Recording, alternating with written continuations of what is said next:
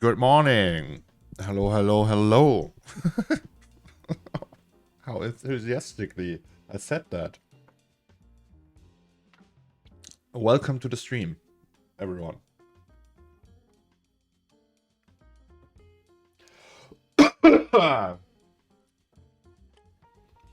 GM to all of you.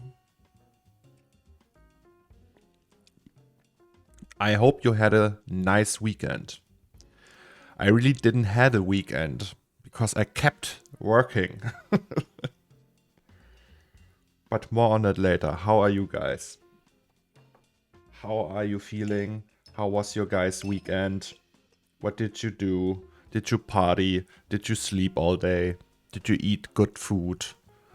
Did you clean the house? Etc. etc. Tell me all about it. I want to know. This music inspired by Game of Thrones. Yes. Notoriously, Game of Thrones is known for its jazz tunes. You know, winter's coming, and they thought, hey, let's play some jazz in Winterfell. Exactly that. Also, Math Vedron, good morning to you. First time chat here. I appreciate you being here. Abu can't be here today. Big sad. Tommy is here though, which is nice. Dakalito's here. Neo's here. Alex is here. AJ is here. Everyone is here. Meets also here. 3D Joda is here. Everyone is here. Saint Martin stuff on the weekend here. So, Saint Martin, guys. I don't know if that's only Germany, but in Germany we have a holiday, which is kind of like Halloween. So before Halloween, before we had globalization and the holiday from the US came over to Germany. Halloween, I mean, which is not really a holiday, right? But you know what I mean. We had Saint Martin, which is like the German version of Halloween. Finally caught the start of a stream. Oh, Quasi.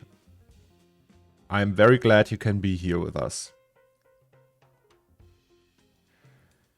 I wish I could watch you more frequently. Right now it's 6 a.m. where I live. Oh, I'm sorry, Math. But you can catch me on YouTube if you want. Spalding. Hello, hello to you. And cheers. Today we're drinking Calypso. And it tastes like, it's supposed to taste like kiwi. But I would say it tastes more like AI. What AI would come up with when it thought of kiwi. So it's very chemical and artificial.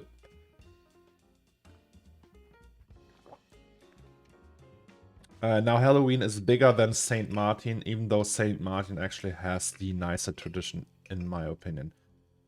Yeah,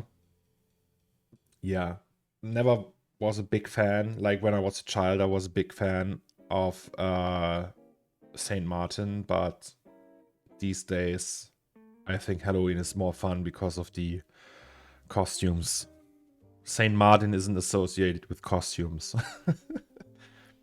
Good morning, Pinky D. I've had that and it's alright, not the best flavor. Yeah, they had the blue one is better. I told my wife I drank that mainly because it looks so cool. It's just so beautiful. What a beautiful soda, right? Isn't that actually soda? It's more like a juice. No, it says lemonade, so it's probably soda, right? But yeah, so Calypso, sponsor me, please. Oh, it says shake. Well, I didn't do that. Maybe I should shake it. Oopsie. Guys, today we will do grading. Don't cap that. It's a wonderful color, yes, I agree. Don't clip that, I mean. I'm sorry. Ghosty. Skr. Bop bop skra.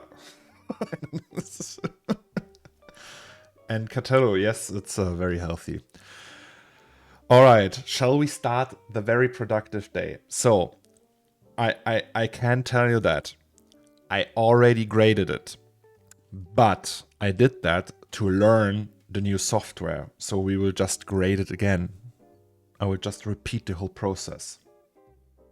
Does it glow in the dark? Looks like it could.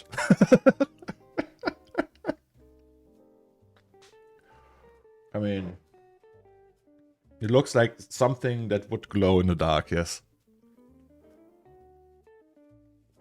So yes, grading.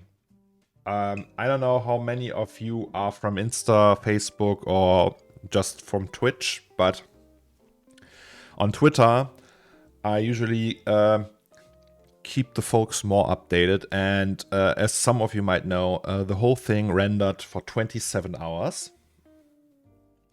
So I started on Thursday, and right before I went to bed on Friday, it was done. Like at 11, 12 p.m.-ish, something like that. And yes. Wait, I can show you. We have our final. And that's all the passes. And that's how it turned out. After today's zombies will slowly walk backwards into a bush and not be seen for several months. Why though? I don't understand, Ghosty. So, that's the final, guys. The final. Obviously, there's no Asus applied yet, so it looks all off. But that is the 11K samples piece with very little noise.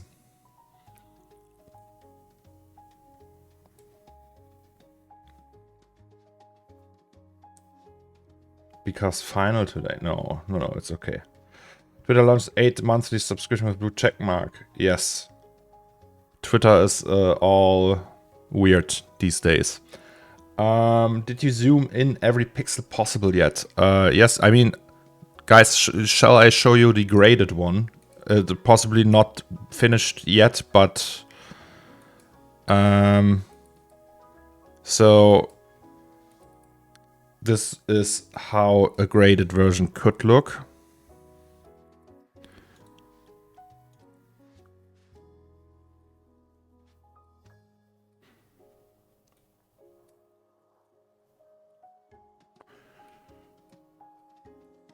This is very, very up there for what I feel is a look I can live with for a final.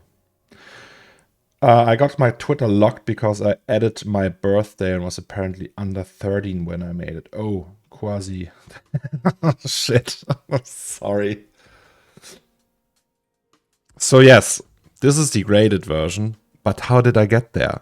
Good question, guys, right?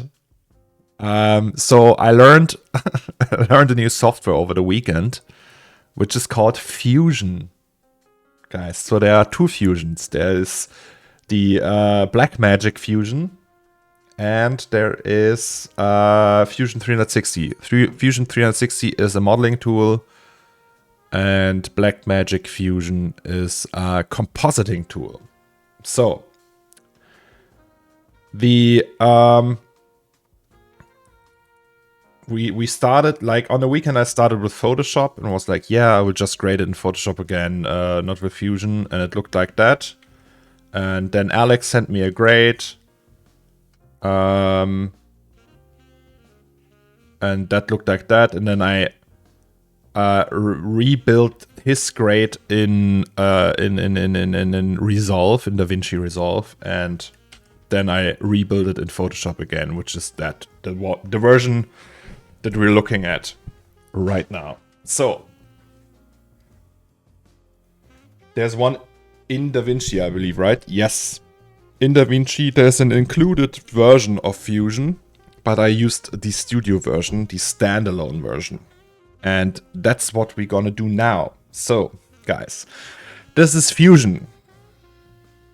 It looks like that. I can show you... Oh, the music. Incredible.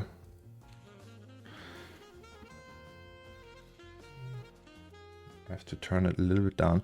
All right, so that's how Fusion looks. When we have...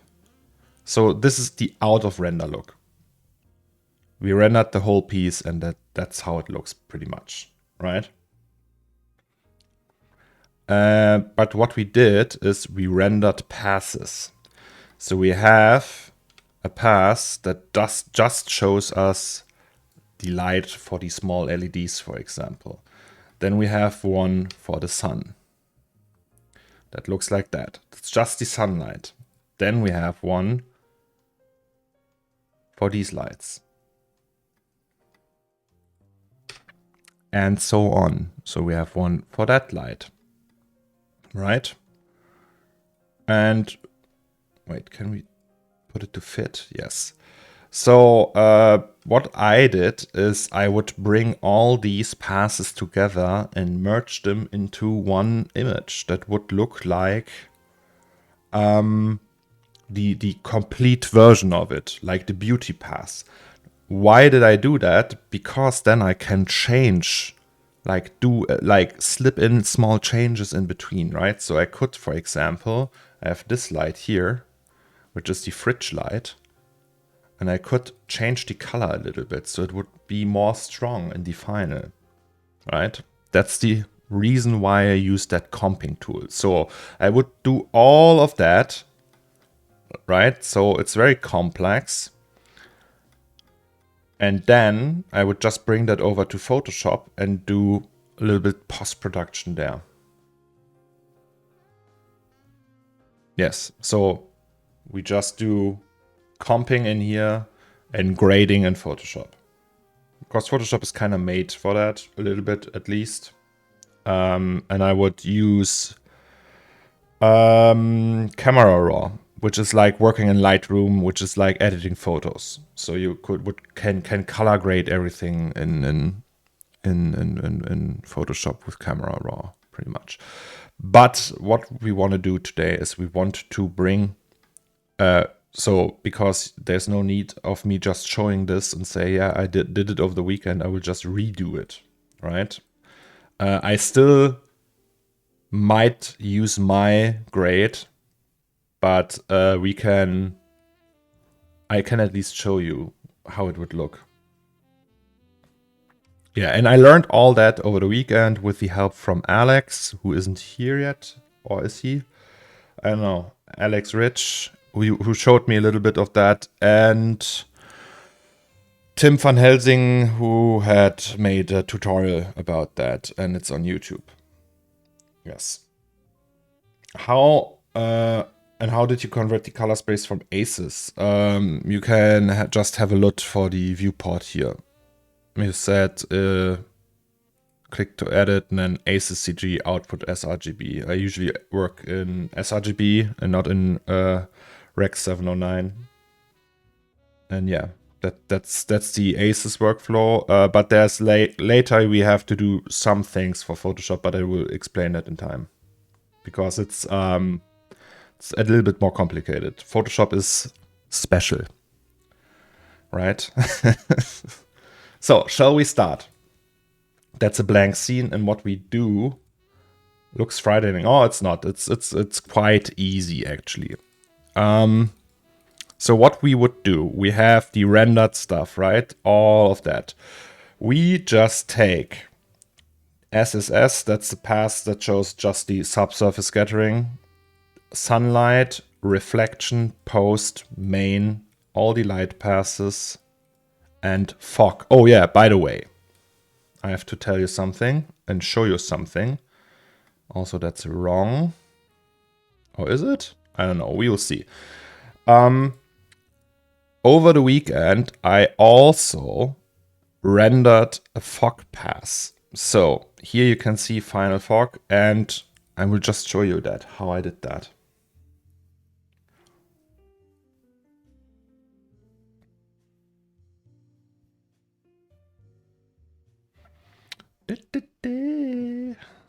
So, yeah, I think, I don't know who catched last stream, but I thought, hey, let's have the option of adding fog to the scene, which is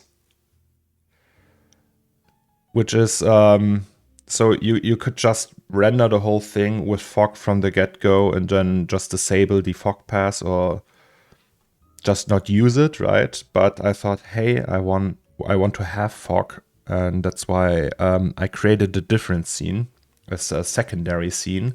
And in this scene, every material that is attached to anything is just a 75% gray diffuse material.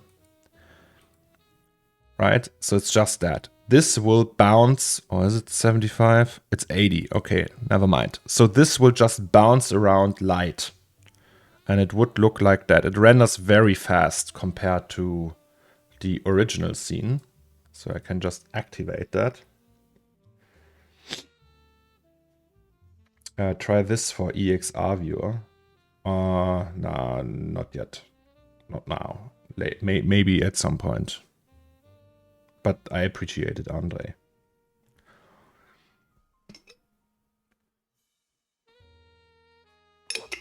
Why use that as opposed to clay render? I don't know what you mean. You mean that here? Clay modes?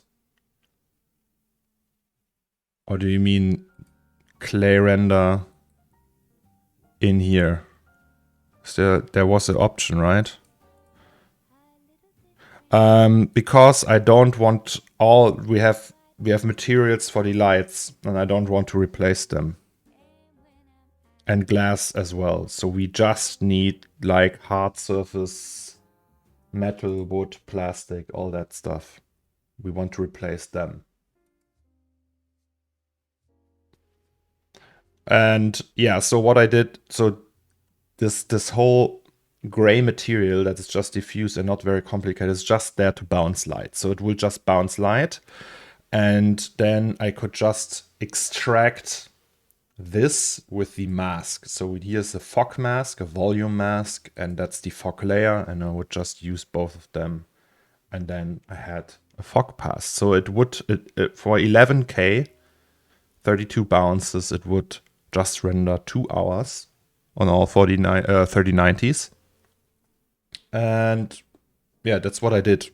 Like right before I went bowling with a friend. Yeah. So all that just set up in like, I don't know, 20 minutes or something, then rendered that in 2 hours, and then I had a fog pass pretty much. That's all I wanted to show you.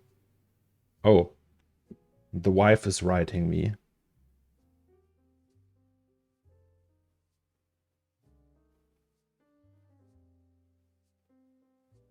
What does she want?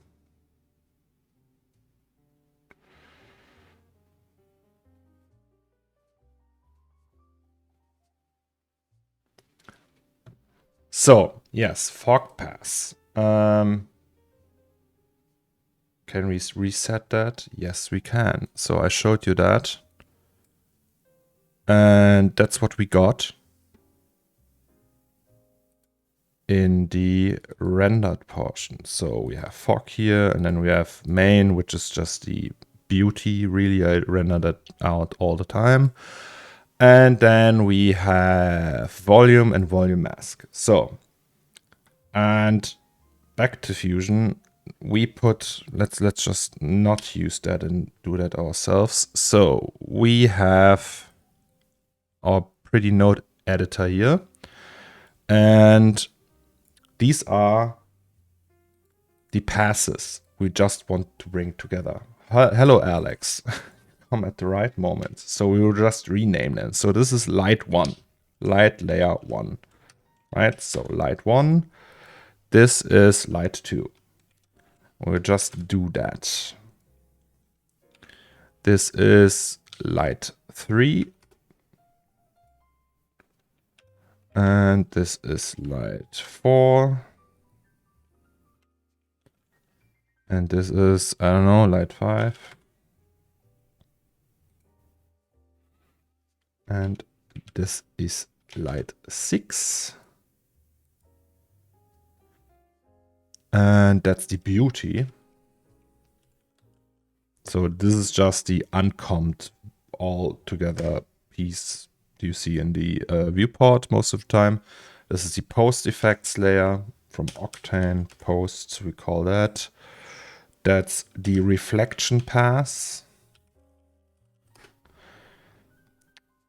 This is the sunlight. And this is SSS. So we don't have fog yet. We will just bring both of them in. No merge, that we could do later. And so this is fog and this is fog mask. Great. So what we do now is we will just merge them together. And wait, can we actually range tools to grid? Perfect. Slay, hello. Welcome to the stream. So we don't actually need that. Yeah, so what Fusion can do, we can just choose the display we want. So when we press 1 with an activated node, it will just show me. It takes a while, I don't know why. Why does it take so long? Ah, okay. So it will just do that and show me the input I have here. So what we're gonna do now is we want to connect them with a merge node. So in this case, that's wrong. We do that, merge, and then we do that. No, wait. So I didn't do that with the merge node before. That's interesting. If we connect these two, it doesn't do that. Ah, okay. Then it automatically creates a merge node. Interesting. So, and then we would just raise the burn-in slider, and if we activate that, it looks like nothing happened.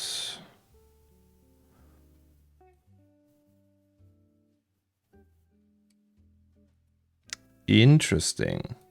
Confusing. So we have this, and then we have this, and it merges over.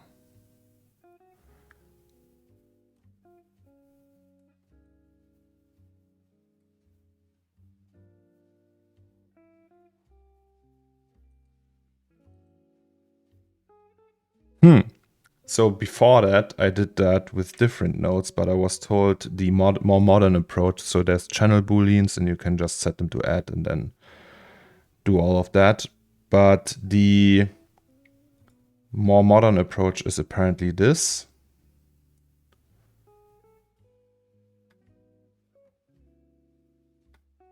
Oh, I want to look at the merge node. Oh, that makes so much more sense. Yes. Yeah, okay. Now they are combined, so I will just arrange them like that. So pretty much what that does is we have that piece, this image, this light pass, and then we have this light pass, and when we merge them together, we have them both combined, right? So we will just do that with all of them. We just take all the light layers. So we have light 3, light 4, 5, and 6. And then we create merge nodes.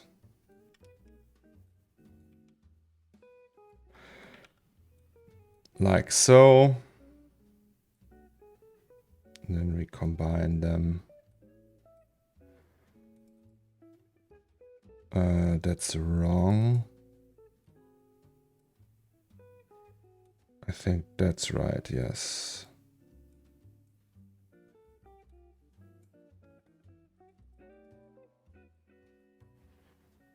Ooh.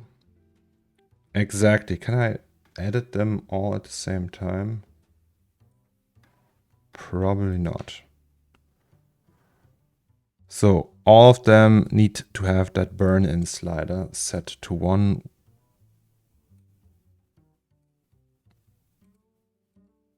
Does not work. Doesn't matter though. And as you can see, it's slowly. I can do all kinds of fun stuff. I can turn that light off here. You see? Ah, that's so pretty actually. Yes, so Zomix, what's your favorite film and why is your answer Cars 3?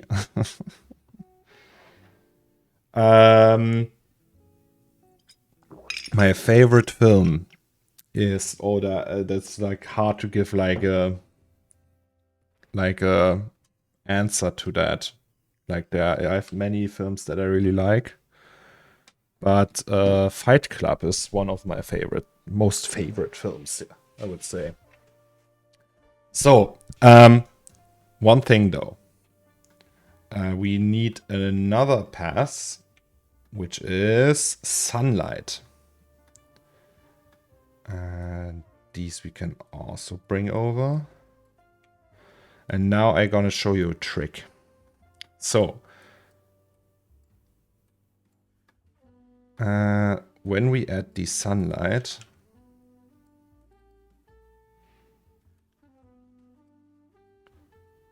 alright, we add the sunlight. You can see that it looks different from our beauty. So we have our beauty pass here. And you see outside we have all these, like the environment light. And we don't have that in the sunlight. I didn't know that, right? So we made a mistake. We missed a pass. We didn't render one of the render passes.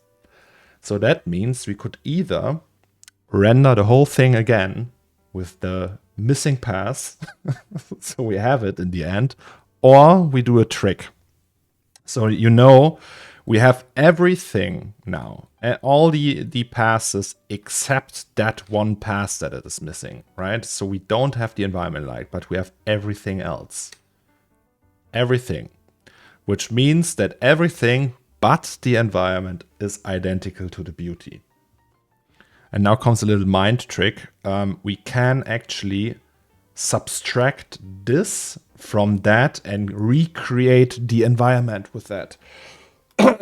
So we can recreate a pass from the data we already have, which is amazing, right? So that means that we would. So I don't know how did I do that here? Actually, it's a good question. So we used subtract. This is also just a channel boolean. Okay, then let's just use the channel boolean. I think that's that one. Right. And this one we would just bring in here. And then what would we do then? Let me think. How did I do that here? That's actually interesting. Okay, then we would just have another merge. Put that in here. Then put that in here. And this would be set to subtract. And this would look like that. No, not subtract, difference. So as you can see now, we have all the passes we have in this piece. we have the passes we have in this piece, like not the passes, but the information. And we just set this channel boolean, which is pretty much what merge does, but not on steroids. And this would subtract or show only the difference between this and this, which looks like this, right? And then we use that as a channel, like as our environment channel pretty much, and pipe that back in the merge node. And then it looks like that. Black magic, guys. Black magic. I know. It's exciting. So this means we have our comp setup pretty much done. If we don't want to change anything. So we have all the lights. We can actually, like, for example, if I want to make that stronger, I can add a color corrector in between. Right, and then I can change the color, for example. Can I? Yes, I can make it green. And then it would look like that. Or can I do that, actually? It looks a little bit bad. But I could raise the contrast. I could make it stronger. I can do all kinds of shit with that. It's pretty powerful stuff, but I don't want to do that. I actually did that in the post thing I did here. I did all kinds of stuff to that, but yeah, we can actually also wait. Let's add the fog and the fog mask, and then the post, or maybe we do that in the end. No, let's do that now. Reflections we have and post we have. So we would just create another merge node.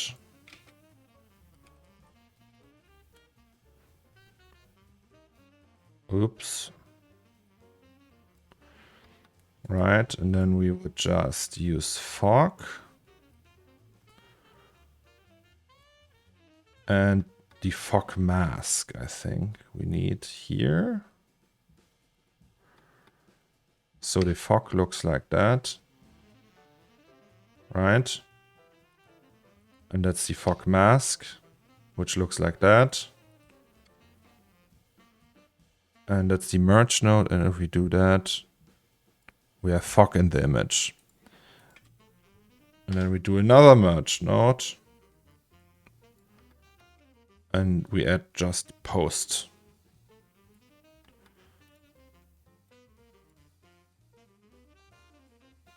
And then we have the post effect. And that's pretty much the complete image with fog. We can obviously lower the fog strength. You can say, hey, we don't want as much fog. That's 50% roughly. And we can raise it again and so on. So we do that. And we do that until we are in a state where we think, hey, we're happy with that, right? What I would usually do, I don't know, did you guys see me set up the AOVs last week? And everyone was like, hey, please do Cryptomat. Right? So we did Cryptomat. We actually rendered the Cryptomats. That's these ones. So I have no idea which one is which, but I used these two in the other image. So if I put them in here, these are the Cryptomats. I think this one is, they have like, see, Cryptomat LI. I don't know what LI means. What's Cryptomat for? Do you know what a puzzle mat is? Or do you know what an object layer ID is, Tommy? So it's there to create masks for objects. So if I want, for example, have the visor of that helmet and just select that and do like corrections just on that part. That's what you would use a Cryptomat for, or an object ID, or just any kind of mask system. And Cryptomats are like the most modern version of that.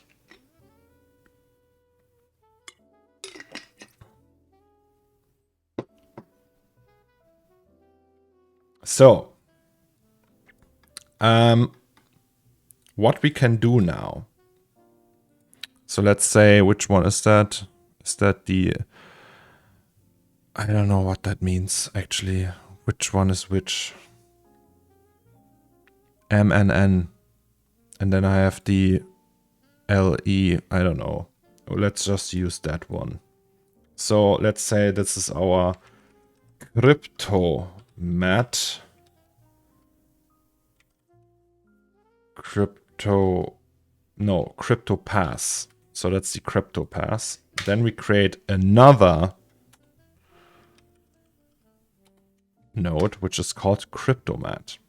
So this goes in here, right? And here we have now a selector, but we come to this now soon. And then we'll just create another merge node.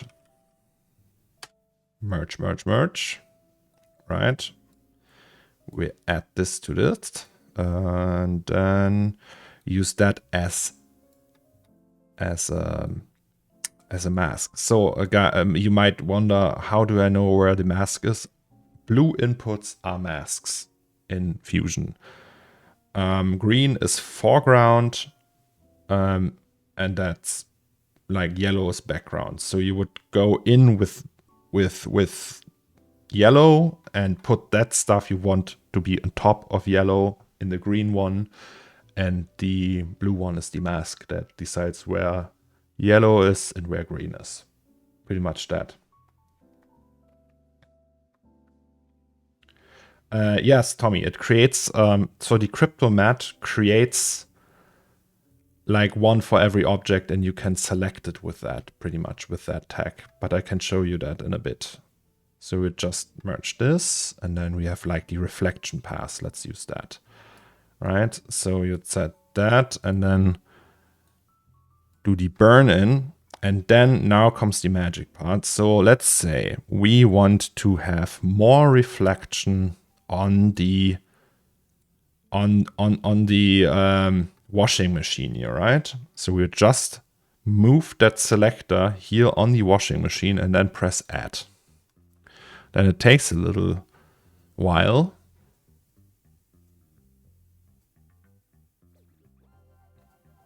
Just takes a few seconds, really. I hope. Oh, it's really slow. Why is it so slow?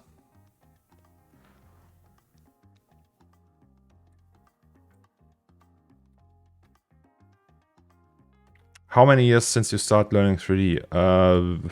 18? You don't know, it should help.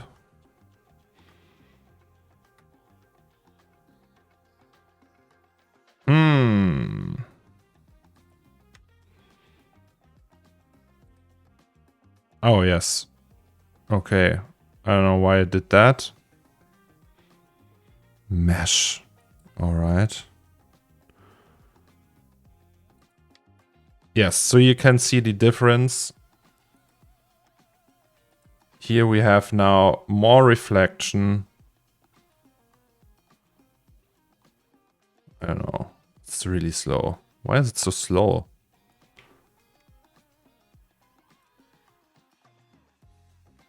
No, it works. More reflection here. But it would only do that for that mesh. So this one is actually the crypto pass that selects just the mesh. We can also use one that is there for the materials, which is probably this one then. Right, so if we pipe that in, right, and then say remove, so it will just remove the mat list. It also takes again. Can we just do that, please? Thank you. So then we press add again, and then it says washing machine. That's way faster this way. And now you can see it will just push the reflections in that area. So just the washing machine. And then you would be able to blend in between, but we want that. And yeah, that's pretty much what I did here. All of that shit is just pushing elements from the main shot. So now I will go over the questions. So you can't put two masks on a single merge node or have two merged in a mask before at least. Yes, you can do that. I can move that selector now. So in the Cryptomat here, there's just that. And if I move it now to, like say here, this, and I press add, it will just add another item to the list. You can do as many as you want. See, now we have that spray or the detergent, and then I move that to the chips, press add, and it will do that for all the objects. Did it take so long to get the pass out of the Cryptomat? That's strange. Getting a mask out of Cryptomat is instant in After Effects. Well, but After Effects is shit software, so I don't want to use After Effects. Sorry. So I rather use that with nodes than After Effects. I don't know why it takes so long.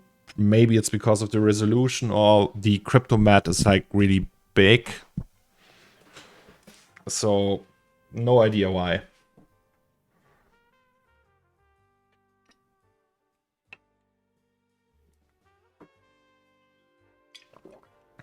I think it's probably because the Cryptomat has so many items, and we have an 8K piece here. So, but I also don't have any experience with Fusion and with Cryptomat, so these are both very new to me. Just like what I'm showing you right now is just what I learned over the weekend, and what was told from other people like Alex and Tim, which from who I watched the tutorial on that topic. So yeah, but what I do is I will just do that over and over. The only limitation is if I say I want one of those Cryptomats to have just 50% power, if I use like the reflection, right? So I go over the whole image and just boost the reflections of it, right? And then I would select all these objects and say, hey, more reflection here, more reflection there. If I have an object where I just want 50% of the reflection and not all the reflection, then of course I have to create a new merge node and a new Cryptomat node and do that manually. But yeah, it's still easier than doing that in Photoshop. Guys, do you know any good interest diffusion for 3D compositing of EXRs? Yes, the one by Tim that was just linked by Alex. Do you consider now using it for next projects? Yes, I will just use that. So I don't do color grading in here though. So it's just like the compositing part.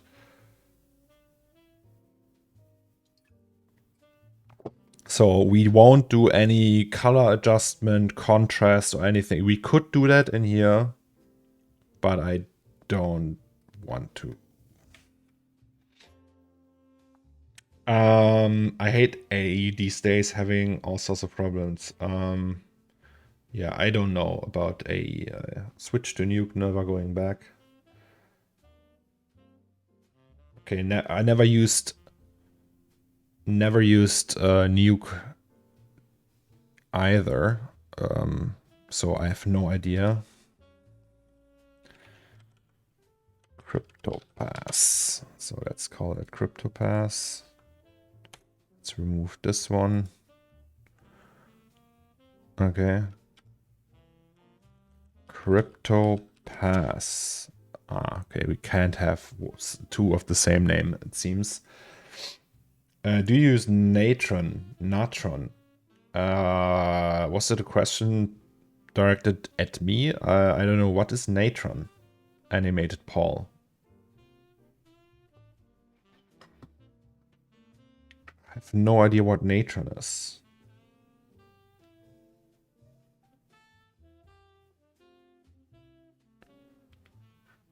Free nuke. Natron is free nuke?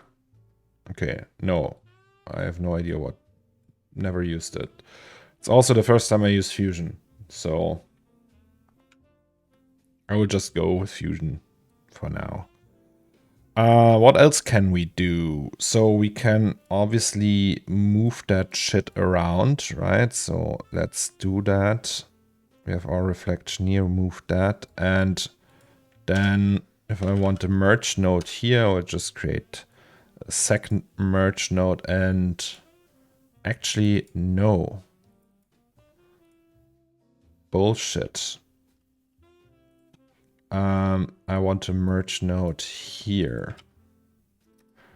And then I want to boost all the SSS objects. So if we look at this boy, you can see everything that has SSS in the scene. Doesn't that look pretty?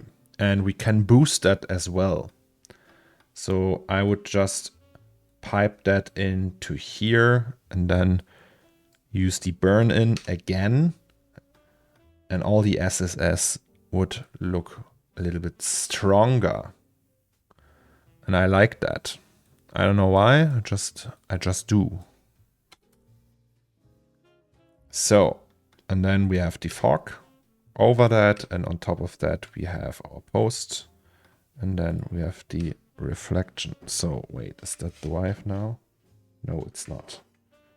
So the wife asks if I'm already streaming. I think there was like something she wanted me to do, but then I said yes, and now she's not replying. And I'm like, what's going on, right?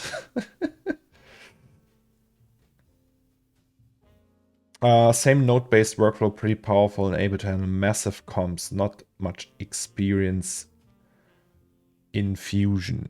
The tube in the window is perfect. Thank you. I don't win enough to use all these procs that we need to use. You don't need to use that. So remember that for the most part of my professional career, I used Photoshop to do all of that. What counts is what comes out in the end. So there's really no need for that. All right, so what would we do now? Technically, you would do the fog and the post also after that. So we would just do that. So fog and everything is just on top of all of that. So merge, we say, yes, perfect. And here that we use now to boost the reflections. So the question is, do we do that from scratch now? Do we boost everything, or do I just use that? Could I technically just copy these crypto mats over? Also, what's that? Is that the MNN? And this one is the MNN. Okay, I have. That's completely stupid. Why did I do it that way? I don't even have to do it that way. I can just use the same input for all of them.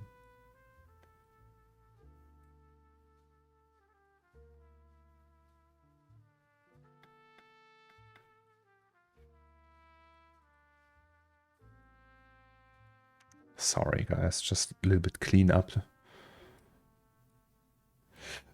Yes, anyway. That's the selector object. That does nothing.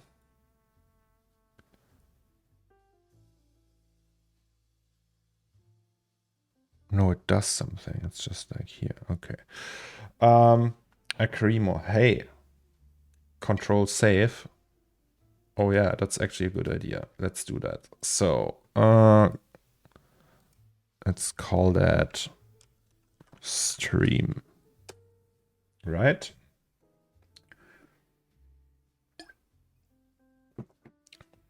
All right. That light bounce on the washing machine. Yes, it's exactly why I do that. I always have that reflection pass and use that to boost stuff. So let's just do that. Let's just go over the scene and boost things, right? So we would just boost that. Actually, can we see that already? Let's go here and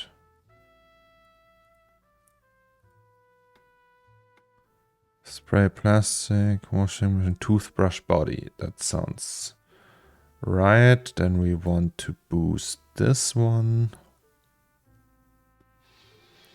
And we'll just move that around and add stuff to the list until we are happy. This one.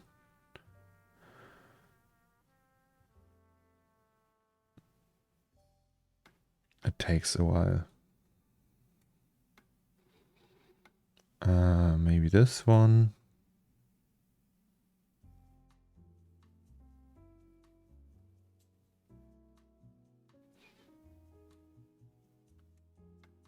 Maybe the PCs actually. Or like the front here.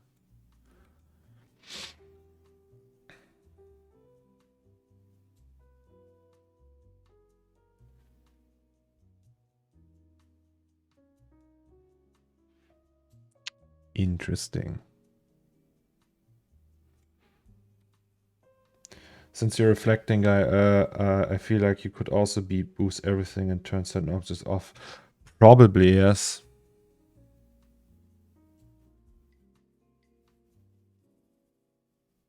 It would probably be faster, right? Wait, let's try that. So if we don't do that and just have deflections over everything, it would just look like that, right? Everything would be boosted.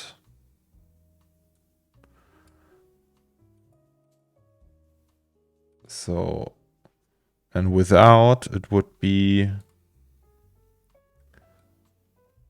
no, that's the wrong one. Just boost everything.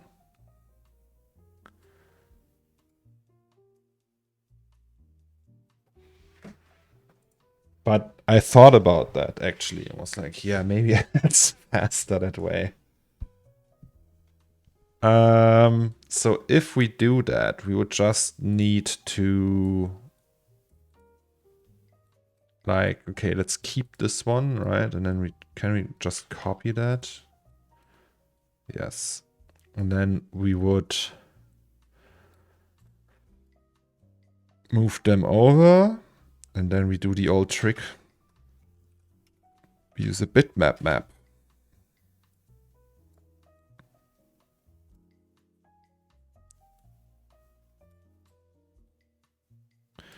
And then here we would just invert everything.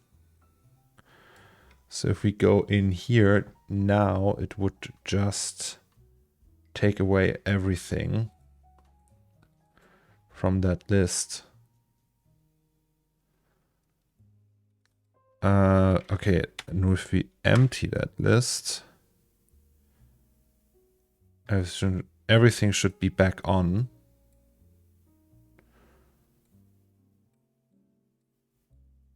Praj, hello. Yes, we are working in Fusion. So everything is on now. And then we say, let's say we don't want the floor, right? Then we say add, and then it should just take off the floor and would be like, yeah, no floor for you guys. Exactly. So, question, what do we actually want to boost? Maybe we can actually just boost everything? I don't know. So the floor I don't want to boost. Maybe it's also too strong if we boost everything. So let's say 70%. That's 0.7. Right? Maybe that's already enough. Maybe that's like the fast way of doing that.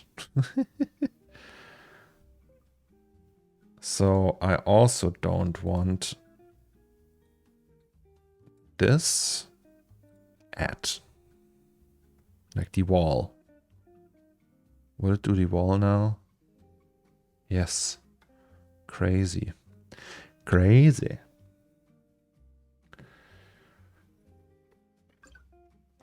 And then, so this is more like a really, it's actually better doing it like that, I would say. So comped, everything looks like that now. Versus, so this one takes, because of all the cryptomats, it takes ages to render. Like not render, but to display everything.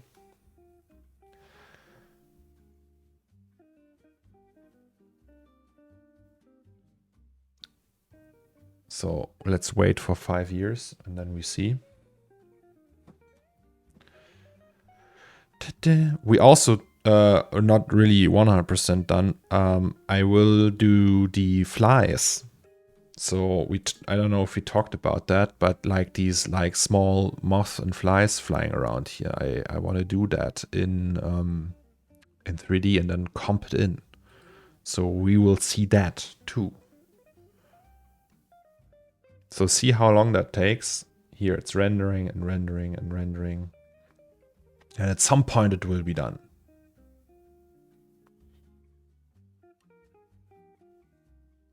But not now.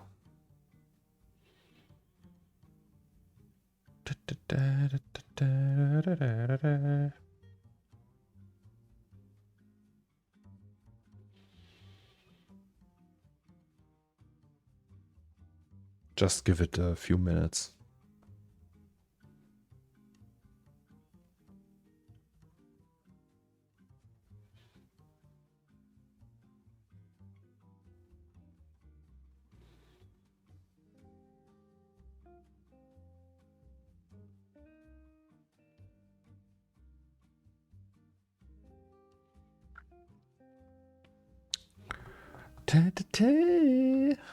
Why does it take so long?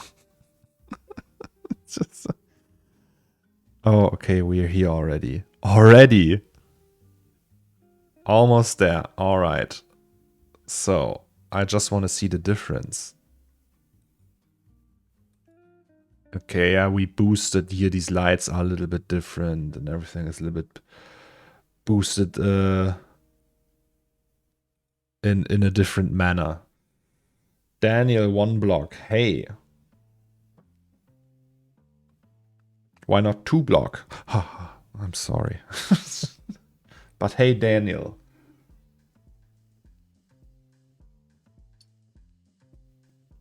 What does a comping artist need? Patience. Yes. So, question is though, what does look better? I think I would just go with this one. But yeah, so then another thing, which is like kind of lame, right? So you would bring that thing out to, let's say, Photoshop. Let's just say we want to do Photoshop, right? So you would need a node that's called a saver, right? So this is a saver. We have already sRGB stream. Let's call it stream, right? So that's the save node. When we connect these and we press render, it will automatically save in that with that file name, and it will save an EXR file. Here we can set the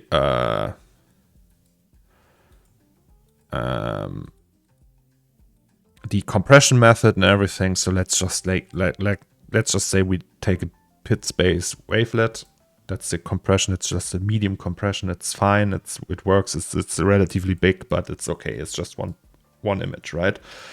If we would save that, we would get an Asus file. So we would get an EXR, and which has like the Asus color space.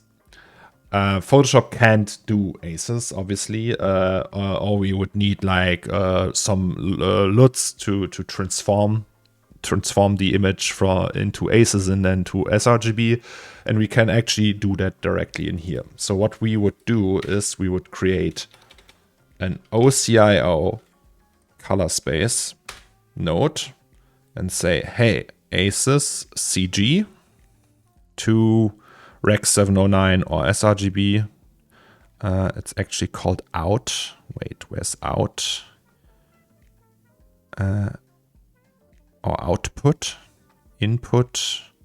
Sorry, guys. Output, here it is. So you have Rec 709, for example, but since I always use the sRGB for some reason, I don't know why, let's just use sRGB here.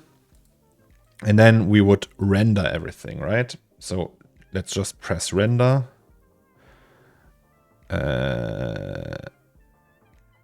Wait. Also, we don't need 1000 frames. We just need 1 frame.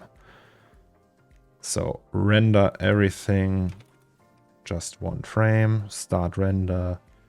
And it takes a few seconds and then it's done. Just takes a minute or so. Lol, I have been following your work for a while that I found awesome. I didn't know you were streaming. Oh, yes, Daniel One Block. I do sometimes. Thanks for stopping by. There's a big difference working with Asus. Kind of always wanted to start using, but I think I'm afraid of the extra work. Yeah, it looks different. It feels different. There's like certain things that are just different in Asus. You can't, it's not that easy to blow out lights, for example. Highlights can't be like all over the top and everything. So yeah, it's different. And like if you have refraction, like I know that's like you can write books about the difference between Asus and like linear workflow. So what I did is just went with the trouble to adapt Asus because it's the more modern shit, right? So yes, we put that out now. So output, no, that's the wrong one. Great, that's the right one. So here, stream. We open that in the hopes of having a file that we think we can work with. So now I can show you why Photoshop and every Adobe software is weird. Just give it a minute or two.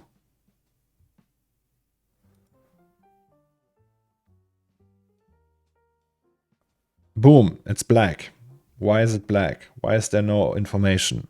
If we go to the channels, we can actually see that there's nothing in there. Why is that? That's stupid, right? Well, that is because Photoshop can't read EXRs if there's more than just one color channel in there. It's just this thing.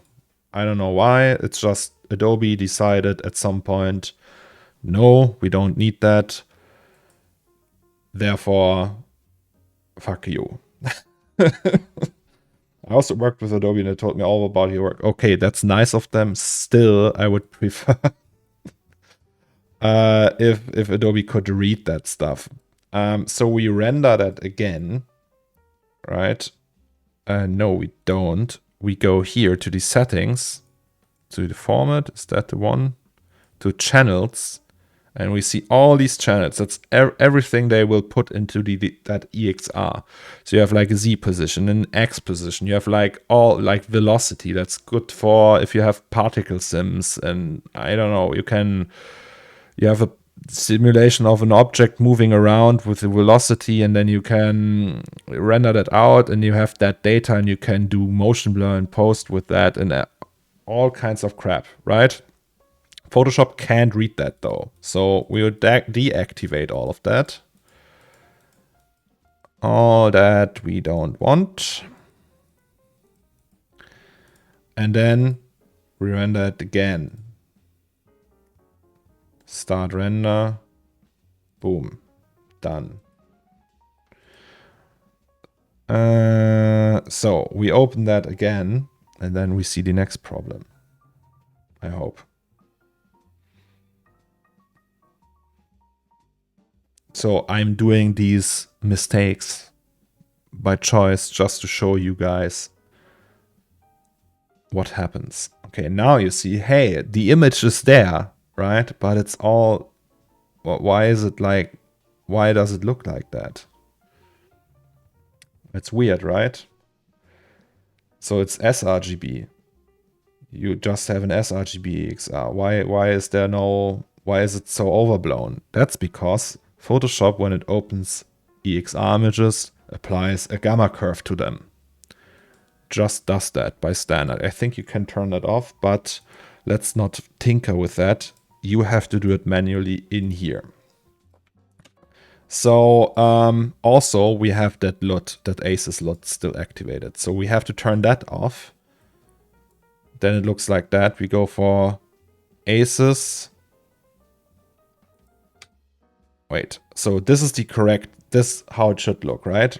So we have Asus to sRGB, and if we bring that over to Photoshop now, sorry, I did just a mistake with the LUT, I forgot about that, but if you would render that again and open it in Photoshop, it would be wrong, the gamma would be wrong. So what we do now is we use a gamut node and say source space sRGB, is it here, sRGB, output space sRGB, and then we don't add gamma, we just remove the gamma, and that makes it like a linear sRGB EXR. So we have Asus, say Asus to sRGB, and then sRGB to sRGB, but without gamma. And then it works. So render that. La la la. All done. Open that again. Great. Open. Ta-da! Now it's correct. How do you get around the Photoshop EXR issue? What do you mean? What's the EXR shit? This particular one? It's a trial and error at 1 a.m. in the morning while messaging Alex and Raphael. And Raphael was, hey, try the gamut node, and was like, yes, okay, it worked. So, yeah. I use AE for the Asus workflow. Could you please remind why you choose PS over AE? Because AE is a video software and I don't want, like, AE also can't read all that. AE can't read EXRs with all these channels, if I'm correct. I don't know why. I'm also not 100% sure. And Photoshop feels just like, I don't like Photoshop and I don't like After Effects, but I like Photoshop more than After Effects. Also, I have Camera Raw in here, like, which is the equivalent to Lightroom in Photoshop. And I think grading with that works better. I also can automatically create contact sheet. I don't know what that is. I'm wondering, in Photoshop to open EXR, don't you use OpenEXR? What? I don't understand your question. I'm wondering, in Photoshop to OpenEXR, don't you use OpenEXR? Yes, that's an OpenEXR file. With all the passes. Yeah, but I mean, Fusion is still more powerful than After Effects. OpenEXR is a tool. No, OpenEXR is a exchange format. EXR is the exchange format. You mean EXRIO, you mean? Yes, that's what I use to open that, because I thought this would solve the problem. Wait, I can show you. Here, that's EXRIO. And I open it. Which one is that actually? sRGB. Okay, so this is migrate, my comp, and then this is the comp we did just now. AE has Asus ICC profile built in, and it works perfectly, like really. Well, in the beta maybe, but recently you still have to do like weird stunts to do Asus, just like in Photoshop.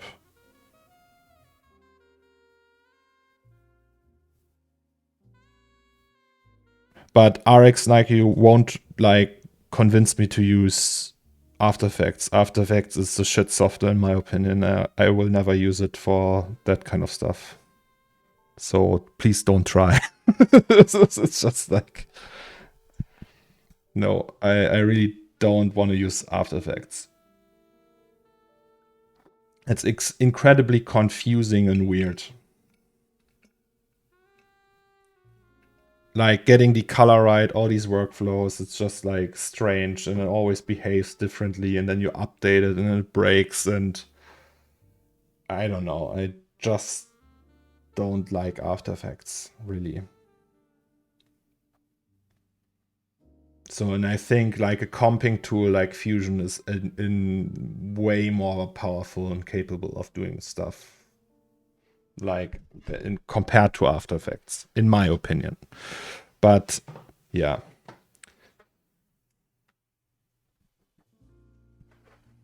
I mean, After Effects has still obviously After Effects is like, if you want to do like text animation and stuff like that, I agree, After Effects probably the way to go for that. But like for grading and comping and such, I think like Nuke, Fusion, like tools that are made for that are better suited, in my opinion. But Fusion is expensive. They don't want to have a sub mode. Is Fusion that expensive?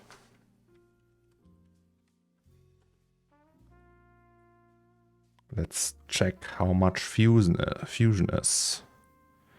So I think Fusion is integrated into DaVinci, and DaVinci is for free. For a certain resolution, I think. Okay, it's so here Resolve with which has Fusion is for free. Kostenlos is German for free.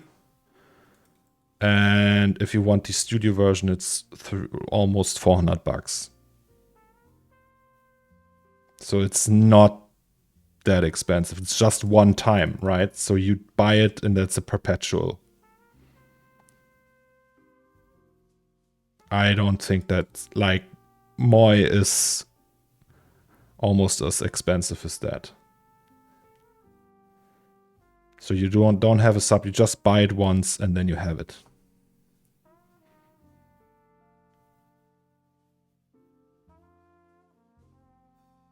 Like, that's half a year of Cinema 4D.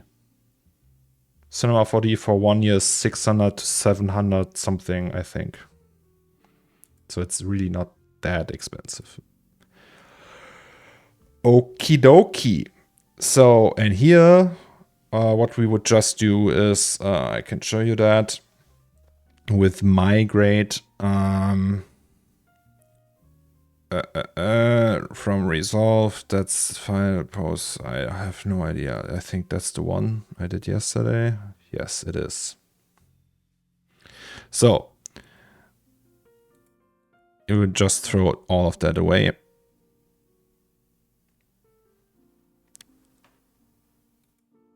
Sorry. All right. So let's say this is what we got from Fusion, right? what we would do now is we do lens correction. Lens correction is a filter in Photoshop. So we would convert the input from Fusion into a smart object, which is this, and turn it down to, wait, let's just do it from scratch, right? So this one is a 32-bit image, and we just put that RGB input into a smart object. And then we go to 16-bit. Don't merge. So we have a 32-bit in a container, so to speak, and this one is 16-bit. Then we go to filters and say we want lens correction. We do lens correction for chromatic aberration. It's, by the way, guys, it's the best. Why the fuck is it so slow? Okay, not anymore. So, the chromatic aberration in Photoshop is still the best chromatic aberration, in my opinion. I have never seen any software that does it to that degree, in my opinion. I don't know.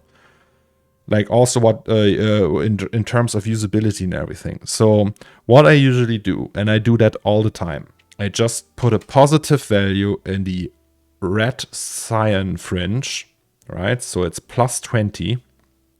And then I take the exact number, but make it negative. And that's it. Also, the wife is calling me. No, she's not calling me. Oh, okay.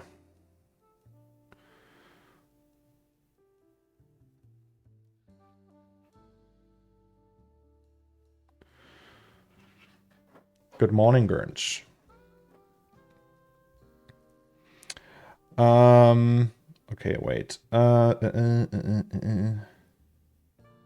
asked about AI because I saw you trying to import it to PS after composing. You make small adjustment after comping, right? Yeah, so we will do all the grading in here, like color correction and stuff. Do you keep on the auto crop on purpose? Because it kind of crops in. Yeah, it makes it a little bit. I don't know. It makes it a little bit unsharp. Not unsharp. It's like because you have like 100% res image and you scale a little bit in, right? So you lose a little bit of quality and always feels more realistic. I don't know. It has that certain look it creates. So what you essentially have to check though, if you do that, you can't use too high values. At some point, if you use like 50, for example, like that fringing here, it's just too strong. That does not look realistic. You always you see the chromatic aberration is usually not that strong in a high quality camera that you would see it from far away. So I will be very, like, I don't know, better too little than too much. Also, it just creates like artifacts and everything. If you have like noise in the image, it almost looks like a JPEG compression in areas where there's high noise, and that is like something you want to avoid. So I would go with the values like 15 to, I don't know, 15, 20 in that case. Always depends on resolution as well. But yeah, 15 is a good thing here. It's almost too little, but it's still there.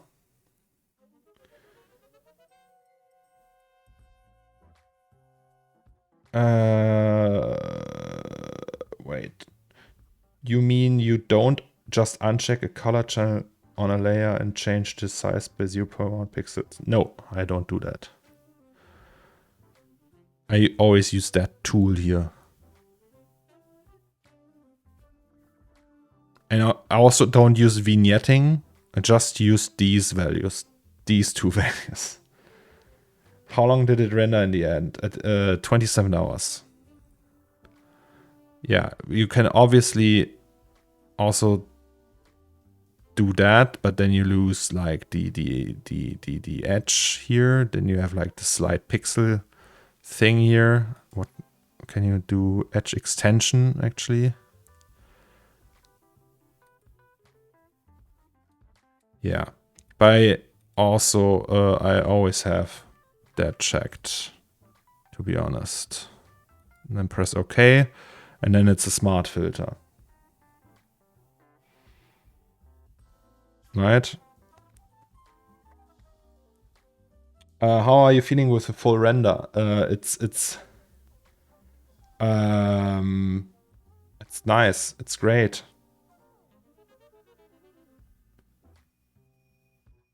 It's just sorry, I'm confused right now. So many messages. I like to pull a quick Luma key and add the tiniest bit of highlights. Oh, I don't know what you mean with Luma key. Rana's husband. Good morning. Gernch, yeah, it turned out great. So I just did the Fusion comp here on stream, but I can show you. So these are the light passes. They all look nice. Right? And then we merged them together. This is the fridge. That's the strawberry butt chuck. That's the 876. That's the sunlight. And then we have the SSS, reflection. We have fog. The fog is the coolest one, I think. And then we have post. Also, we should activate this if we watch them. So yeah. The fog pass actually looks really incredible. Yeah, and then we put that all together and rendered it out, and it looks like that. And yeah, so now what is left is that we just do the camera raw filter. So camera raw, guys, is almost like Lightroom. So it feels a little bit like editing photos. And since we are all, or not all of us, but some of us are keen to be very realistic in the workflow and work like photographers in terms of 3D, this just makes sense, right? So what we would do is we can add like curve, right? We can do that. We can create a little bit more texture, reduce the saturation. Let's do that for now. Then we can add vignetting. Is that the right vignetting? No, that's the wrong vignetting. We want this one. So we'll just create vignetting, a little bit feather. I'm just playing around here right now. We can, no sharpening, we don't want that. We can raise the contrast a little, push the highlights maybe. Yeah, that's nice. And maybe if you want, we can do vibrance, but that does not look great. Clarity does also look fake as fuck. Yeah, but we would just play around with that. Press OK. And then we have like a graded image, right? So I did that on this one. Obviously we have, is that the right one? Yes. Obviously here we have a different comp because I did that over the weekend already, and it's a little bit more complex and the look is a little bit different than what we just did on stream, but still it's in a good place.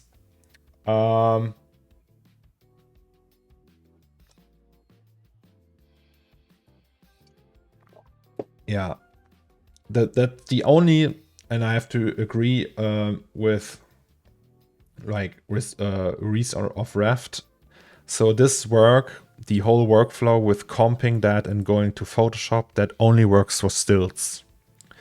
It would be, if you have an animation, obviously you wouldn't do that in here. You would go to Resolve or something. Alex actually did a comp in Resolve. And I can show you that. So we have Resolve, and I can show you how it would look in there.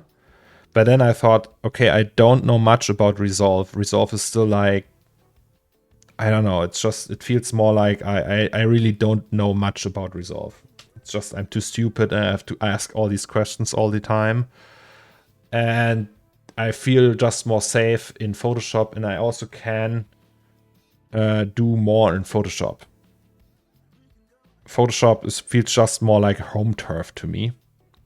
And also, that's not right. Wait, give me a second. Why doesn't it do that? Replace selected clip.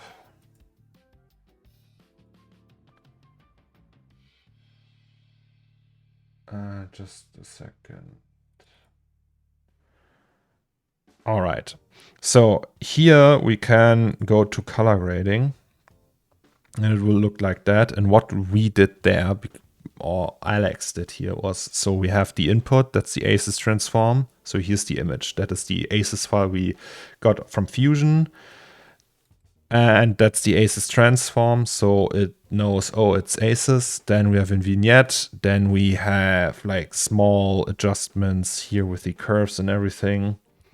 So it's like a small grade. Actually, we can do that.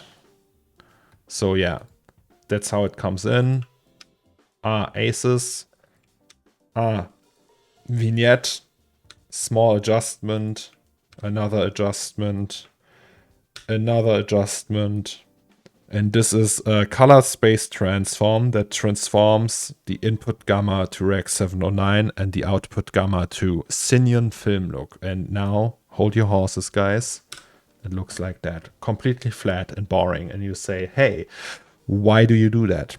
And then you put a film emulation LUT on that. It's Kodak 2383D55, which is used for cinema. So if you watch a Tarantino film in the cinema, it's most likely that film stock. And it is a laser scanned chemical, I don't know what, I don't know how to emulate that, but they have like a very accurate emulation of that in Resolve. And you would apply that and would look like this filmic look, right? And then you would use that and bring it to Photoshop again.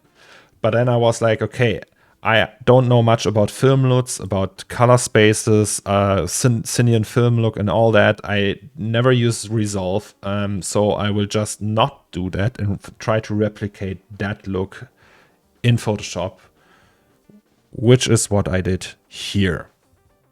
So camera raw, if we activate, that looks like that. So we went over the lens correction, right? Lens correction. In this case, it's a little bit more. So we have the chromatic aberration, as you can see here in the highlight. You can see that.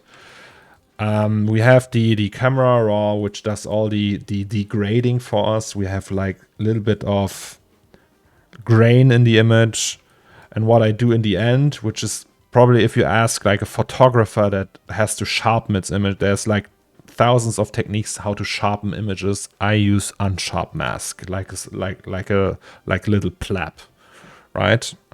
So, but hey, it works.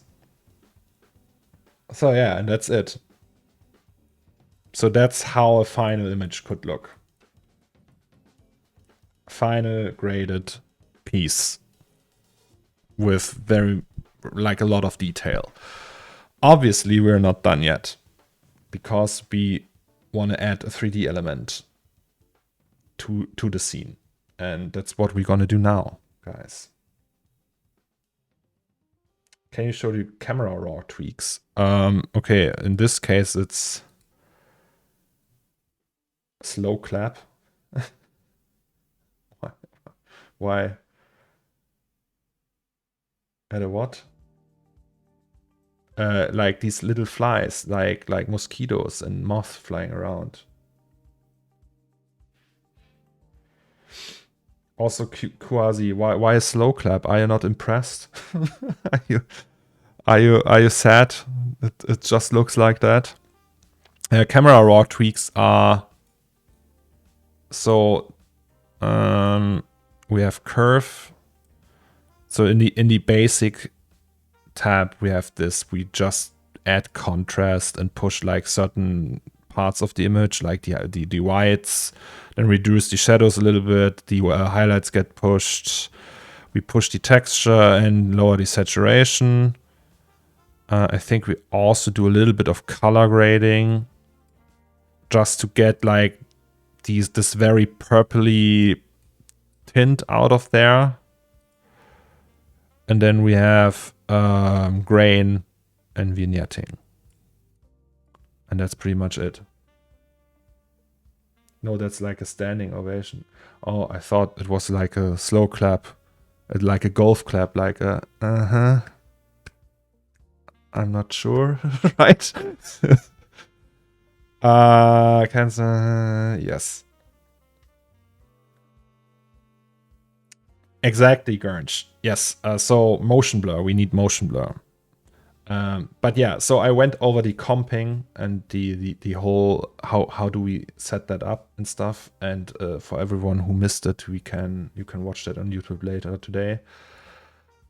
But what we're gonna do now is that we close all of that. Also, we close resolve, and we close this, and we save this. And we save this, and we close all of it. And then we go to 3D again. So main shot final, and we copy this one. So that's the main shot final without the fog. And this we rename and call it moths. And then we open that bitch.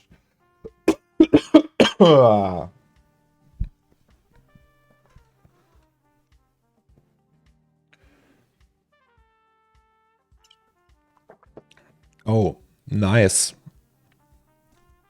Did it crash last time? Interesting. So yes, essentially we just need the room. Back to the start. Yes, we don't need anything else. So we would just need the lights, like all that shit in here that does not have any effect we can throw away. Which means we will just select objects and get rid of them. So cables, maybe let's keep the cables. The fridges we need too because of the light. The table we don't need though. The booth we don't need. We don't need all of that. Washing basket, shelf, nope. Power strips, nope. Nope. Yes. Nope. I don't know what that is. Nope. Nope. Nope. Nope. You just go. Make it really light. Candy switch. Nope. Cameras. Nope. Or maybe let's keep the cameras. Boxes, neon. Yes, we want neon because it gives light. Helmet, microwave. Oh. Nope. Cleaning, chips, sausage. No, no, no, no, no, nope.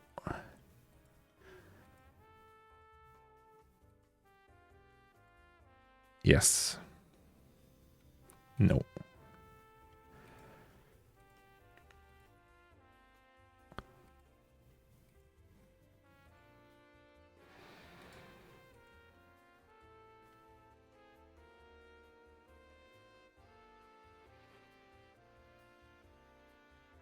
Yes.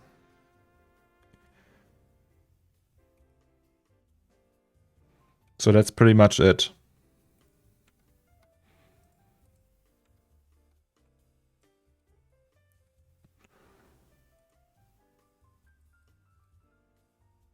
That's a very lightweight scene now.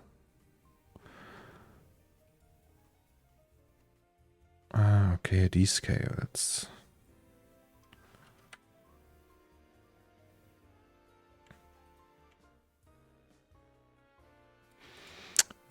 epic. So what we gonna do now is we create these moths and then we render them, right? I think that's what we're gonna do. But first I need to go pee. So be right back and then we do that. I hope I can do that.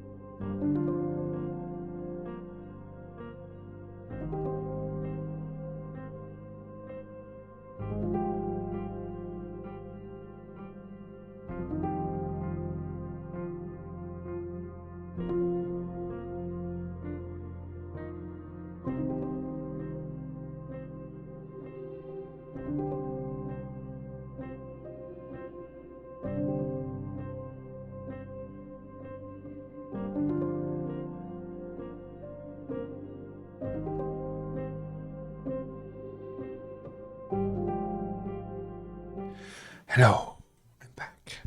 It's so cold in Germany these days. It's okay, it's not that cold, but it feels cold. I don't know. I have the feeling it's very cold, but it's actually not very cold. All right. So moths that fly around. How do we do that actually? How would you guys do that? So we need a fly. We actually have flies here. So let's just use flies. I guess, right? And there is the fly.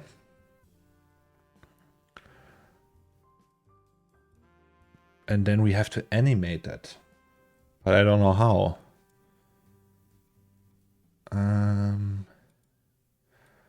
So we just put that here. Like I think we'll just clone it on splines and then be like, and then animate it on these splines and so it flies around, right? Would you do it like that? Maybe you can deactivate almost everything. So let's deactivate all of that so we don't have to see it. So blinds, we can do all that.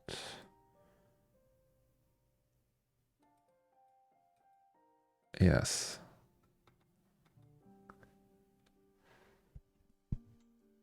Trap code particular. Oh no. No, we don't. We want to make it real. So spline pen, can we just like do that? Right? No, that's wrong. So let's just say that's the path the fly wants to take.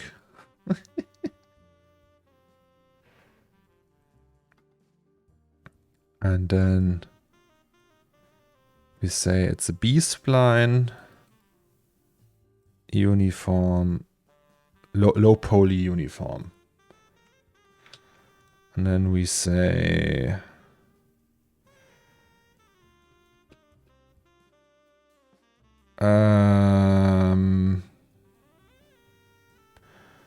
What do we actually say? Don't I have that spliner thing, right? So something like that. Perfect.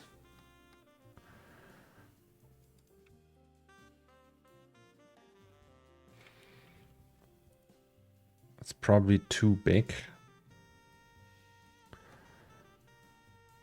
So we need room. Yeah, it's too big. So, but we can like scale it and everything, right? So also maybe we can just move these.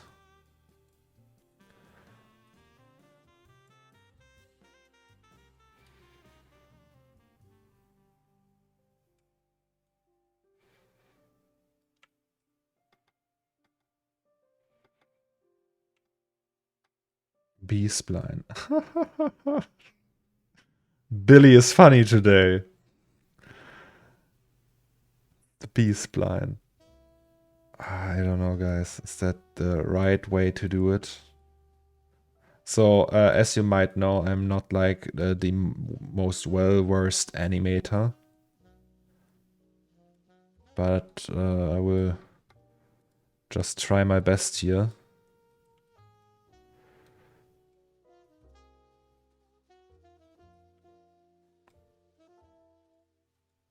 I'll just do that. And that's the main camera, right? So I'll just, I don't know.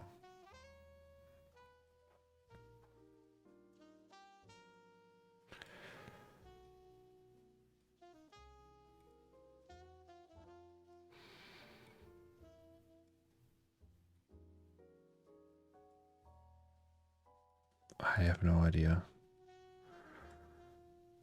Okay, let's say that's the path for the fly, right? Since I usually wander around one lamp, the displaced helix spline would be a cool path. Yeah, maybe.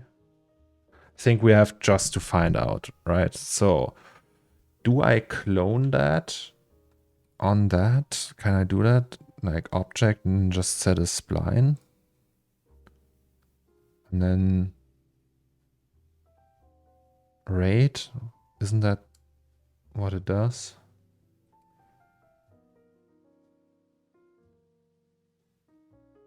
Huh. Interesting.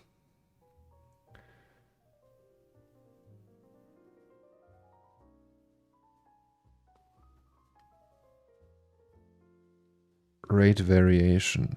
But what is rate? Why is it so like... Ah, okay. So if we set that to 5%, will they be fast? We also just need one image, right? So wait, can we actually... And then say, I don't know, how many? Render instance. Does motion blur work with render instances?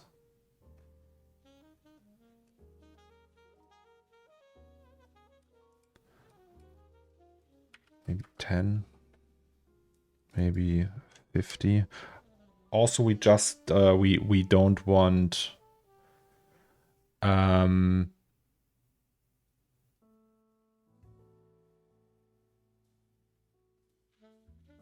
I forgot what I wanted to say.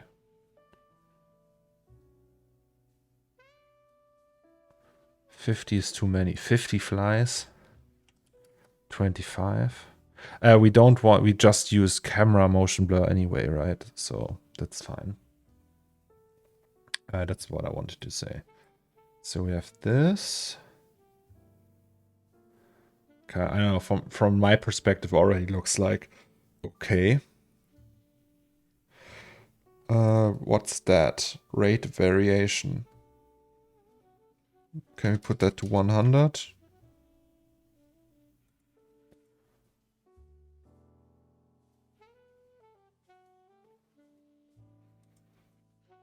Okay. So let's just try that. If we use motion blur here, so we have 25 images per second. That means 1 second and then 180-degree shutter. So that, I think that's it, right? And then we need to give them like that tag. And I think that's pretty much it. But it's probably not strong enough and everything. We will see. So save that.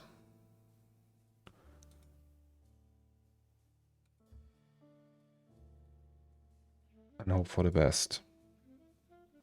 It should be fairly easy to render now.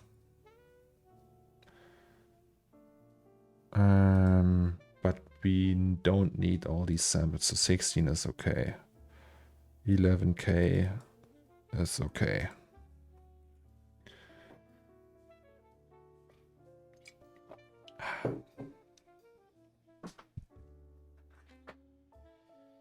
I mean, maybe it looks good right from the start, right? Wouldn't that be something? Also, I have peanuts today. Peanuts. Nice.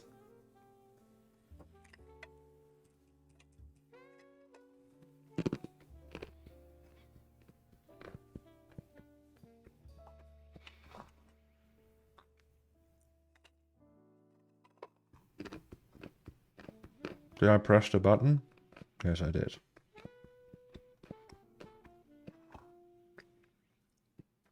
Peanuts. Oh.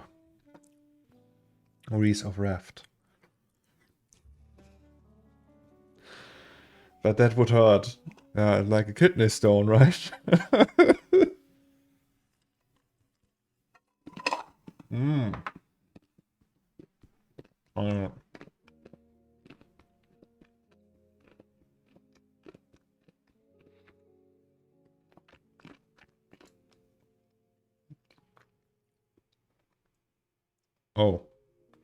We have all these passes still.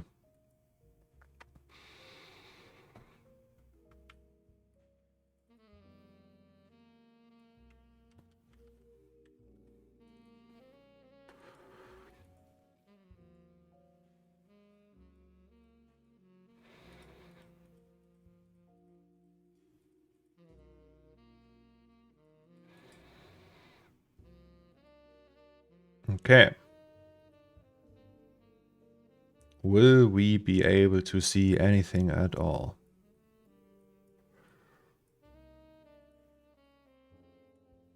So we should see them in the air, right?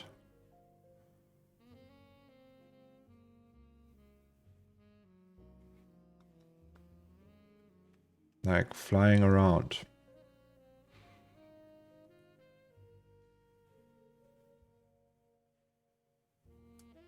I don't know. Oh, it's so responsive now.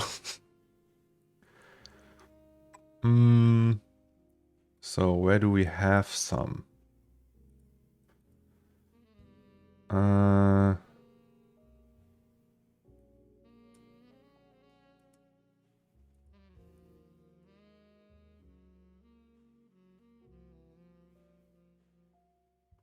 My partner saw me watching the stream and told me to ask if you know about the Chocolate Museum. Yes, I was there a while ago.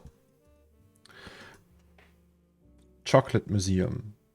It's like a museum where you would like go and eat chocolate. No, they show you all about the import of cocoa beans and how this processed, and like from the plantation to the chocolate bar, all the processes in between, and like the history of it and colonization. And they are also like really self-aware because even though Germany wasn't like a big player in like colonization, we certainly had our part in it. And it's like also like chocolate in the Third Reich and stuff. Like it's just like it's like a museum. Okay, so we can see a single fly. Let's just do 200 then. I don't know.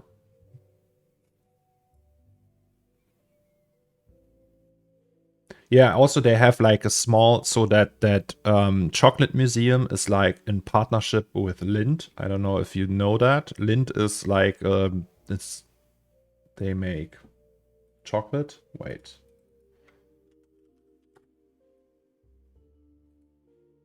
Here it's like a chocolate brand.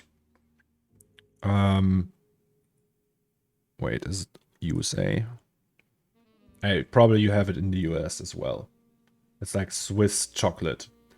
And so the museum is in like, it's not owned by Lindt, but I think that's the main sponsor. And they have like a small factory in that museum.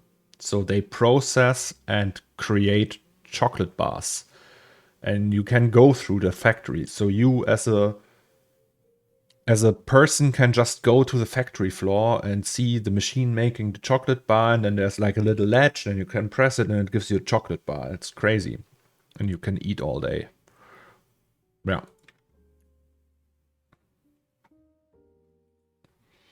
So, oh, that's not right. Then don't want me in the factories, bro. So, please, please, please. Let me see all your flies. So, where here we would be able to see some.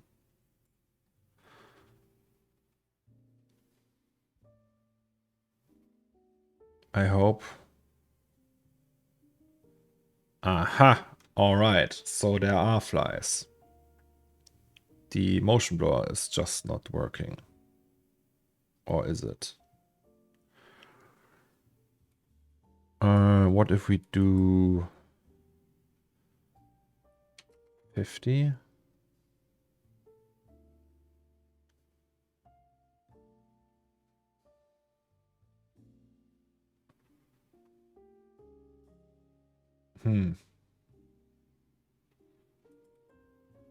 Okay.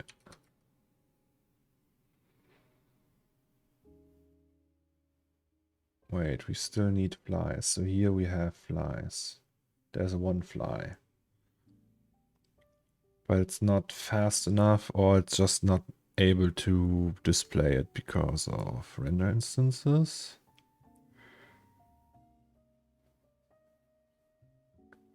We do just instances.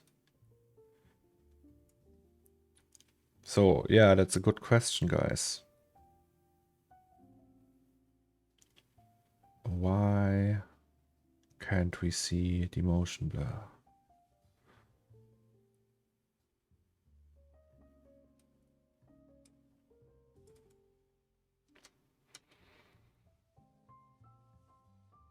Also,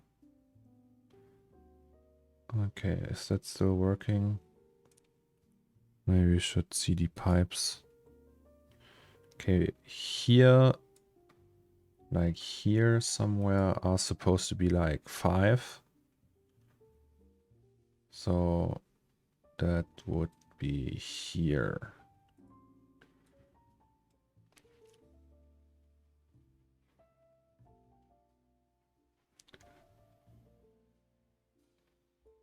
Motion blur is not that stable, Nocturne. You have to restart the render a couple of times for it to work. Oh, really?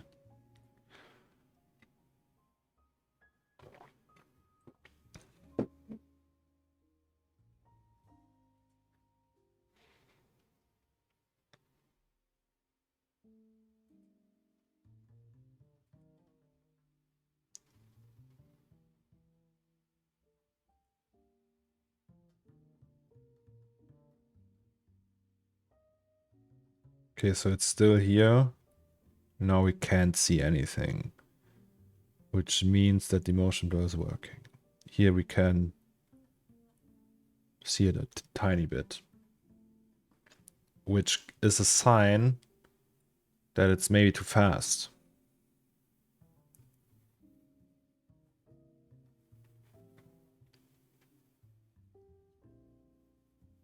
Funny Easter egg, model Ant-Man from the Marvel films and have him chilling up there with flies. No one would ever know.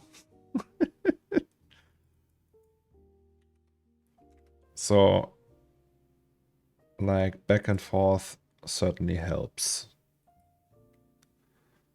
Wait, are they still there? Yes.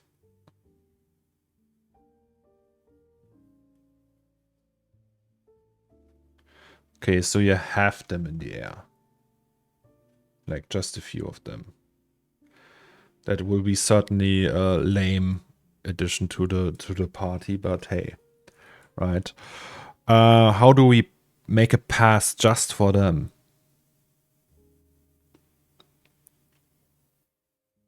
Layer ID, instance ID, bake ID. Layer ID. And let's just for the fun of it, do that. I'll be right back. Gotta walk to my IRL corner store. Nice.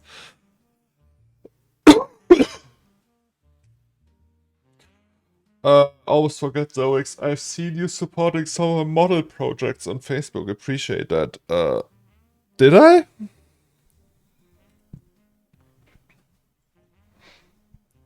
I mean, gladly.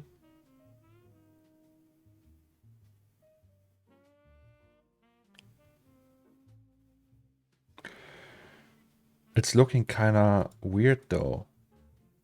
The whole piece. It's looking like there's no aces involved.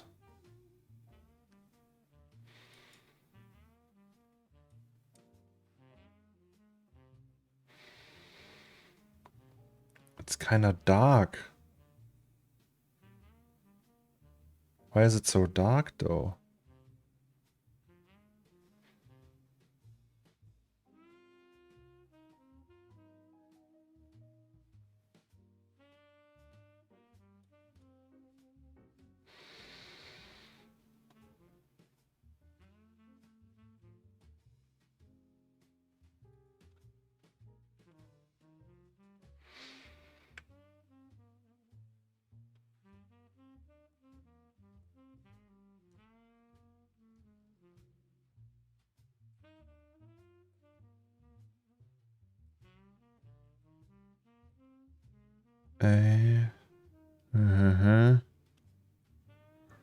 Okay, something is off.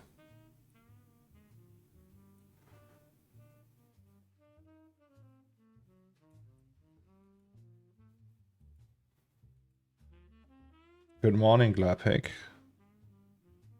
So you have that. Oh, it's because of the bounces. Wait, can that really be it?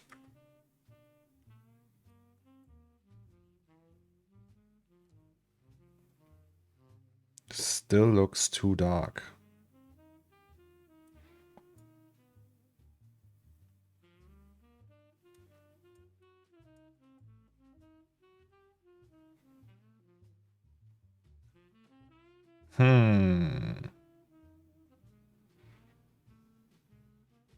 No, wait, that's the wrong one.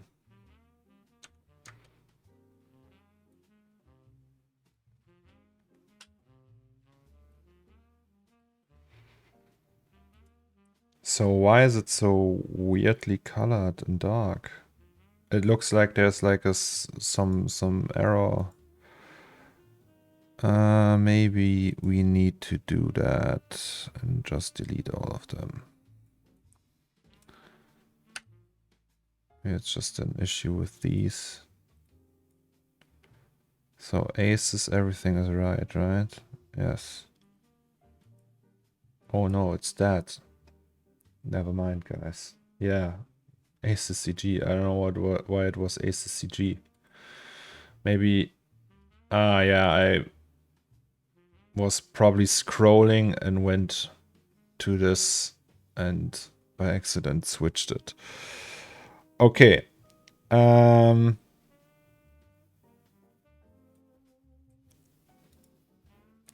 So we need some way to set up the layer ID. How does that work, guys?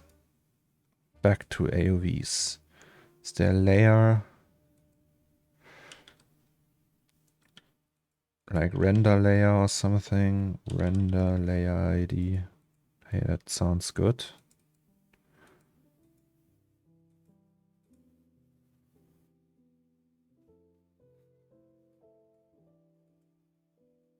Okay, we have some flies up there.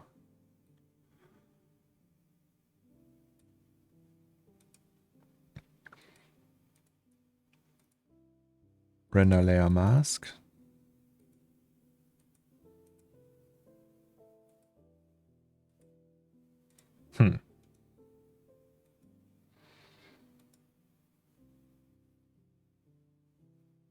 Wait, you did a 8762 drop? No.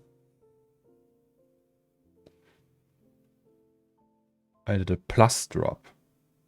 Ghosty. 8762? There was no 8762.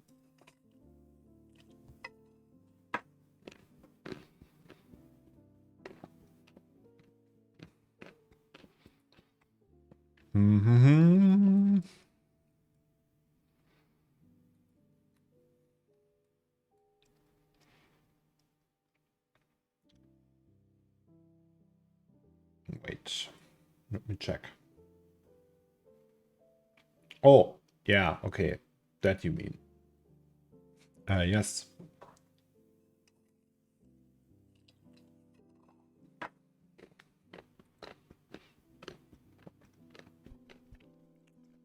Sorry, I thought you meant a whole drop. Because the drop before that was called 876.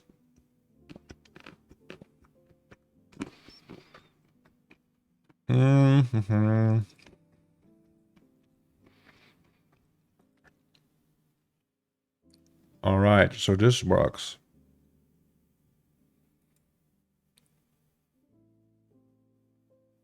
Are they that fast though?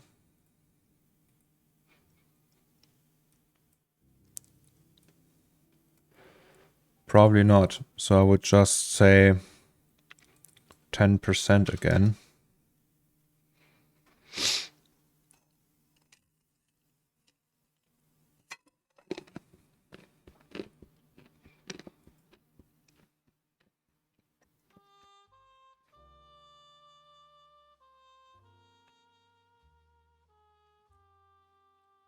Hi, Tom. Local crackhead 97. What the fuck is going on? Who's it? What?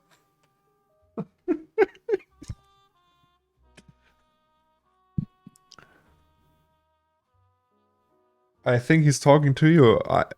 I'm not Tom. Ghosty, I think you're the center of attention. Yeah, I had that too. There was like one guy who was like, yeah, I know your mom. I was like, okay. Alright, so here's one flying.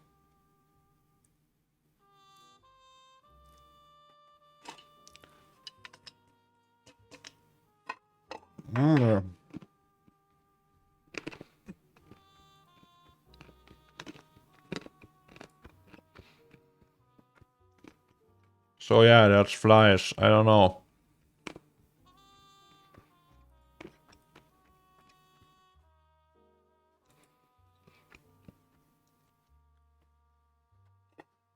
Oh, it's so tasty.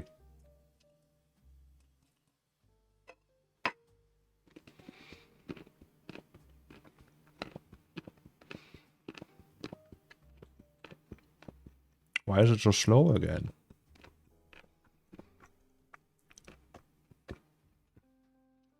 That ass no cap confused. Yeah. But hey, Maybe you have a fan.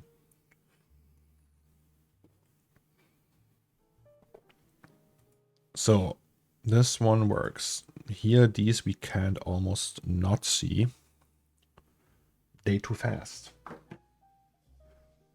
I mean, that always depends like on the speed, right? So let's just make them slower.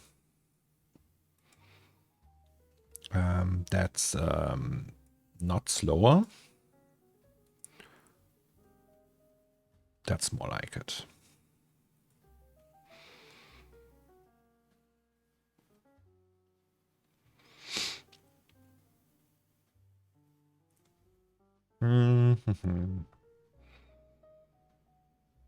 Question is, do we see them at some point?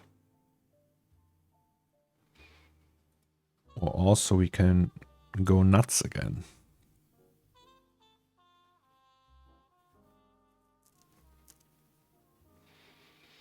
So yeah, we have them in the air here.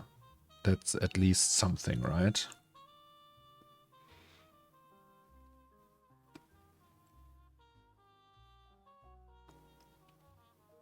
We could also just do the same with some moths flying around. And then we have like a little bit more variation. So I would just say we leave the flies as they are now. It's just like black dots flying around, right? So that's the flies cloner. And then we do the same thing with the moths. So spline flies. I think we actually bought flying moths for that very purpose, right? So also the music. Let's listen to something epic. How about lo-fi hip-hop? Incredible, right? So, no, it's models, resources, moths. Is that the correct one?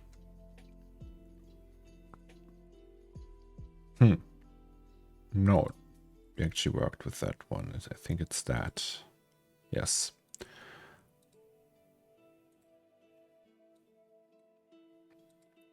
Hello. Okay, yeah, that looks like something that could fly in the air. Moths.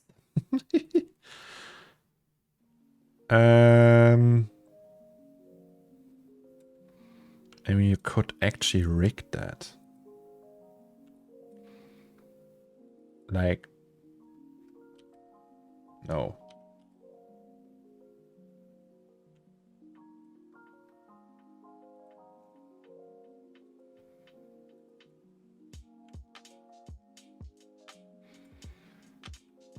Okay, that's weird.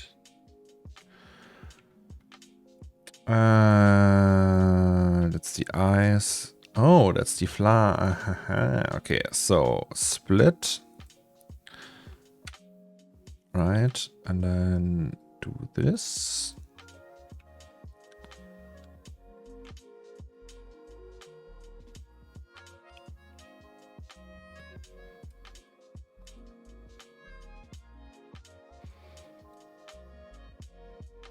Okay.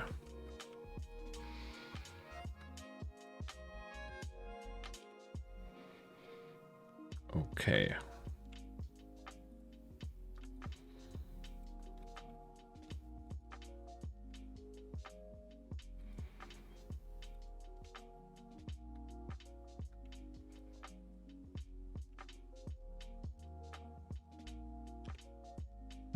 It seems to be connected.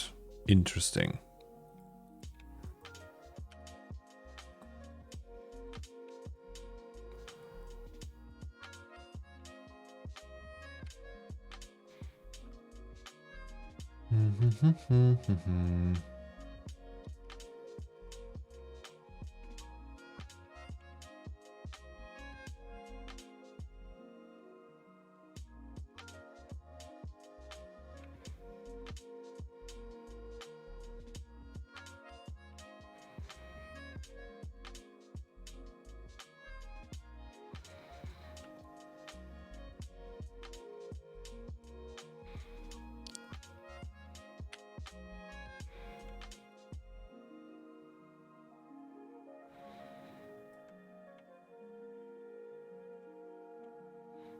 Do we need that back wing?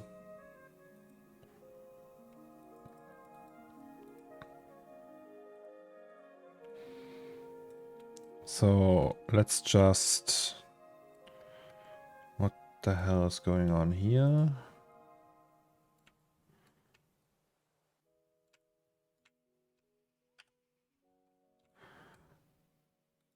So this will be extremely sloppy. But it's fine, because Sloppy is my middle name. That's right. It's Cornelius Sloppy Dammrich. So this, and then we just do that. We just animate it. And then we do...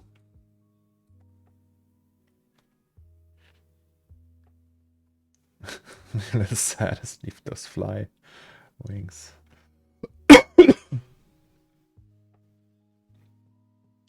With vibrate. Oh, I didn't think of that. I would just key it. But vibrate is actually... There's a tag for that, right? Simulation. Where is it? Where's the vibrate? There's the vibrate. Enable rotation. Which one is that though?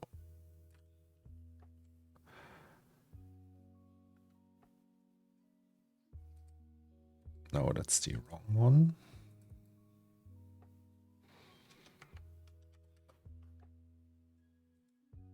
That's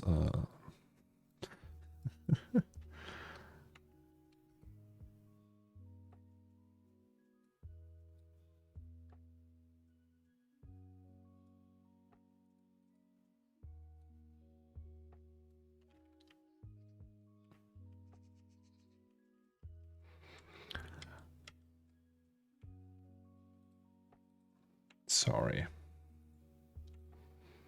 So, once again, vibrate. Relative pulse, position. That does not work.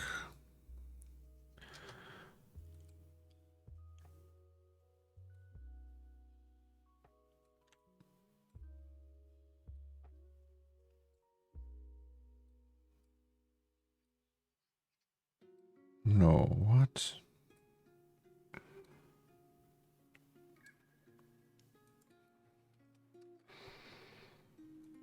Can we do 45, 45?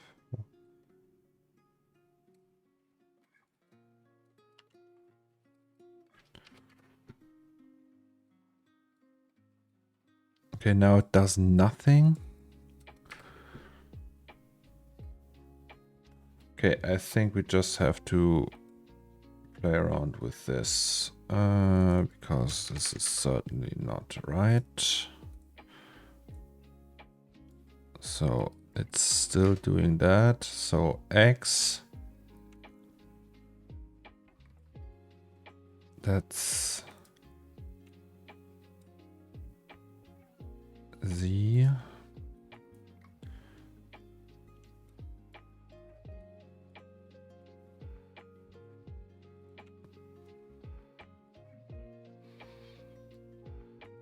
That's also not right. I just want... Yes, sir. All right. So if you say 90, that's too much. Let's say 50.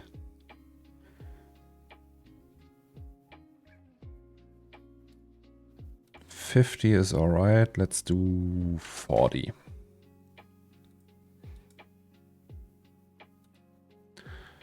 40 and then for a second. Kathy Griffin got banned from Twitter for impersonating Elon Musk and logged into her dead mother's Twitter account to protest the ban. So who's Katie Griffin? Like, seriously though, I have no idea who that is. Is that like a comedian or something? Flap, flap, flap, flap. Okay, maybe 10. that looks cool. So, and then we just want symmetry. Would that work? All right. Nice. Hello, Gurnch. Katie Griffin is an actor, I think, maybe. I don't know really much about celebrities. I mean, to be honest, you can think of Elon Musk what you want, but that whole I am boss of Twitter now and I'm now walking.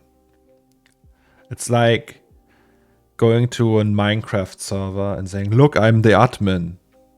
It's a little bit like childish, man-childish, all the shit going on right now. I don't know. It's just that he's a grown man. So sorry, but he just bought Twitter. Okay. You don't have to be like all meme, you know, and do all the meme stuff. He's not 15 anymore.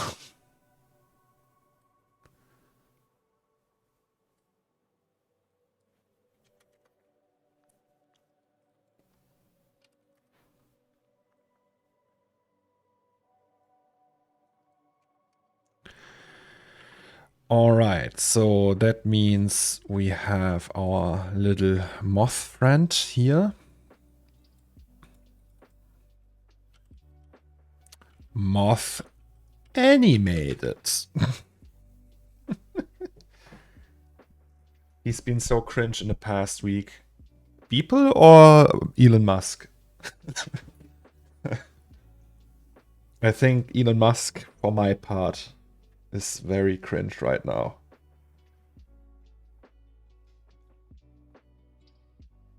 So if I bought a company for $40 billion, which is more like some okay, probably not, but it's like it's a lot of money, right? And I'm the richest man on planet Earth. I mean, obviously he can do whatever he wants, but still it's not that everyone thinks, wow, you're so cool now, Elon Musk. It's just like hi Zomex, hi chat, hello Task. How is it going? That's a big moth.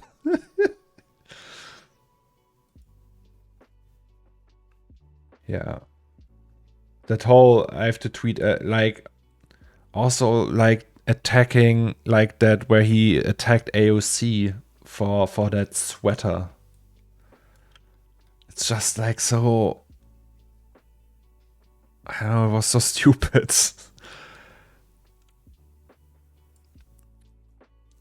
So these moths.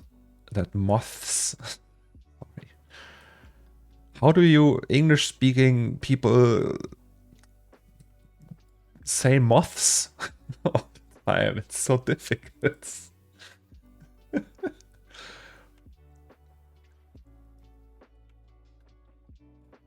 Not a fan of AOC personally. I'm a big fan. I think she's very cool.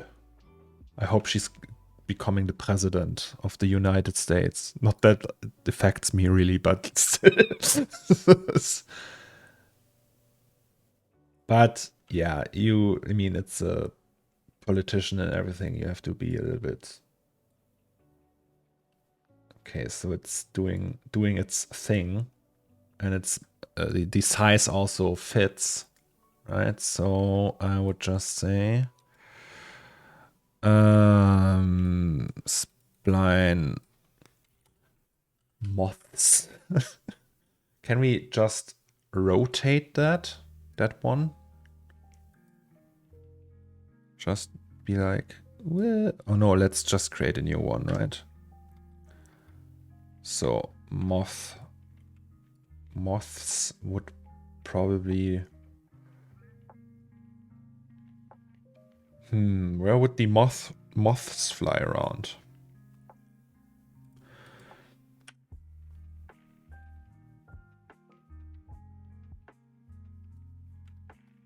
Maybe here, like so. Oh no.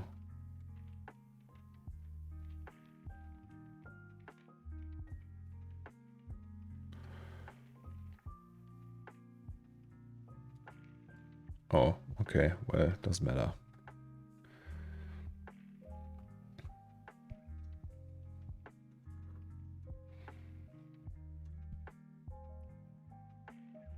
First off, the sweater is made here in the USA, not overseas, and buying it counts as a campaign contribution that you claim as a donation. I mean, well, a Tesla sweater costs even more and is made overseas. Hilarious for him to be so out of touch about a sweater. Yes. I mean, also, I think it's all in support for like union stuff, right? So it's I'm not into that whole union thing, but that's what I've heard. It's like half informed. And so this, we want hard interpolation. Can we displace a spline? Does that work?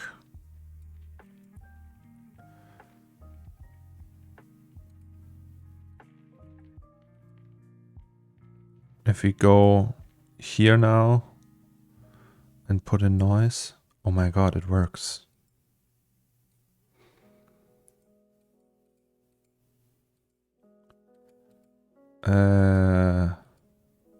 Planar.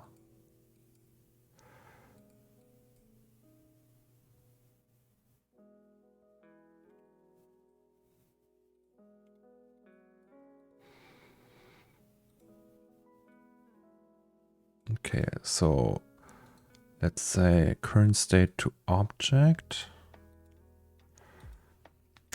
Epic. And then we just select all of them and be like, ooh. And then we go and do a little bit of B-spline. Again.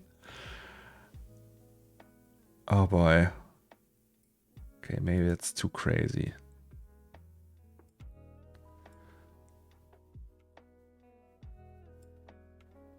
Or maybe not. Maybe it's not crazy enough.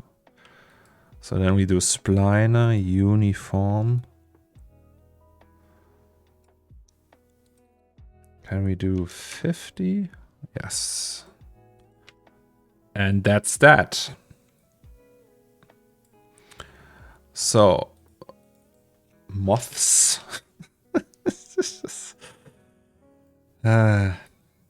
Object.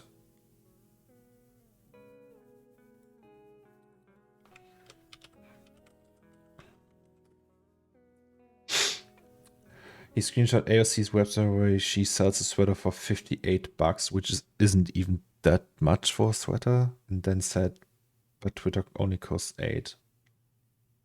Yeah. By the way, you guys, like mainly the 3D people here, or the people that have like a certain degree of following, will you do the $8 a month thing to get the blue check mark? Anyhow, oh, the moth and fly is going. Well, they are. So the flies have.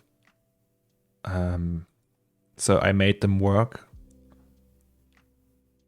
They work. They fly around and have motion blur. And now let's try with a moth. Moth spline. So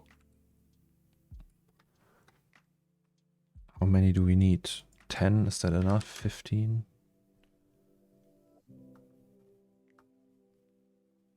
Oh, also they are very small.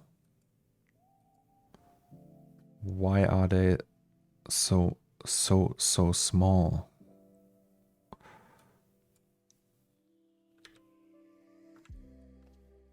Do I really have to do that? Okay, no, wait.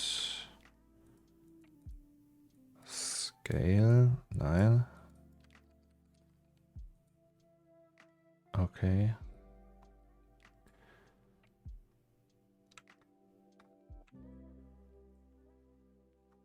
Hello. Okay. So they are not facing in the right direction yet. But now they are.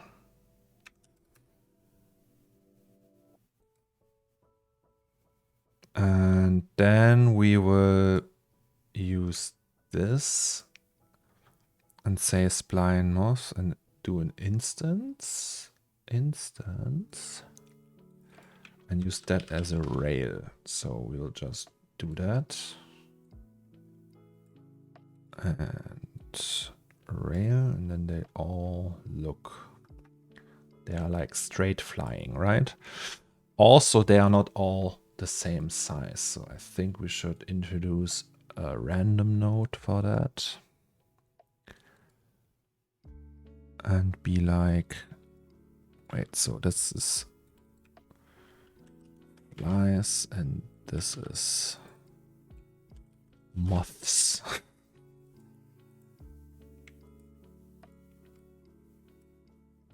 And this goes here.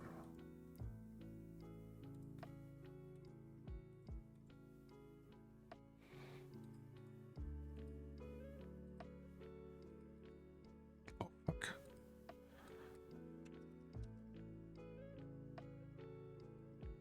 Or do we actually do that? Yes.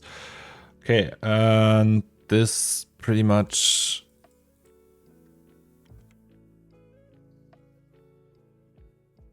Okay, so they flap around and all, that works. And then we need to set the rate here, right? So it's also 5.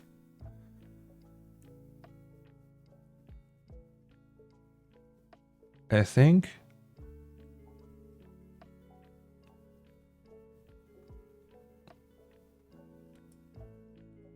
Okay, they fly around.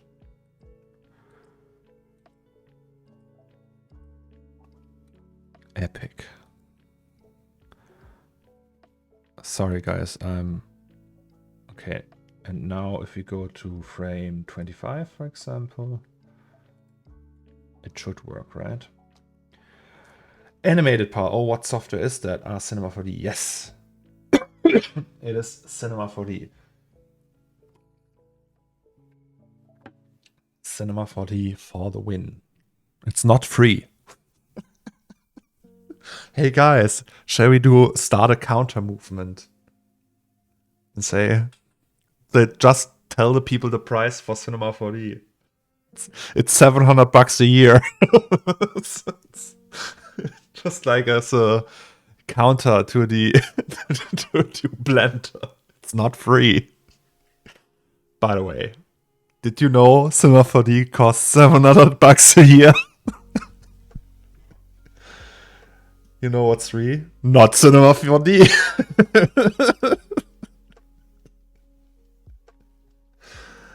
Ah, beautiful. We actually also need to create a material. Let's do that now. So moths sitting, moths flying. So we had one here, so that's the FBX, that's the texture. Oh, okay, that's just this one map apparently. If I put that in here and then go here again. Yes, sir. All right. Yeah, let's just try it with that. So that would be here and this would be here-ish. And then we have a texture. So we save that and then we render. 6-1. Hello Planet Zone. How's rendering coming along? Oh, thank you so much for a tier 1 sub. I didn't hear it though. Maybe the alert was too quiet, but thank you so much for your sub. And the render is coming along nicely. So we did the final and it looks like that. This is the final render. Notification didn't go off. Well, that's concerning. I don't know why. Chat alerts. Chat alerts. Wait. Chat plus alerts is still there though. I don't know why.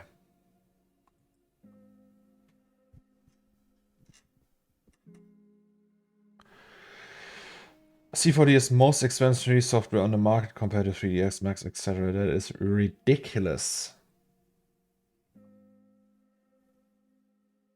But yeah, that's true. Is it true? Is it the most expensive one right now? Well, that's lame. It's truly beautiful with all the little details. Thank you so much. We did a ton of work on that, but we're still not done. So right now we're doing flies and moths. Here you can see the motion blur flies in the air. And we do the same with the moths now and hope it works. Yeah, it is why that's why I use Blender. I think many people use Blender because it's free. That's actually a fair point. So if C4D or Maxon would like to grow their audience, I don't know what their plan is regarding that.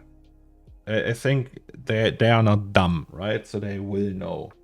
They know it's Blender is taking market shares, as you say.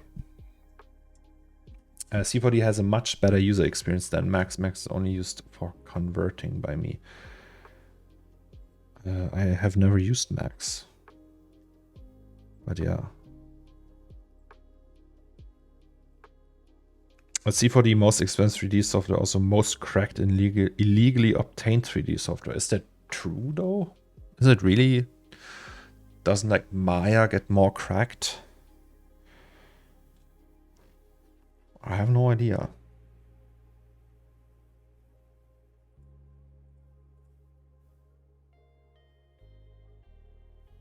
I thought Maya was more like the go-to thing to crack. All right, so here we have it, the big boy flying in the air. Max Maya are just cheap for some special indie versions. As far as I know. I have also no clue.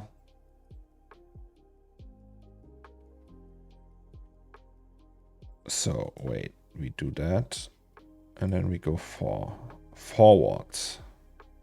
So now it should. Okay, no, we need that tag, I think. Yes, all right. So the rate is still a little bit low, so maybe let's do 10. But now we can't see anymore.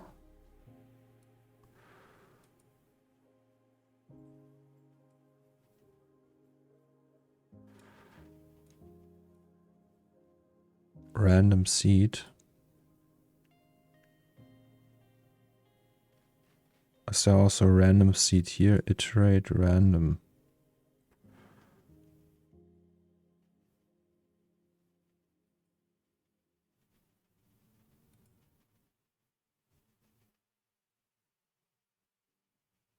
No, it's just which one comes first, right? So we would need that.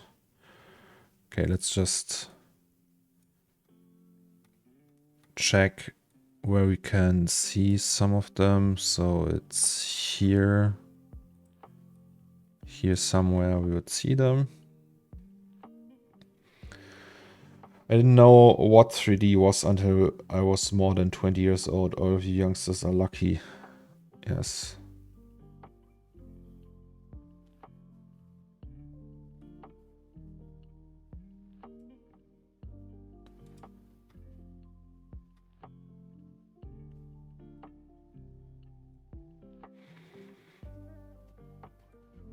Oh boy. Wait, let's make that bigger.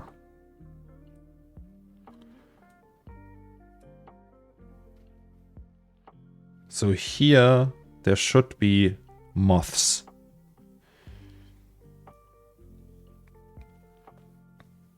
I found out about 3D only 2 years ago when I was 25. Yes. So it's still enough time. I know plenty of people who are or who only started a few years back and are already better than me. So I don't think you guys lose any time or anything. Just also keep in mind there's more resources out there these days. I got into 3D when quarantine started. Karimo, can you link us to your work? Do you have something online so we can see? So quarantine started 2020, right? And so you are in it for like, let's say 3 years now. That it's actually like probably a good indicator how much can be done. Yes, so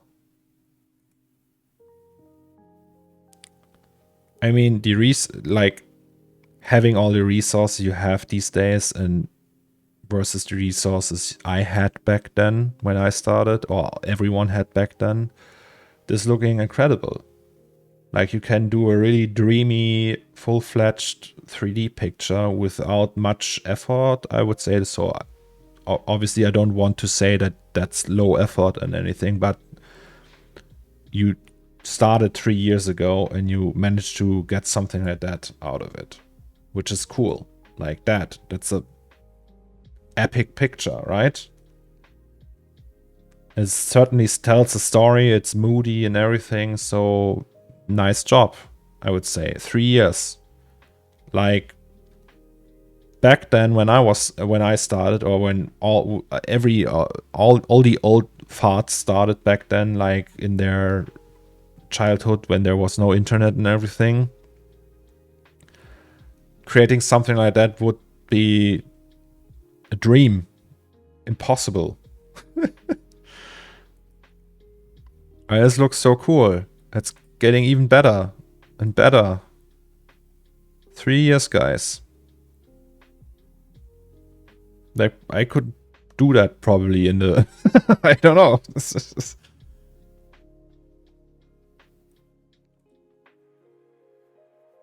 It's epic. In my opinion, at least. I mean, obviously there's better artists, but there's also worse artists, so... Yes. Oh, look. I know that one.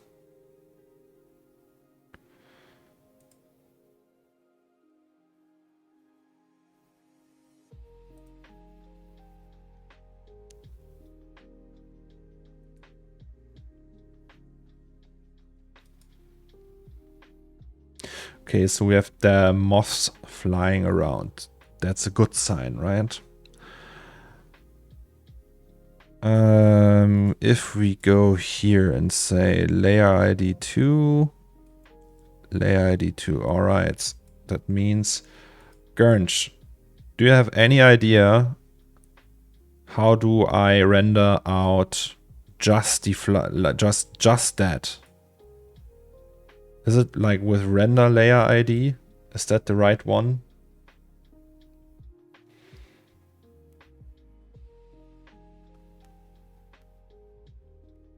I've got like 13, 14 years in C4D and I can't say I got ahead or even an advantage over new players.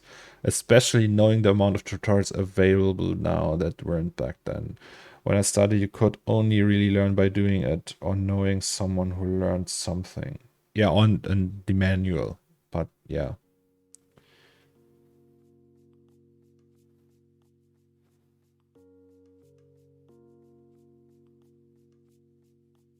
Cryptomat. Really? Cryptomat with that? I mean, yes, but can use like the ID for that, right? So that's render layer.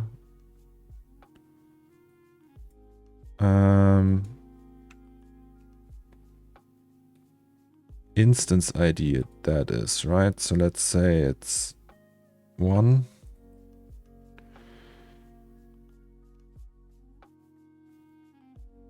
Bake ID, I don't know what that means. So let's just try with that, with render layer. Also, we only need a region. So we only need that much, really. Right, so then we go into this one, main, say render region, and then copy that. And now we'll just render that part.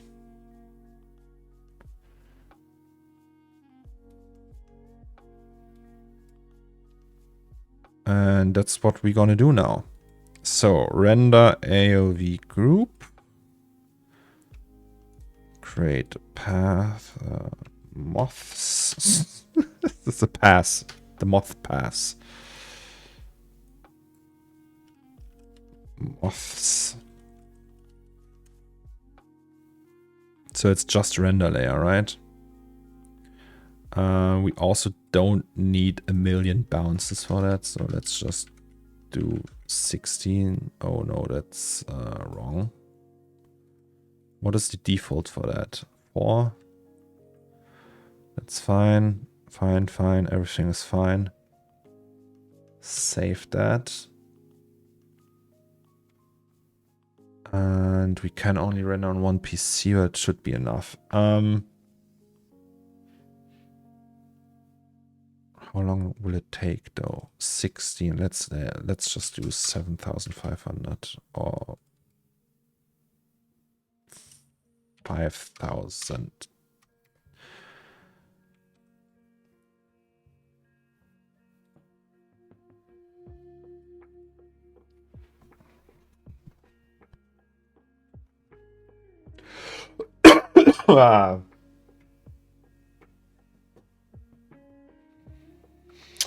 Render layer will mask the render directly and give you a path with reflections, etc. Okay. Well, let's just try that.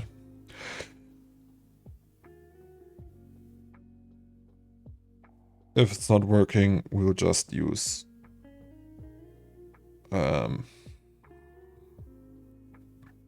Cryptomat.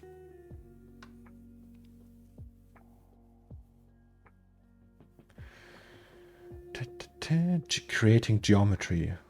Oh, it's so fast compared to what we had before.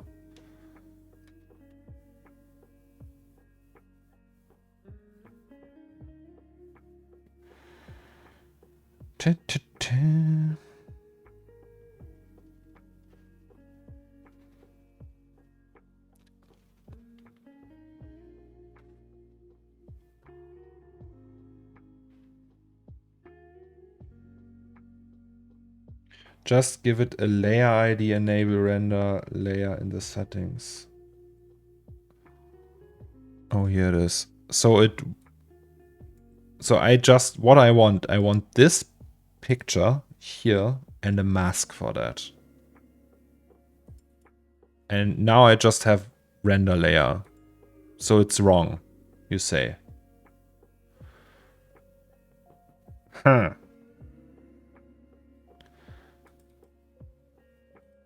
With the picture. Yes.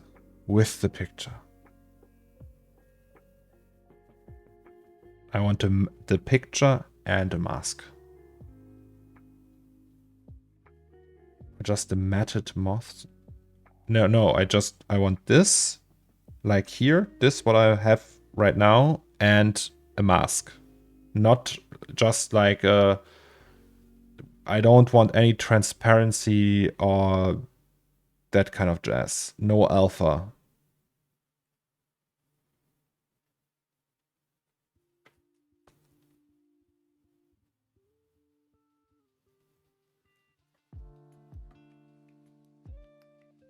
Me don't like alpha.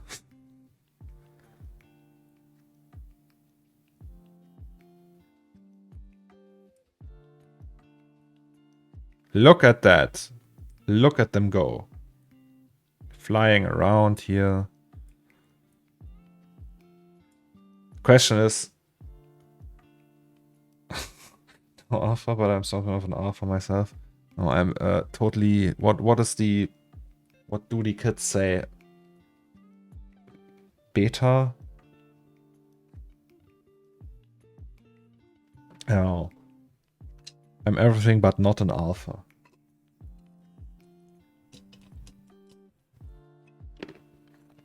Sigma? Isn't Sigma also like top of the food chain?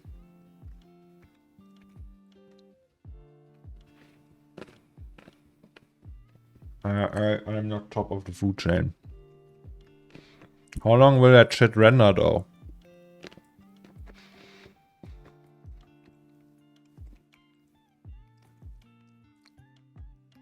"52 minutes?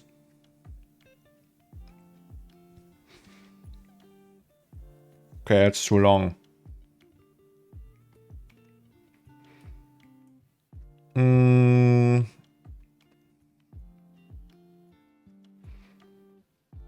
Okay, let me think. How do we do that then?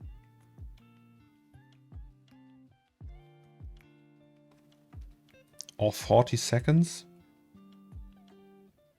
No. Can we do slaves? No, we don't have any.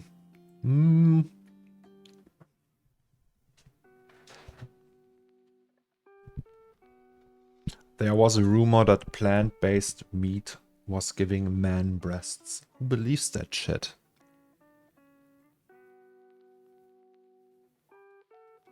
Time to get this bad boy out while render goes. Just watch YouTube videos. Okay, now let me think. How do we do that now? That's a problem. I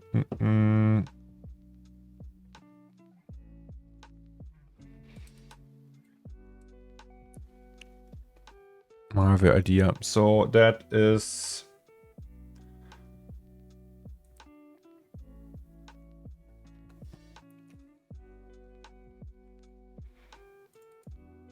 Let's do 650.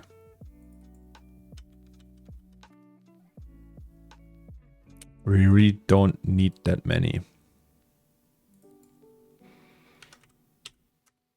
We can also denoise them like crazy.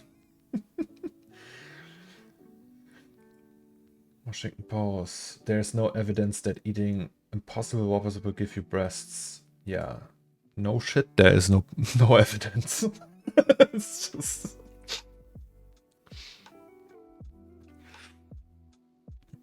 Oh. Okay, so, but I also don't like that these are so close together, so we will just use a different range for that. So, I don't know, we will just aimlessly click around in here. Like 35 actually looks kinda cool. Nope. Maybe. Nope.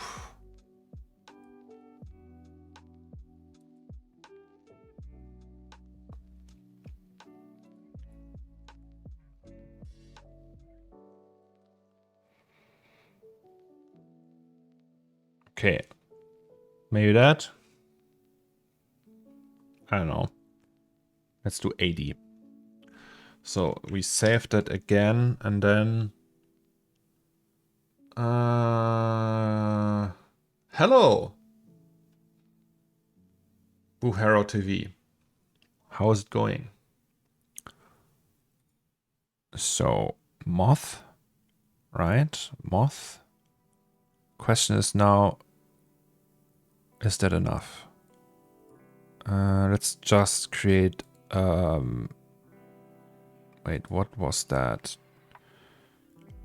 Cryptomat for objects. Or materials. I don't know, actually.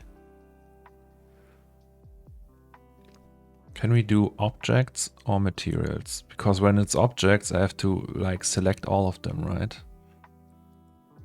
But I can... Is there any cryptomat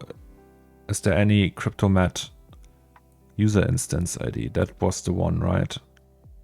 So instance, material node name, user instance ID. So that's the one we need, user instance ID.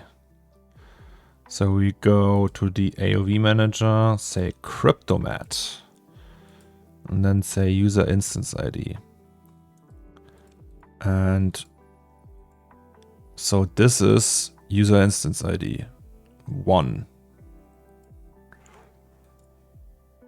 Can we just say this is instance ID 2, both of them, and then hope for the best? Let's just do that. All right. So I have all of that, cryptomat, user instance ID, and render layer, just to be sure. Beauty also. Save beauty, yes. We will just denoise that by hand. That will be all right.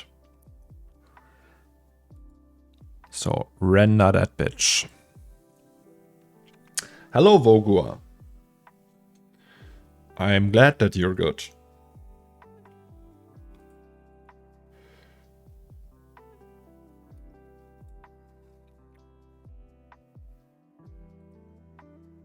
Oh, beautiful.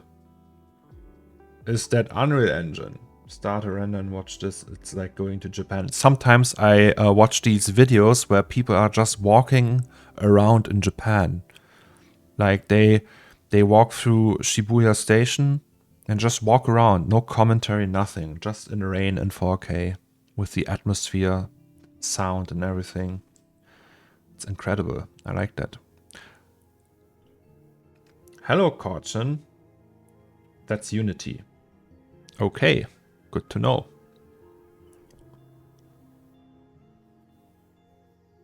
That video needs to warp star viewer. Oh, okay. I don't know what that is, but I guess you're right. Warp stabilizer, you mean? What is a warp stabilizer? I don't know what a warp stabilizer is. Like, it's shaky camera. Oh, okay. Oh, that looks like a hand.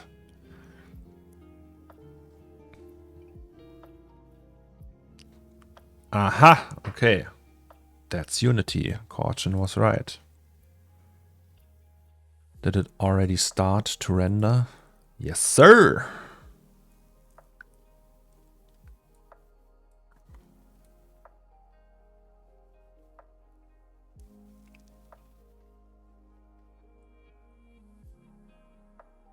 Okay, so we have flies everywhere. That's gonna be nice.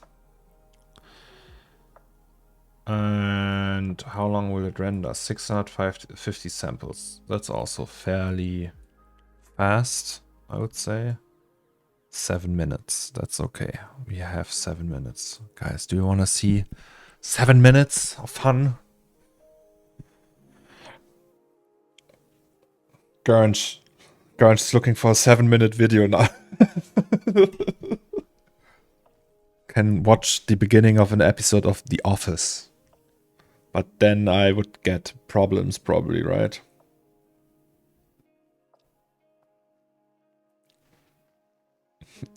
I love The Office, guys. Did who of you guys watched The Office?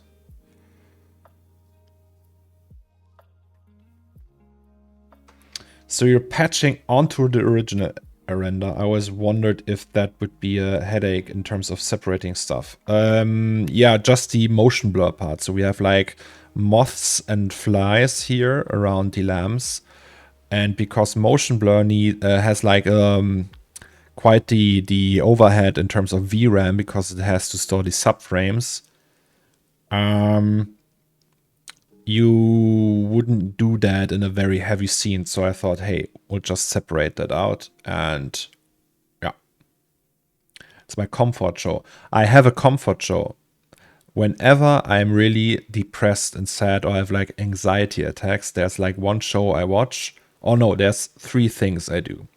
First is there's a streamer called Thea Types and he's building keyboards. I actually watch that before I sleep. So it's just like some guy lubing switches, doing that stuff. Then there's an audiobook for a German author that you probably don't know. He's called Heinz Strunk. And he made, yeah, he's like a writer. And I listen to his audiobooks. That helps me a lot. And then there is another one, a TV show that I watch. It's called Malcolm in the Middle. I love Malcolm in the Middle. It's with Bryan Cranston before he was extremely famous. Also, here's a... What's that? There's like... something going on here. I don't know what that means, but it's okay. Malcolm in the Middle is so great.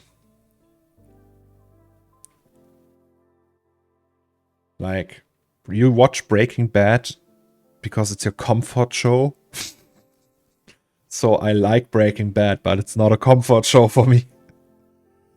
I can't just watch like Breaking Bad like that. But yeah, I like Malcolm in the Middle is just like a safe space for me. It feels safe when I watch that. So when shit hits the fan, I get a letter from the IRS or something and be like, really, oh god, I'm gonna be poor again. I don't want to be poor again. I have to ask Pac for money. Something like that. You know, like I don't want to work in an advertising agency anymore and have like a panic attack. Then I watch, like, do one of those 3. I do listen to the audiobook of Fleisch ist mein Gemüse, which is means meat is my vegetables, and watch Malcolm in the Middle or watch a Thea Type stream. Spirited Away, yeah, like, you know, like really slow paced or funny or easy on the mind thing. Also, what I did quite religiously, and I know many people don't like the TV show, The Big Bang Theory.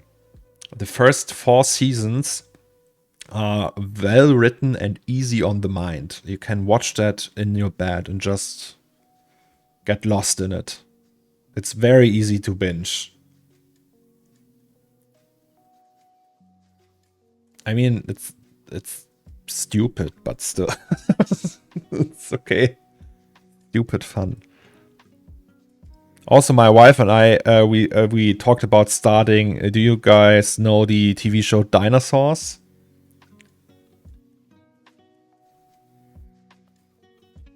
Like with the animatronic baby and shit. It's not really animatronic, but with these puppets. Is it called Dinosaurs?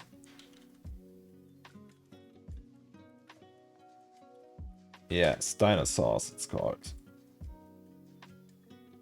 This one. And we want to rewatch that again.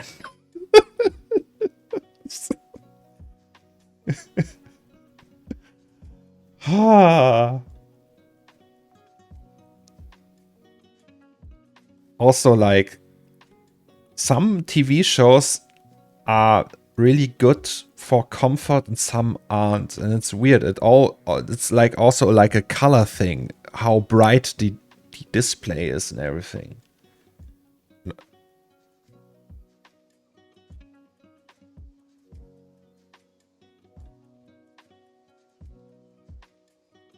To resemble a bendo. Sakochi Goyard. I don't know what you mean. What? Comment Kail me resemble. I don't know. Is that is that French? Is it? Let's copy that and find out. Yeah, it's French. Guys, I don't speak French. I watch Boba Fett. Boba Fett. Seriously, the cinematography is out of this world. I haven't watched Boba Fett yet. I have watched The Mandalorian though. All right, here we have it. Moss flying around. Epic shit. Let's close that down and no. And go to Fusion 18. Yep, baguette, croissant, oui, oui. Sorry. No posture check. Okay. Aua. Yep, baguette, croissant, oui, oui. Funny. Okay, so we do my version. Shall we? So posts. I think we will put it here somewhere. I don't know.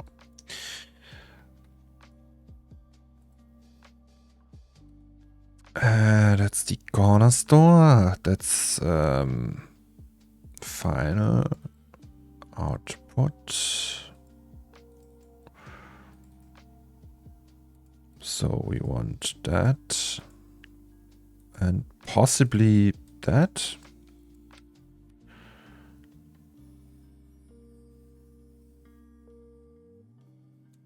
Okay, can we go with green? Because it's green, right? Can we just select that? Format channels. So if we just go with green. Do we have a mask then? Yes, we have. Epic.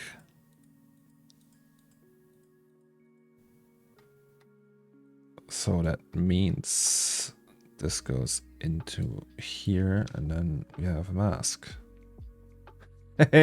Nice. Okay, merge. Where's here we want merge. Okay, this maybe gonna go here. And this is gonna take forever now, probably. Let me burn that in.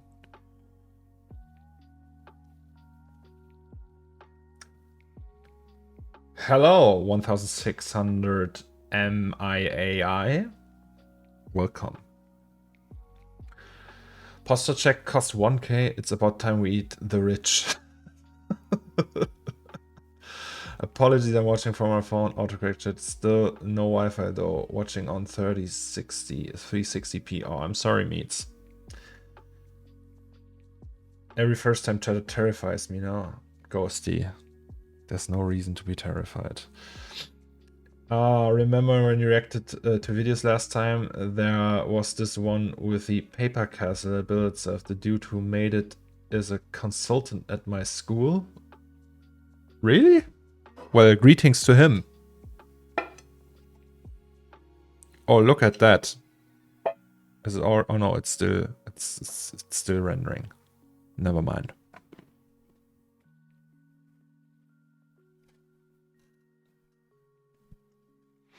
Tom Westbay.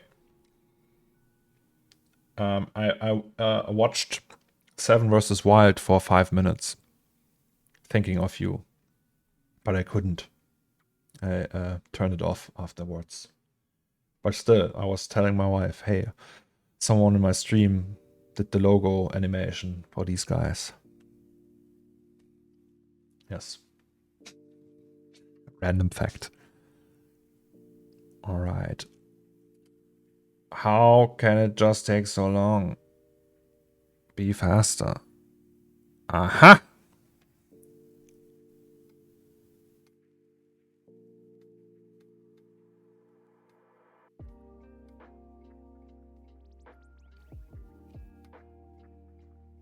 Okay.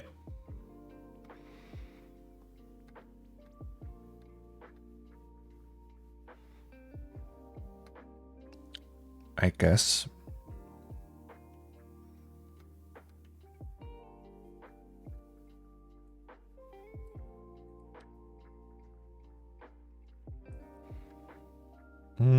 Something is weird.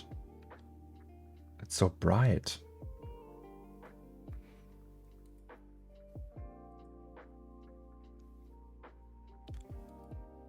Normal.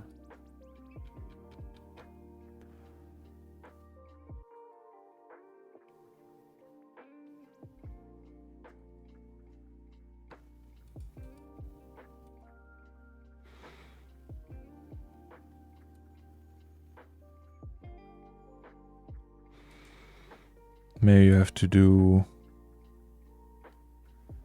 overlay. No. But you see what I mean, right, guys? Maybe you have to go here. No. It's still weird.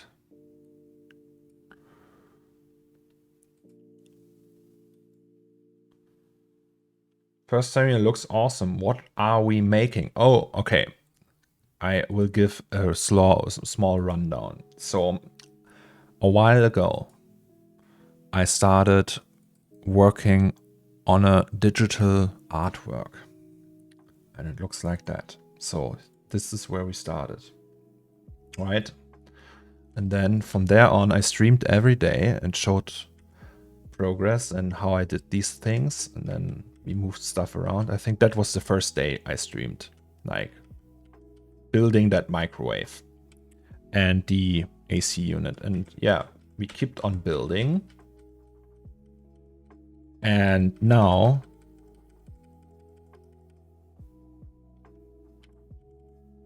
we are almost finished. So this is the final rendering, and we are adding like small moths and stuff to the mix. And then we will render different perspectives and make different pieces, more images, and so on. So it took quite a while to get there. So this is day number, I don't know, 40 of streaming, 30, 39, something like that. Yes.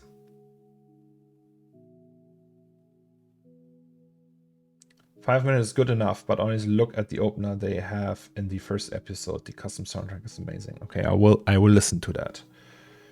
How did you go about making the wall brick texture? Looks so natural. The wall brick texture. It's I don't know. It's a 3D scan from textures.com. Looks pretty cool. Love the atmosphere. Thank you so much. Are you on ArtStation? Yes, I am. You can check me out here. And I think there should be an ArtStation link there. No, there's no ArtStation link there. But I can send it to you. Here you go. Yes, that's my ArtStation.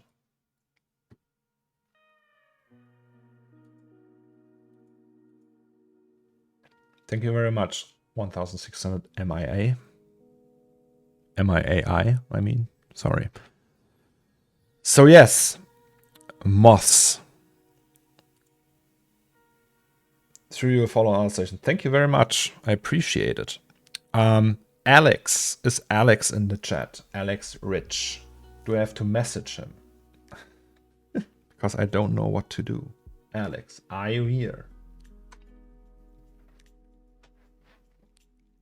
By the way, why would the A6000 be better than the A3090 or 4090? Don't they just have more VRAM but still render slower? No, there's so in current gen A6000 would be as fast as the 4090, but with double the VRAM and smaller footprint. Like the overall card is just smaller. So we have to figure out why this is not working. So we have a mask, right? That mask is masking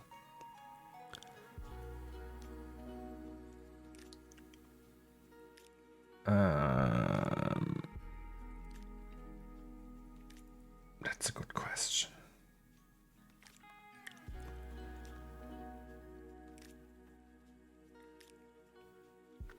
So I just want the mask for this. This should be just that.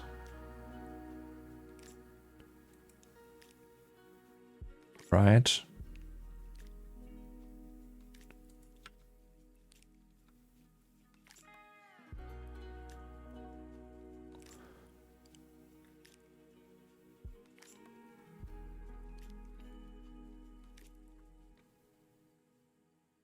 Yeah, so that should work.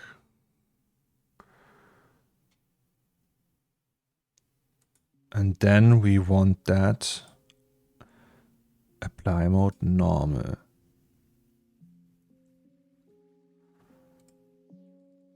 If we put that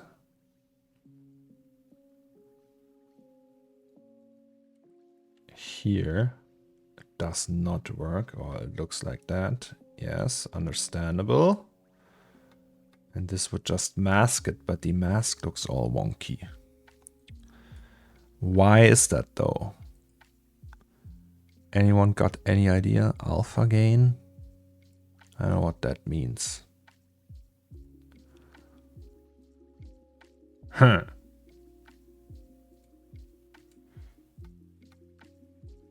Blend. That's just disabling it. Burn in. Oh, maybe it's the burn in. Yes, it's the burn in.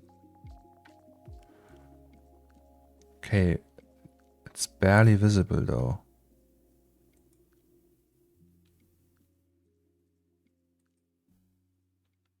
Huh. Interesting. Operator over in. I don't know. What is that? I mean, I know what these are.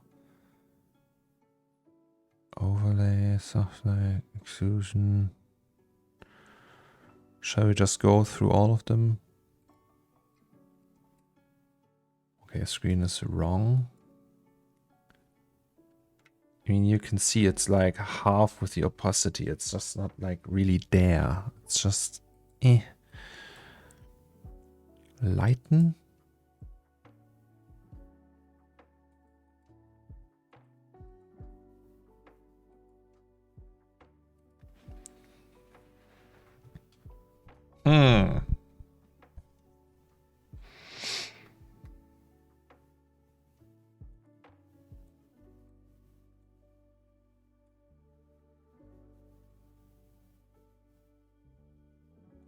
Maybe we have to color correct this one. So we can just make it darker and hope for the best. Also this one we can color correct. In this case that would mean to add more gain.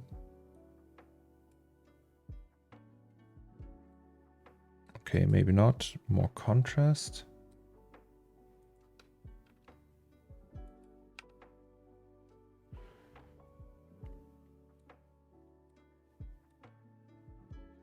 I have no idea what I'm doing, guys.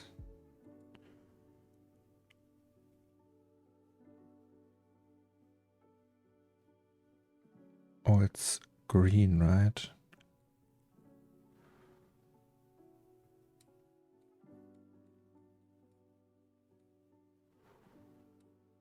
It's not doing anything. Interesting.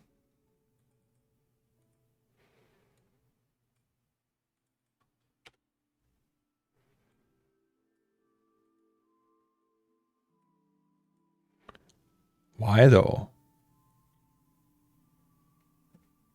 The mask looks like that.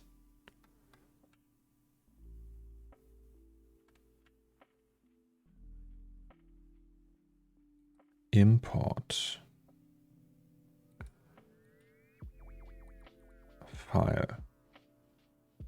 I wonder why can't I do color correction on it? Shouldn't it be like super contrasty?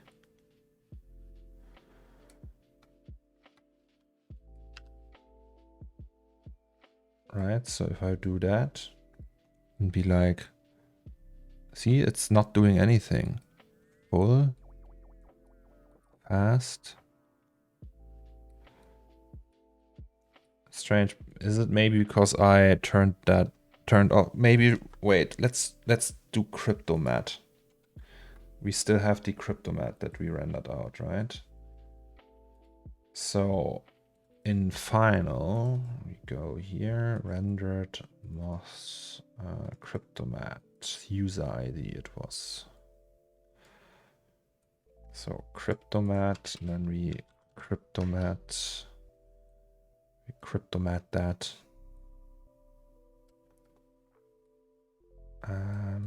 So that means we don't want that. We also don't want that. We just want that.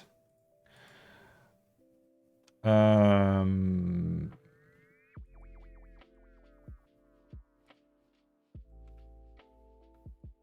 don't know, like that, and then we just put add.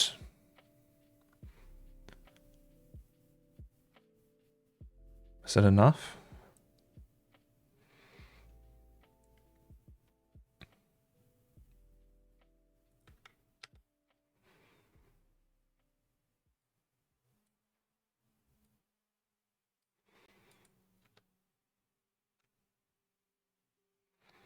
User 4, I guess.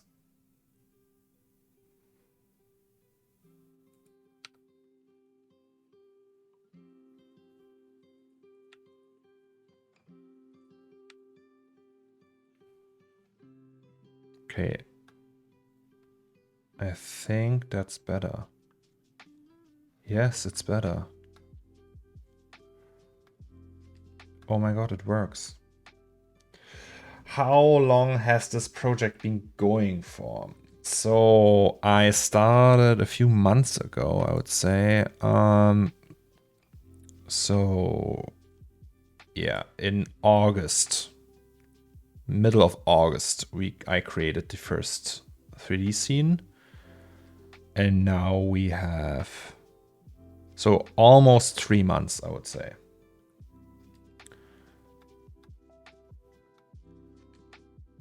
Okay, so we have flies and everything flying around. It's very subtle. It's not like, wow, incredible, but you know, it's okay.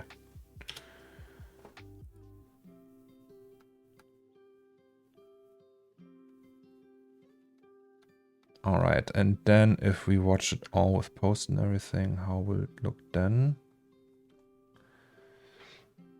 What are the Patreon plans now? I would love to get all those kind of all those kind of assets. I mean, I can set up a Patreon. Shall I do that? I can't just like put I'm working a lot, so it's not gonna be that I do like custom tutorials for Patreon. I can give like the assets out. That I can do. But nothing more. So I won't do any fun stuff with like custom made tutorials or anything. I don't know. Or just like keep it very simple.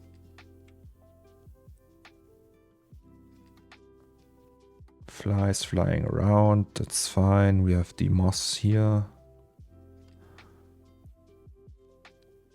I think that's okay. Like that kind of action. That I like that. What I don't get is why is it so noisy here? Is that a light pass? Like some of the light passes we have here. Would that be this one? Or this one?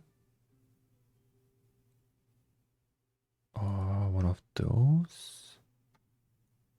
No, that's not that noisy. Oh, wait. You should check that. That's not noisy. That's not noisy.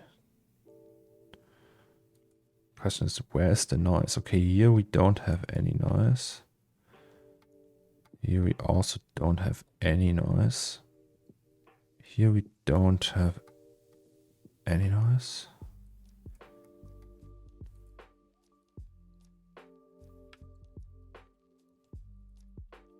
Okay, so the noise is here.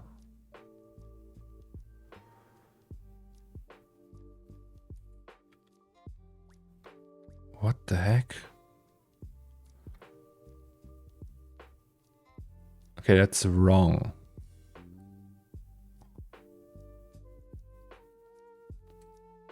Sorry, that's not what I wanted.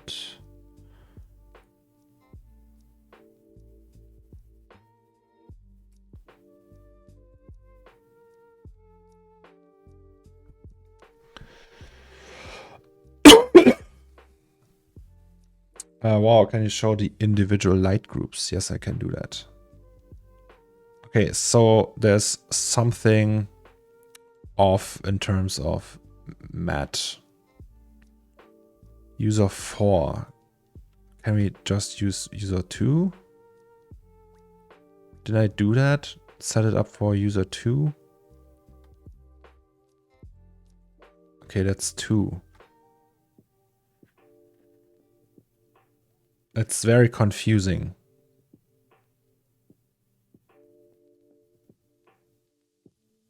Tell you what.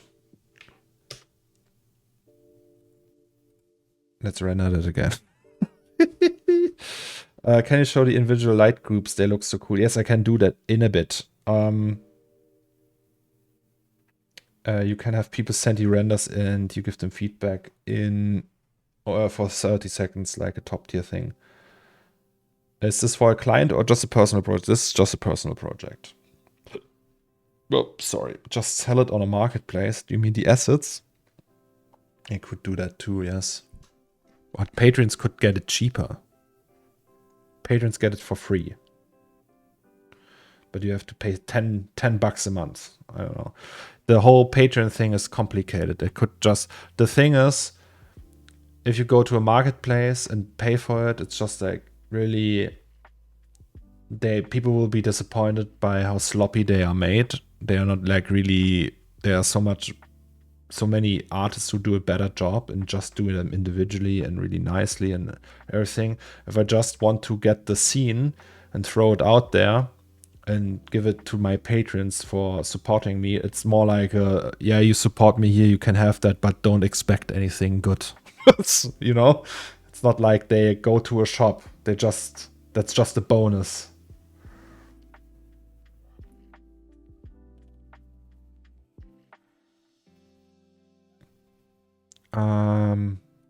All right, so that's the one.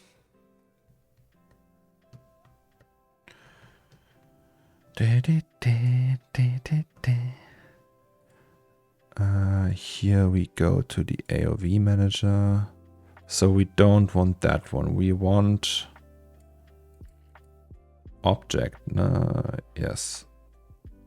Material node, object node, instance. I don't know which one we want actually.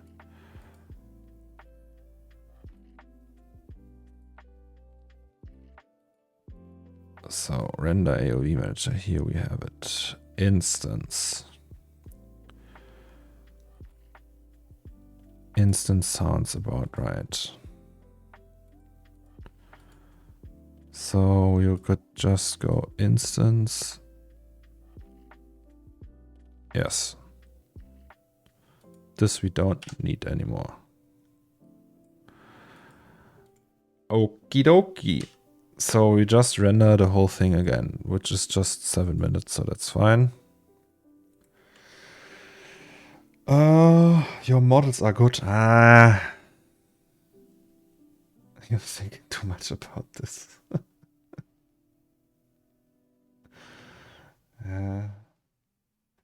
Like, if I would buy a model from myself, so imagine there's like another Zomax out there. I would just sell these models and I would buy it and I would be like, oh, well, that's kind of sloppy. That's not up there.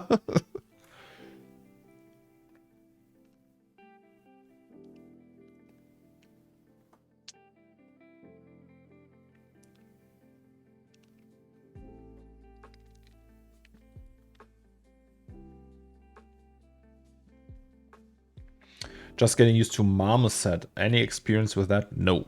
I've heard many people using that. I know many people who use that, but I have never used it myself.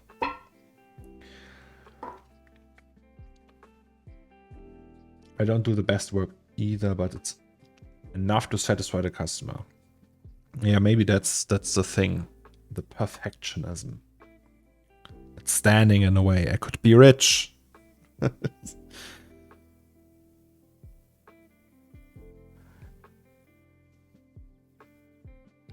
Actually,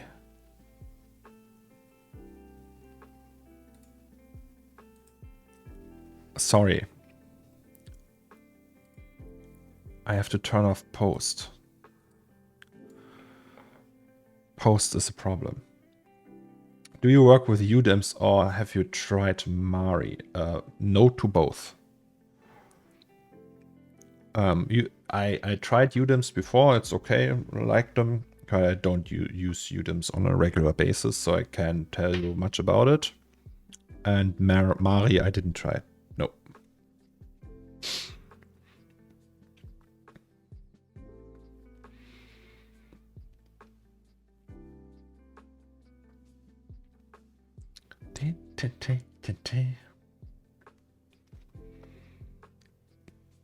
So.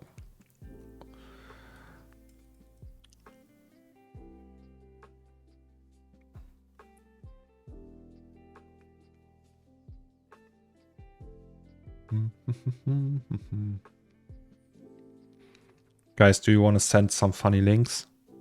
You want to see some fun stuff? The videos that I should check out?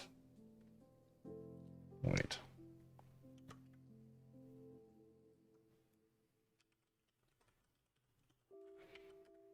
I know what we can watch.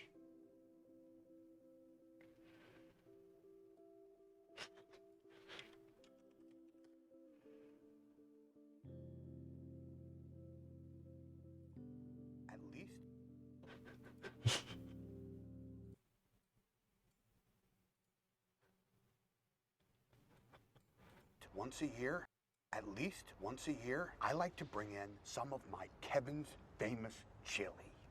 The trick is to Yes, Bald Moose. You can link your project. And I would check it out. undercook the onions. Everybody is going to get to know each other in the pot. I'm serious about this. I'm up the night before, pressing garlic and dicing whole tomatoes. I toast my own ancho chilies. Yes, just in chat. It's a recipe passed down from Malone's for generations. It's probably the thing I do best. How he panics. And it's like, oh no. Alright. The boomstick. Wow. That looks good. Wait, is that Figma? Oh, you use Mouset. Epic. Figma. What is Figma? Isn't that the UX thing?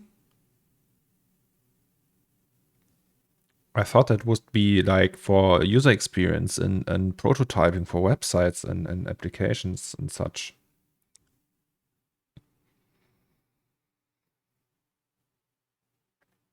Oh, you used it for some alphas. Oh, really? Didn't know that. Less of a funny, but what I'm working on, finishing the sound design this week. Send you Discord DM for the link. A looping city scene. All right, wait, let's fire up Discord.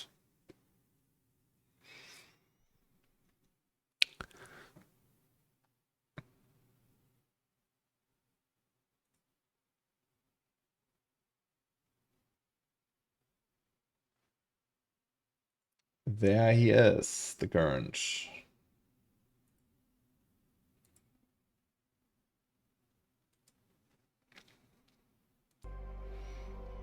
Epic.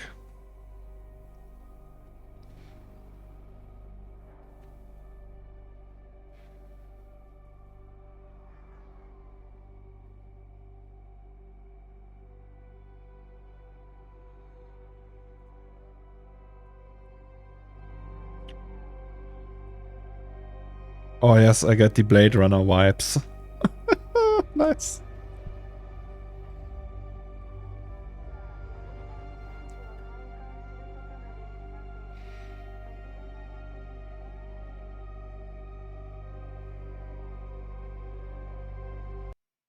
Nice, really nice.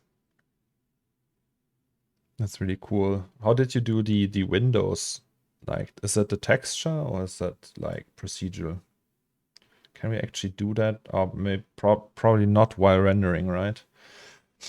So your workflow is that you build that in here.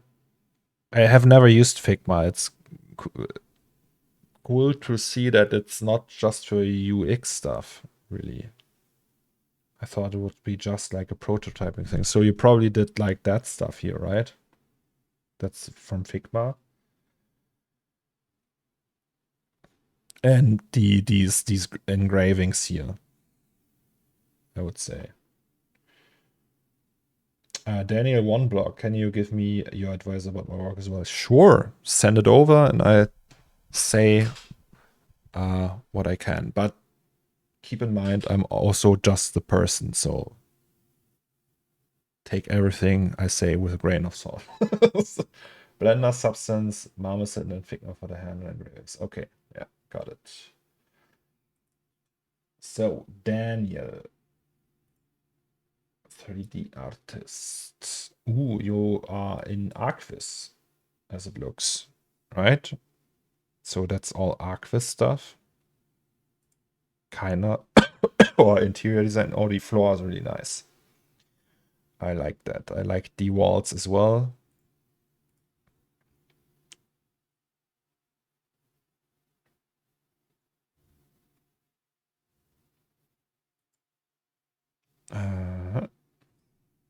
What do you want to hear? Like, is there... Do you have like something... some input I should give you, or just look at it? Do you want feedback?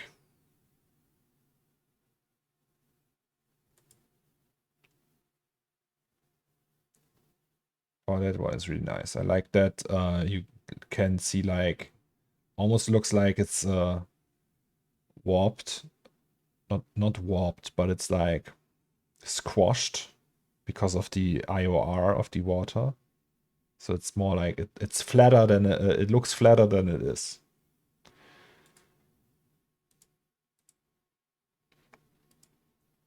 Is that a real car? No, it's not. Or is it? No. Here the slight fog. It's chef's kiss, as they say. Very nice. Ooh.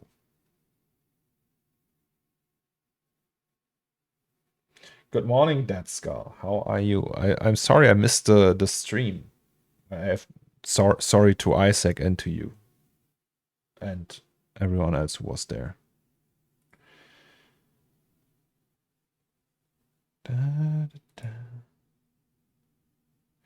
What I think, it's very good. Like, you seem to know what you're doing. Aha.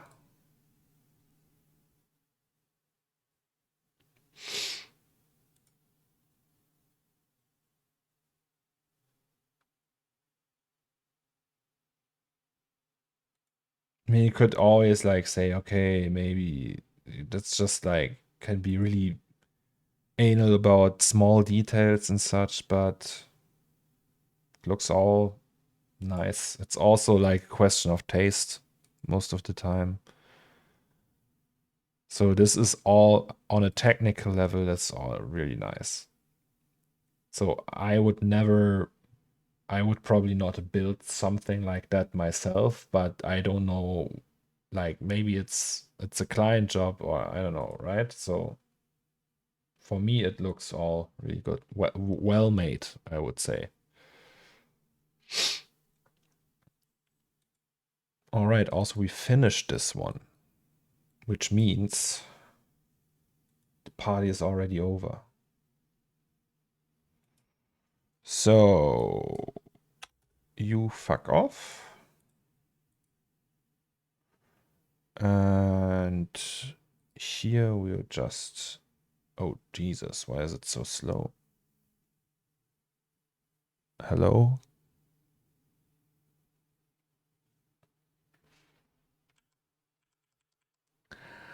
Great. Hello, hello, hello. Okay, there was like a really big lag. Really big lag. Am I still here? Guys, can you still hear me? Client job, it's more about the composition and lighting. Anyway, thanks. No problem. We just talked about you for 3 hours saying how bad of a friend you are. Oh, I'm sorry, let's go. I'm sorry. Did I drop frames? Yes, I dropped 200 frames. Jesus.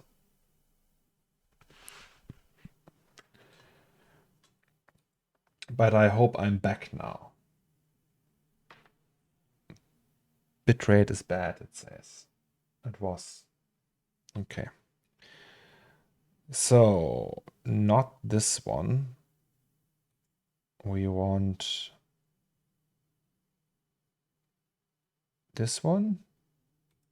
I guess that's the one.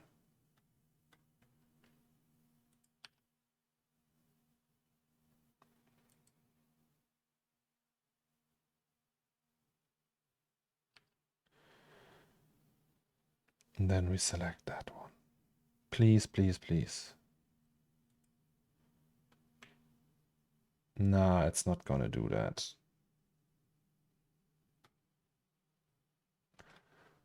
Because every MOS is now a different object. Who's going to be the next best 3D artist African, and why is your answer Tom? Guys, this will take the whole day to create these flies.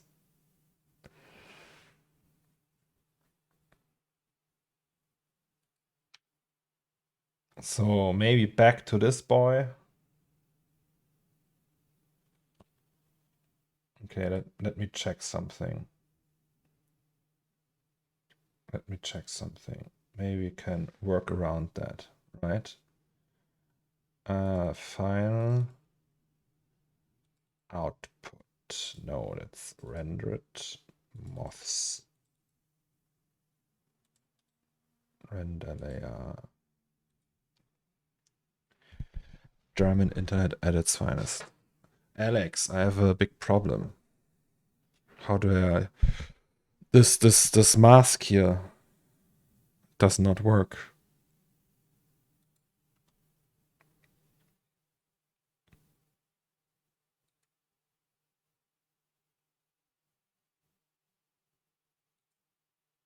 Okay, so we copy this to a new file. And we want to boost it because it's too gray. Is it just gray now? Grayscale, why? And now we do levels.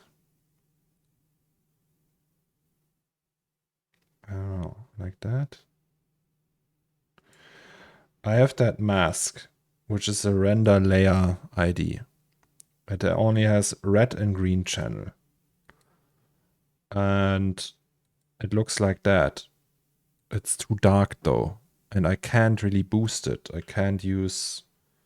So I just did that. I just took the green channel because that's all I need. And if I do color corrector, right, and then put on contrast, oh no, it does not work. See, it's just blinking. Thank you, Deadskull. I don't know why it's doing that. It's just like refusing to push it.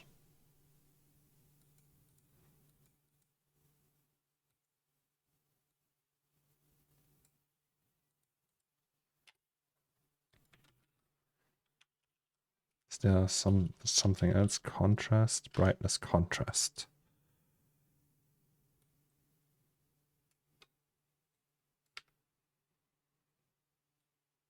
Also not gonna do that. The Bald Moose. Same, got a head out. Nice to meet you. Thank you very much, Bald Moose. And see you around, hopefully, maybe. It's probably because of that. Is there like a channel picker node? So if I have all of them and say, hey, give me green. Also, it's just like, eh. Here it works. Here I can just level that. The moths are red, no green. They are green. Red is the background for some reason. I don't know why. Settings.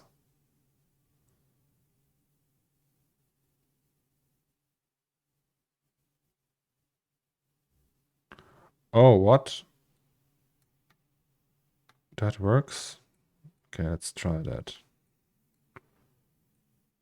So we do here merge node and then channels. Oh.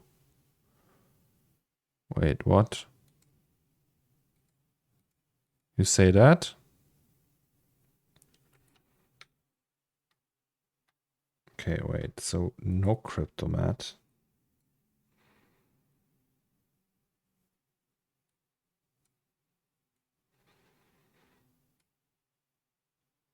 That does not look great. Settings. Yeah, green.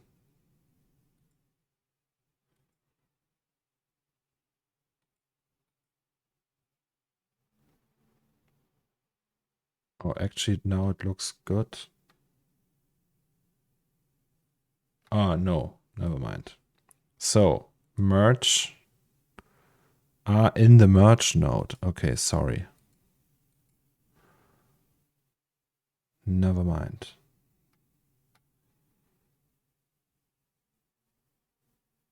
What is Cryptomatter good for? For selecting stuff.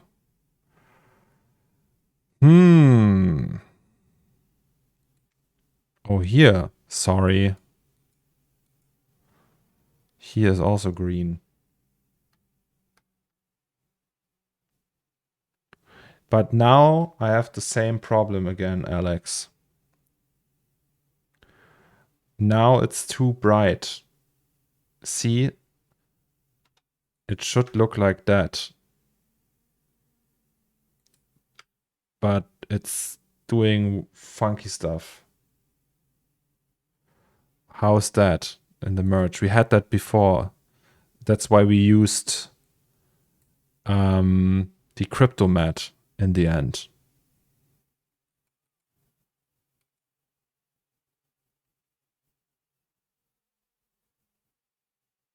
Maybe this one? Oh, you can actually play around with it. Oh boy, what?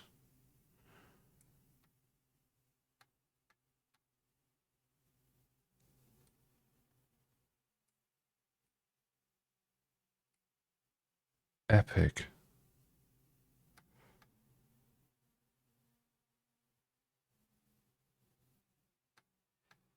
Look at that, guys. Okay, so here it looks like that, and here it looks like that. Almost. Okay, that kind of solved the problem. Not in the process up there. Ah, okay, that you mean. Okay. That kind of looks cool now. Almost like the original. Almost. So this is the original. Yeah, I can live with that. Cool. And if we do that now with post and fork and everything, it looks like that.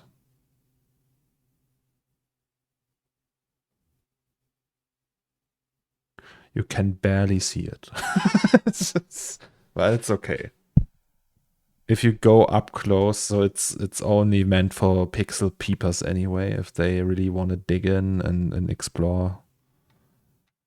Right, so that's fine. So yes, that means we disable this one and then render that out. There are things not connected. Yes, it was worth it. Maybe merge it with a black background and add CC. How many samples was it rendered at 11K? Maybe merge it with a black background and add CC. I mean, we can add CC. Wait, this is now, let's call it moths. So that's the moths, that's the mask. So let's enable that again. I mean, we can CC that. I don't know, we can make it brighter or darker. What if we make it a little brighter?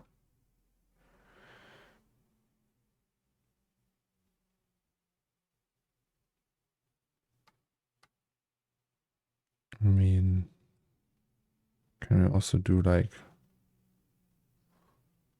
no, that's just the brightness, right? Gamma would be that. So just the gain. Okay, let's add some gain. Some gains. Also, the music is missing.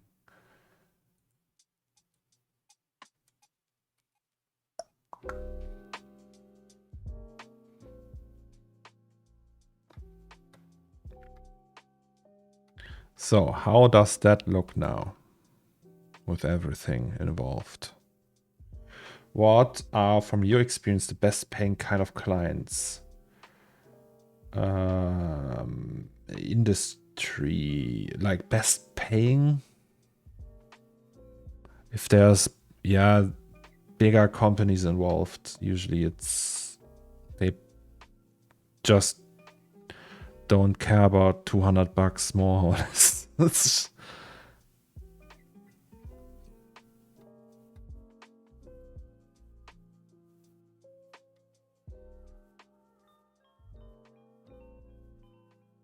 I mean, we can also just add more, right?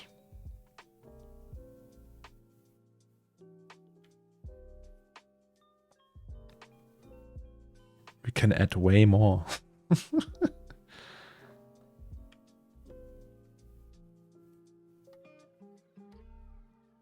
So now we have our process, right? So we just would need to replace these files, really.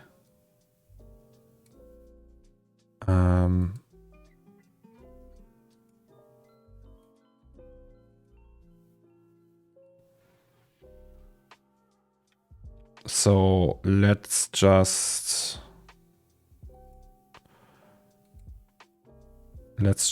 close Photoshop.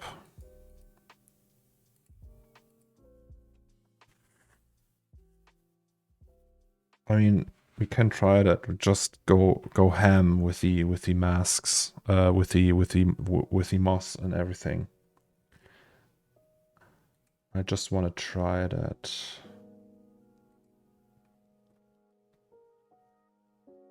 Also the flies and everything, we can also go crazy with these. So flies, let's just do more flies. We have 50 to 150. Also, maybe we need to offset them with the random effector.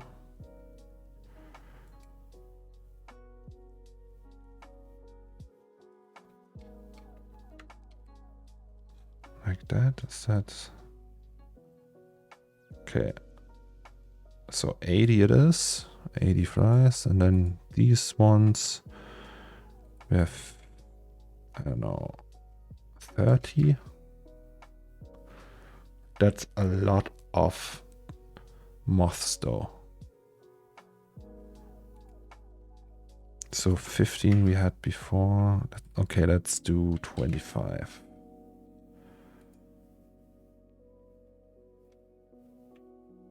I mean, right? What could go wrong?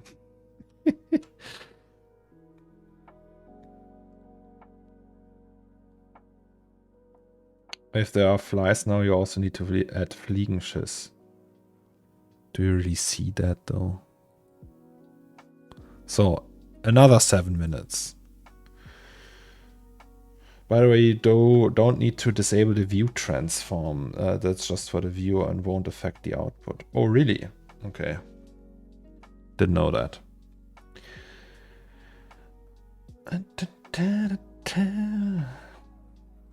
The cool thing is, if you just do small stuff like that, the turnover time isn't that crazy. So you can just like comp it and be like, okay, it's done in 7 minutes. Comping isn't as slow as rendering. Well, famous last words, right? But you know what I mean. So, any of you got any more links?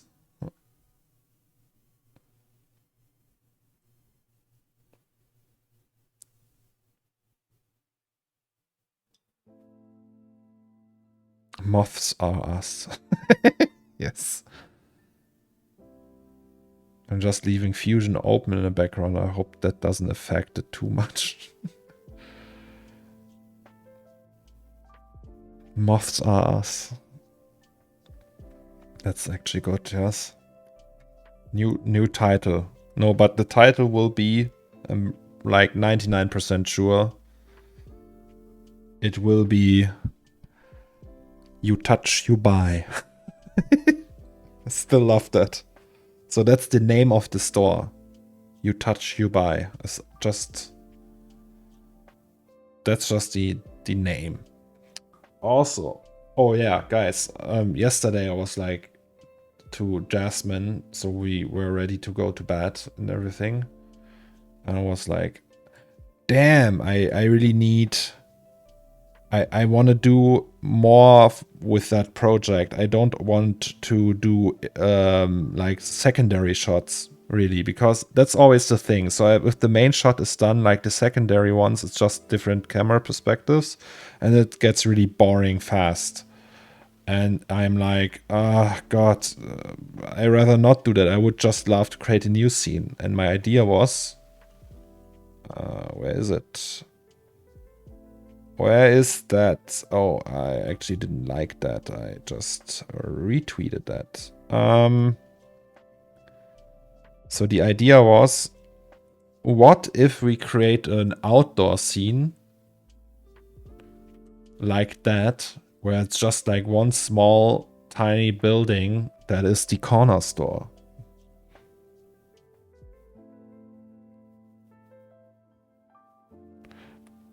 On the, like, that would be a lot of work though.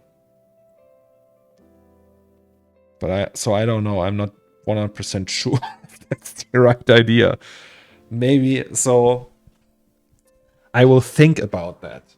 That's the idea now. So let's just brainstorm about that. And in the meantime, we will do other stuff, like smaller stuff. Like with 2003, we had that thing that we did these secondary shots for the animation, right? So these here. We can also do that with the corner store, obviously. And I want to do that. Like these artsy looking kind of... I can do all kinds of crazy shit with that. So I think I would just want to do that. Plus, maybe that. Yeah, the atmosphere is really nice. This is photographs from...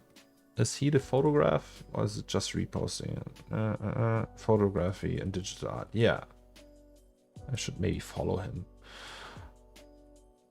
He seems very young. He looks very young. But yeah, he's doing... Oh, that's Iceland, by the way. Very nice.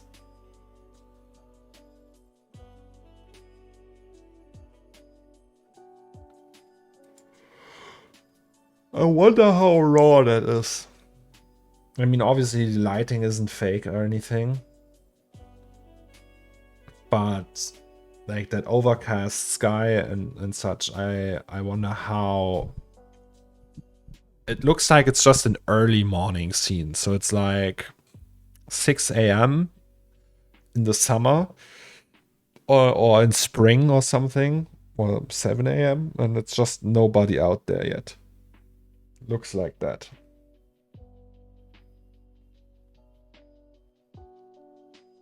I'm doing something like that currently though, and I can't stand the competition. Oh, I'm sorry, Alex. I'm very sorry. Oh, okay. It's more flies now.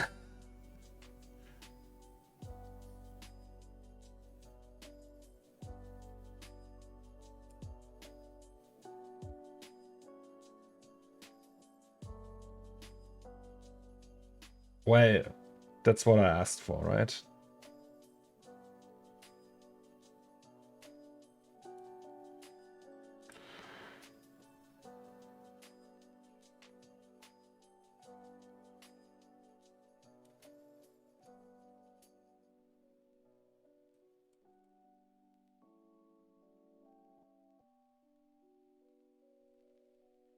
Is there another way to get onto Super Rare now? I see so many smaller artists that I have no idea. So if you ask me, the only way is to just apply, I would say. I know a certain one who is in chat right now who didn't even apply. They just sent him an email with like, yeah, you're in Super Rare now, by the way. And he was like, okay. We had to ask if that's by design or if that's like a scam. And they were like, no, it's legit. And he was like, okay, thanks.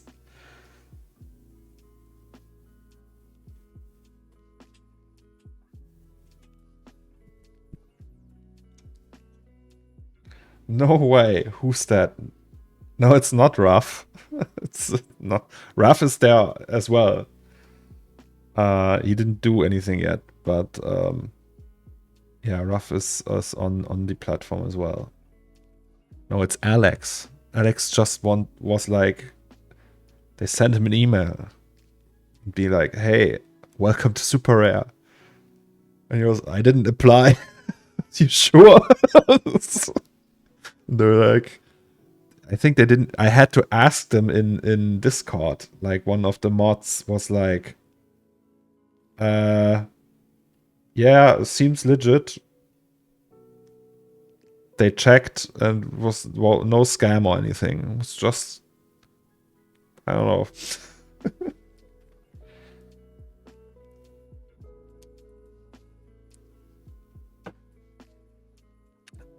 Okay, we're almost done.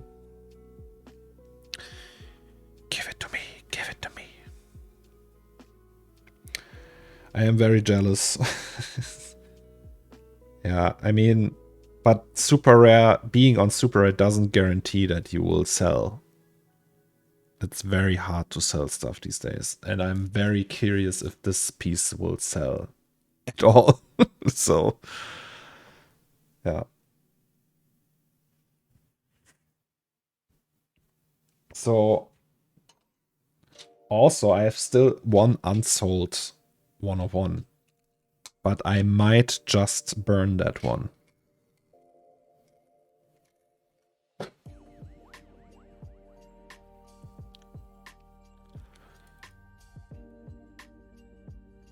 I got you. Do you want to buy that one? It's 15 ETH. That's not cheap.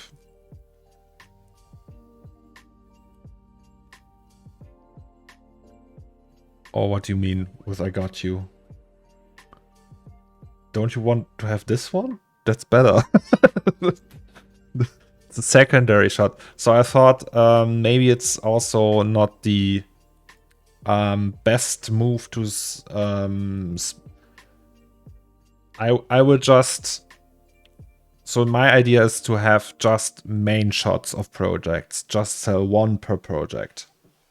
So it's not like you have a main one and then a secondary one, because I think secondary ones just don't sell. Okay, can I re-upload that? Can I just be, hey,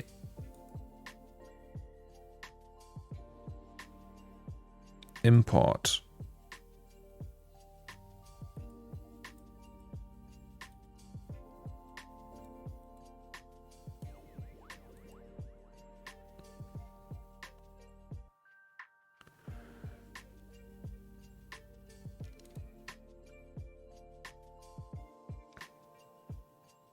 Ah, okay.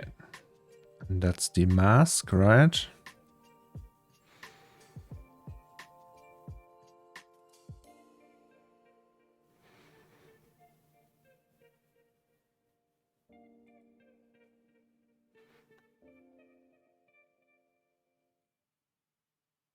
Okay, that's weird. Wait. So is that the new one? Yes. And it's the old one. So this one is the new one. This one is the old one. Okay.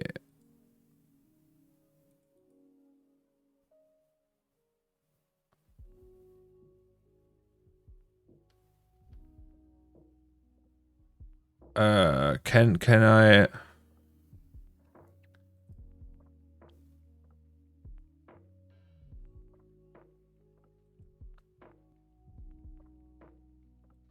Can I update that? How's the NFT market these days? Last rate was completely cratered. I would agree. When viewing things from the perspective of the collector, which I feel like I can say since I own a decent amount of art now, the unique quality of the single one-of-ones means a lot compared to if there are multiple of the same scene. Yeah.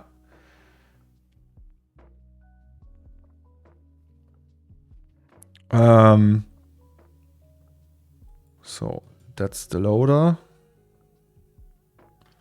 Okay, it still just takes the old one. Does it?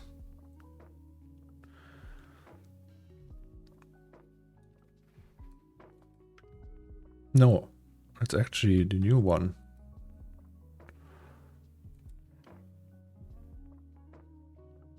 Okay, maybe we don't want this one.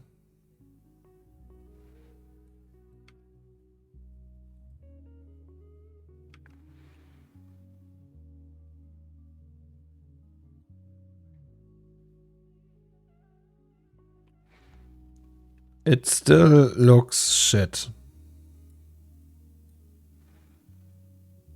It's so...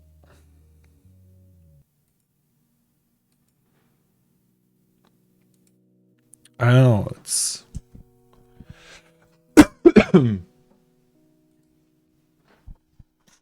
Maybe it's the burn-in?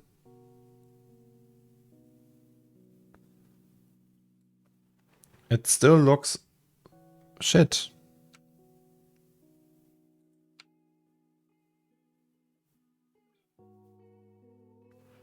Compared to this one. I don't know what is that?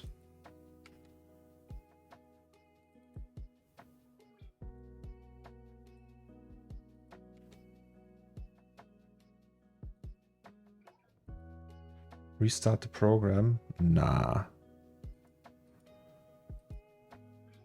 It's just... It's me. It's a me problem.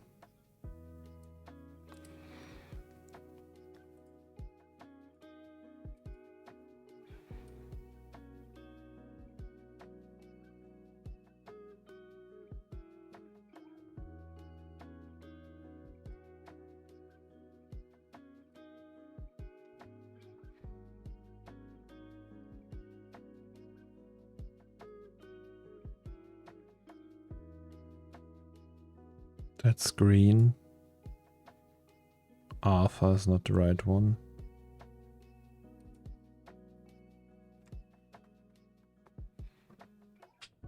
I think the chat pop-up is broken again. Really? Test, test, test. Oh yeah, it has. Well, sucks. Why?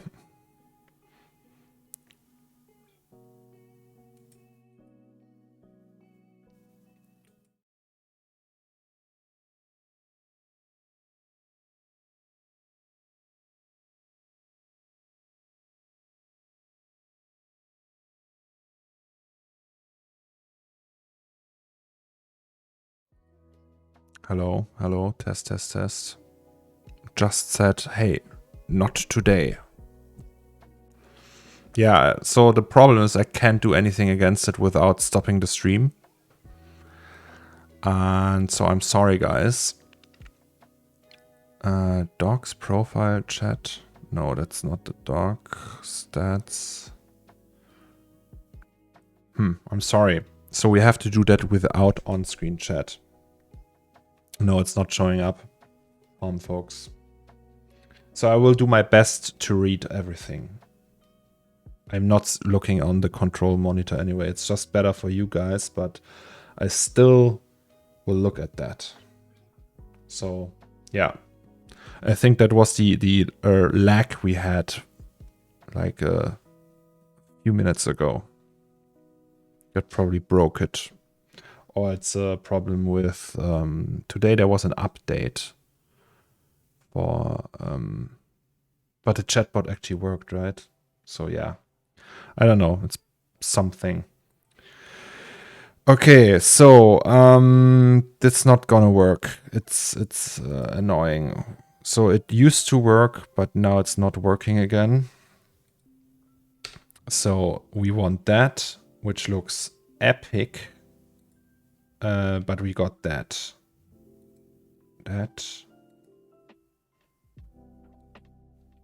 No, it's a different one. It's the old one. That's why it's... So, render layer. I know what the problem is. I know what the problem is. We have to render it again. Nice. Because I turned off the render layer ID.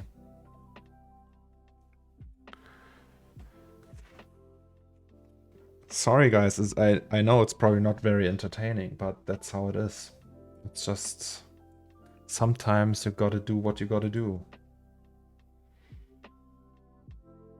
So we go back, another 7 minutes will pass. No way.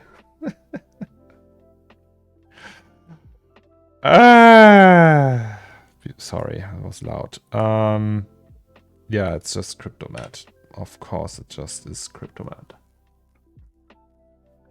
So, render layer. Render layer ID. What is that actually? Render layer mask. I don't know what render layer mask is.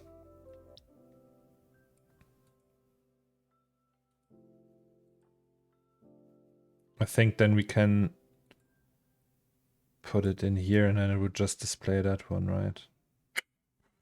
Yeah, that's the one. Shall we do that for a change? So if we do this, and then we'll just show this one. I think that's just for the IPR, right?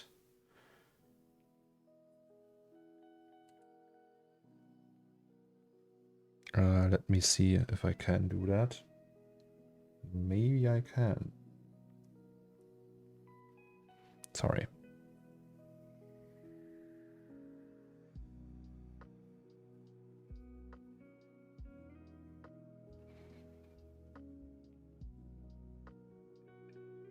But we'll just do that before I click anything.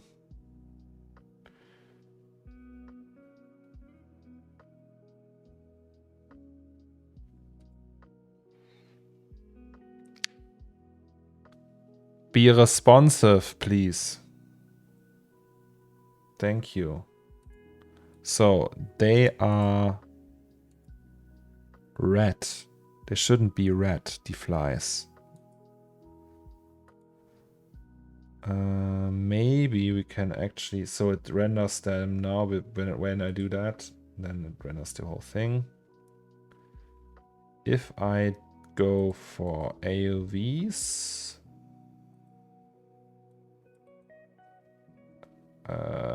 okay, AOV manager, isn't there object layer? Object ID. Object ID is the random one. Object layer color is the one yeah, we can also try that. This for sure works. Maybe we should just do that then. Usually that's the best way to do it. You can also use the custom AOV.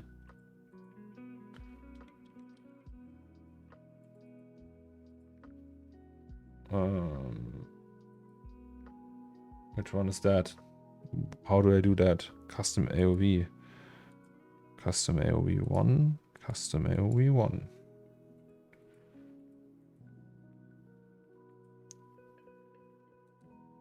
ID 1.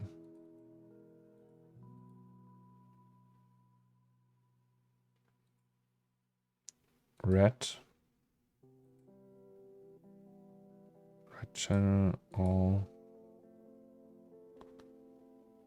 Okay, that's confusing right now. Let's not do that. Let's just go with a puzzle mat. That 100% works though. I know it works because I used it all the time. So object layer color it is. And because you can see it's all just red, and then we can pick it really easily. Yes.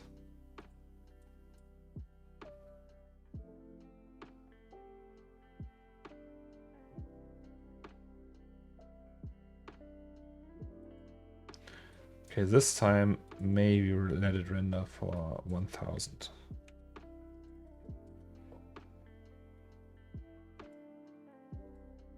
How will it look then?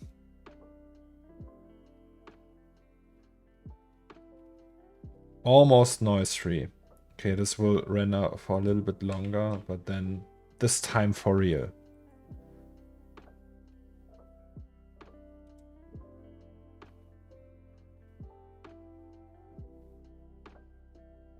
Okay, so let's go. Another 10 minutes probably now, or even longer, 15 minutes. But hey, right? Let's just do that.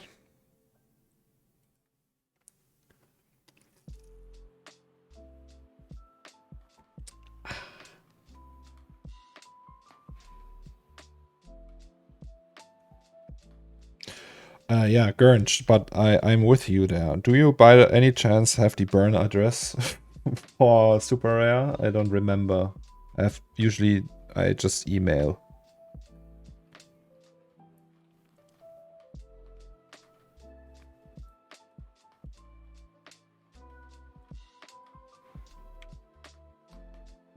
45 minutes?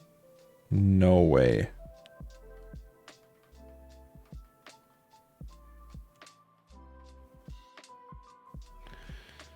It will go down.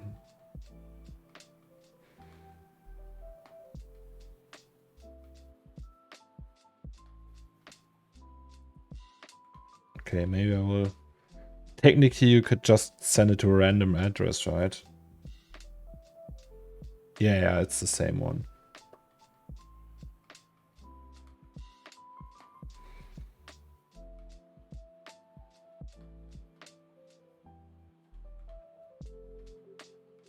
Maybe they have something in the UI for that. I didn't check in a while. But yeah, so I will burn that one. Do you like... That's actually good. So you're a collector, right? Is it like a bad vibe that an artist burns a piece, or is it just like, does that affect something like the price or anything? Should you be should it be more like a secretive act and not tell anyone? Let's not talk about the one I burned.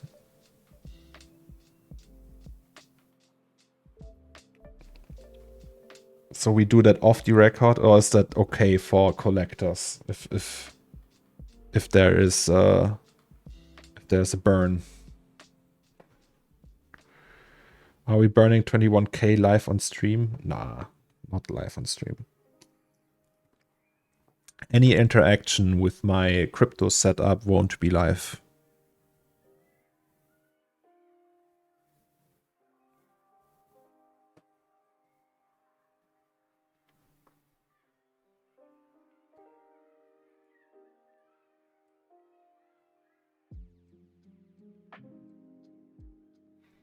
I mean, you don't need to hold an announcement party for a burn. No, didn't plan that, no. How the hell do I find buyers for own pieces? I mildly said my piece never sold. It's... I don't know either. It's just...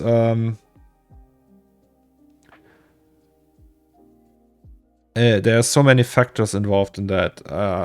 It's probably hype, being there at the right time. Then there's like, obviously has to be like a collector that has enough money to throw at you. Probably. So I think collectors don't want to, they need like a certain amount of reassurance that you won't just go away in 2 years. So what they like is if there's like a community pushing, not pushing, but be like giving assurance that this artist won't be gone in 2 years. Right?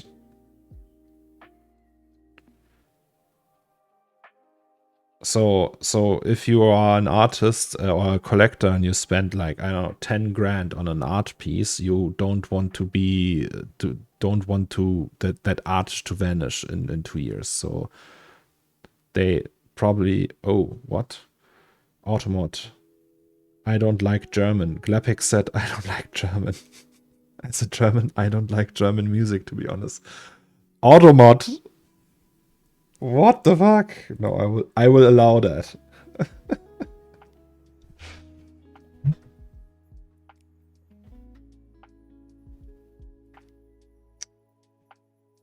By the way, does anyone have any German language music recommendations? My partner would appreciate it. She likes lots of genres of music, but she wants to hear people singing in German. Actually, like Rammstein could be something, really. Like the older stuff. The texts are usually quite funny. What else? What is German music with like... I don't listen to much music that is in German. I check Spotify. I don't know, Deichkind. it's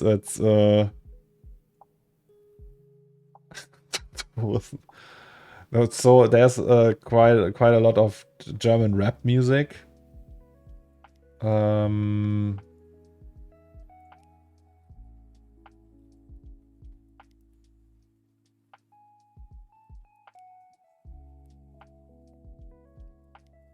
Mark Forster. Oh yes, that's not like it. So there's like a German band. They are called. It's more I don't know. They make really cool videos in my opinion. And the music bangs too sometimes. And they have weird outfits. So I like to watch their stuff sometimes. It's they do that kind of shit.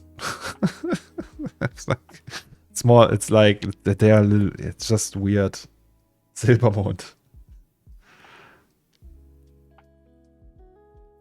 Like here with a drone, and he has like some strange shit going on. It's like really, it's just like the strangeness of it. I really like that. So they are called Deichkind. What does Deich actually mean in German? In English, Deich, English. Dike. So it's Dike-child. So with dike, they mean seawall, you know, like the wall, the barrier between the land and the sea.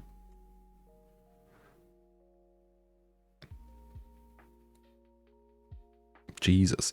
All right. Meets, what are you sending me there? I don't want to click on that unless you tell me. Oh, you told me. I did a test render with NVIDIA Create last weekend with one of their templates. Here's the results. All right, let's check that out. Or maybe wait. That's an astronaut suit, all right. And there's another one.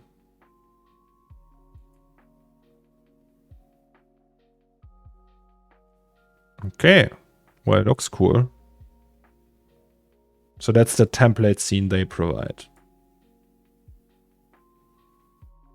You can clearly see in the reflection that it's screen space reflection and not real reflections. Oh, FPS? Sorry. Okay, it doesn't like that I look at the browser. It's just very laggy.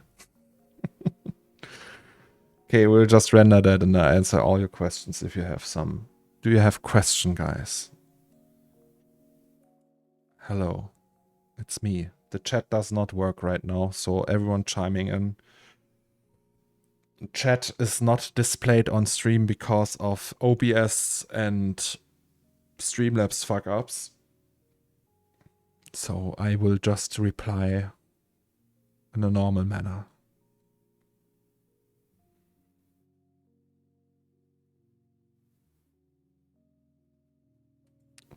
But it still renders.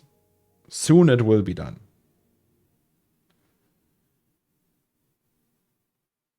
It's real time without path tracer. Can you try Ember again? Not right now. Not while I'm rendering.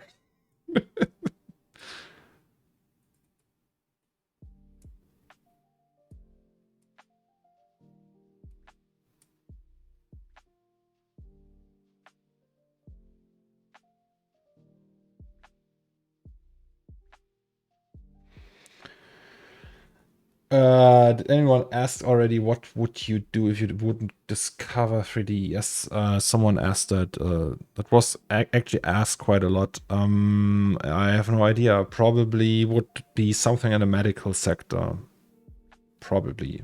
My parents, like my mom is a nurse. like when there's a like a surgery, she is like giving the instruments to the physician. So I don't know. There's like a in Germany we call it OP-Schwester, but yeah, she's technically by trade a nurse. And my grandfather was a physician. My grandma was an like general practitioner. My stepdad is is a doctor. Like many people in my family work in the medical sector. I probably would have been a male nurse or something like that. Are you ready for Christmas markets? Yes. Give me all the Glühwein I can have. I can get. I want all the Glühwein. I'm ready. My body is ready. My liver is ready. Also, the light is really nice. It's so orangey and like gamery. By the way, the group buy for the Matrix Lab keyboard is on. In case you want the really expensive keyboard, guys, I know where to find it. Just let me know. Question, a bit off topic again. What technique do you use for camera mapping? The projection from C4D is not accurate and the one from Octane does not look okay in the workspace. Camera mapping. Okay, we have to go over that once I'm done with rendering. What do you mean with camera mapping? Do you mean like the projection from a camera? So you want to use camera to texture, or do you mean?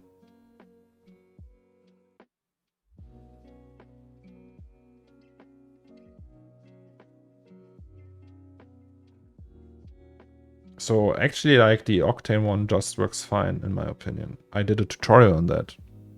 Are you referring to that? I can send a tutorial.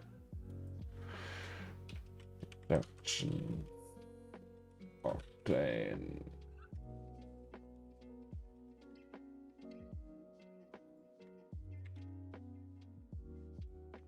Here you go.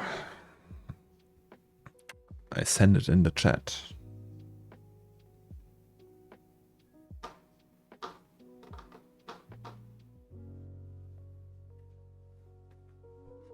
It's a little bit older. Don't be confused by the UI and everything. It's just 5 years old now. But it still works and it's still a viable solution for some things. All right, we're almost done. Almost. Look at them flies. Example for camera mapping.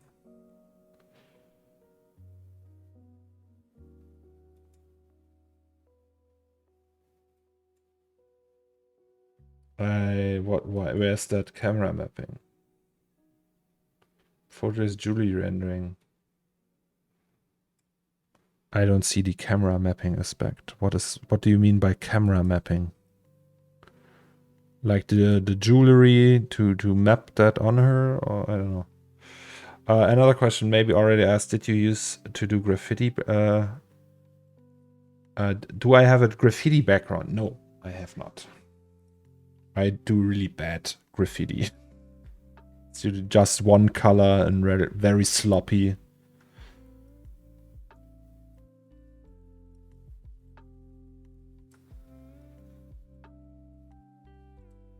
What's the camera mapping? I don't see any camera mapping here. The earrings to the model and the model is in the picture. But is that camera mapping? Isn't that just compositing? Like bringing a picture in 3D together? Where do you get that it's camera mapping?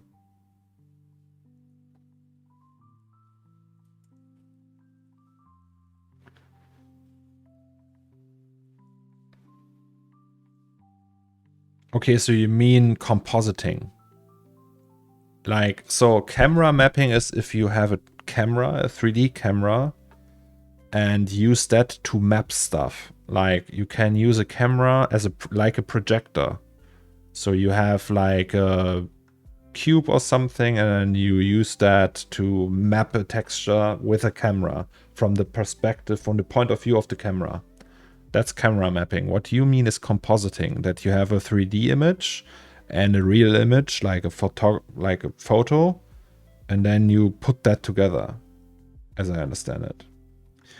No rings, for example. I have to make the finger as well, so the metal has good reflections.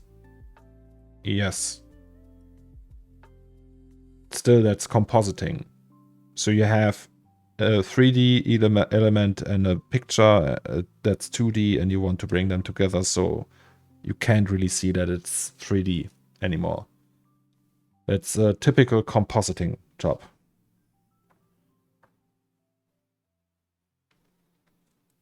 So that's what you would do in Fusion, for example, or Photoshop, you know, like, or any compositing software.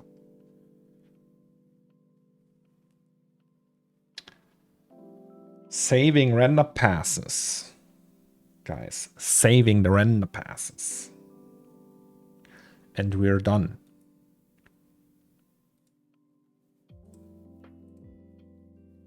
Bye-bye. All right. That means... what do you think is the best investment for intermediate 3D artists, software, hardware, etc.? Probably a graphics card. If they want like a decently fast GPU and a CPU, probably. Software investment in terms of software depends on what they want to do, really.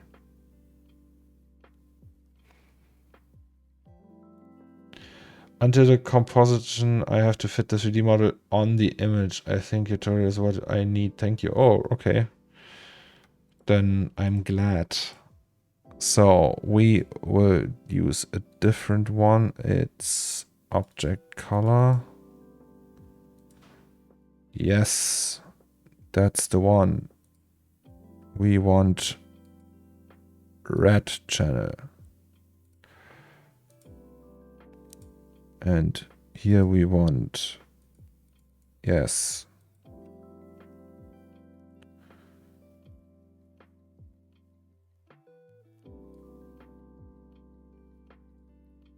Yes.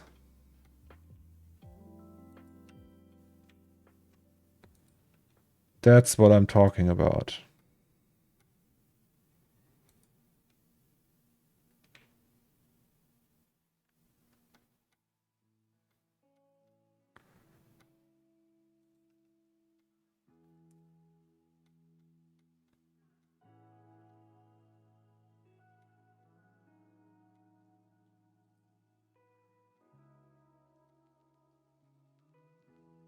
All right.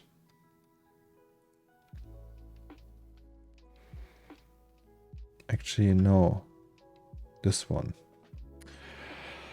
Depending on your rendering engine, a good monitor, I would say that is color calibrated is also necessary. Really? So this one is not color calibrated. I think as long as they can do sRGB and have a, that's fine. Yes, we are making progress. Looks better now.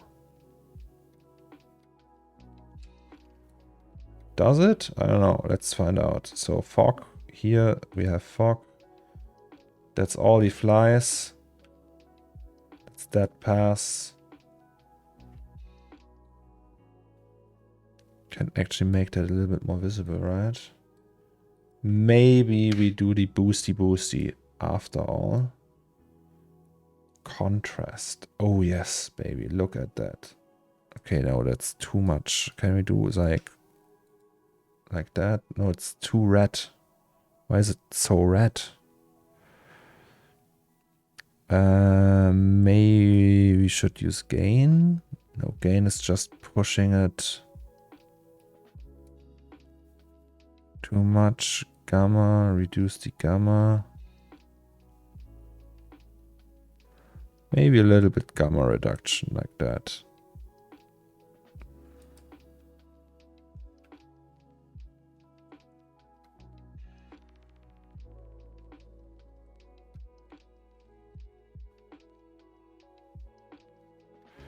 It's gonna be alright. Okay, so let's just assume that this is what we want. Flies everywhere. They are barely visible. But they are there. We know they are there, right?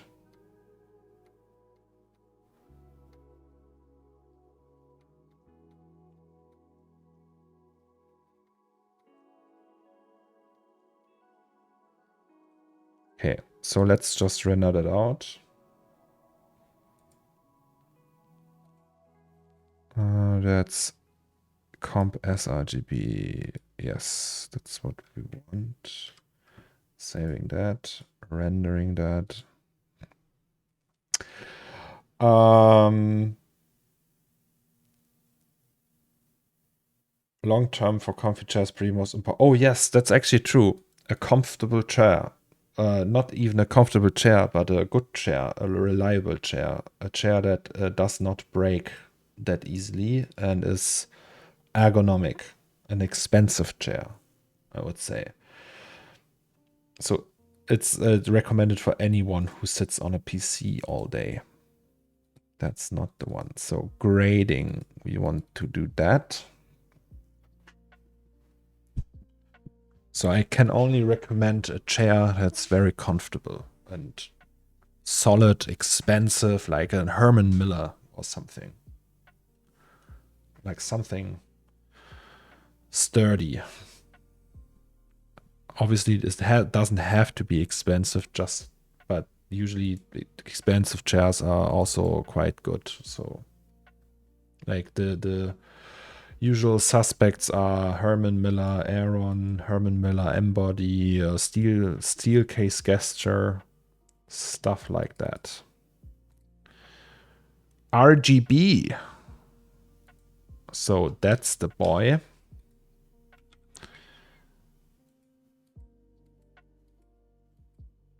Oh god, you can really barely see them.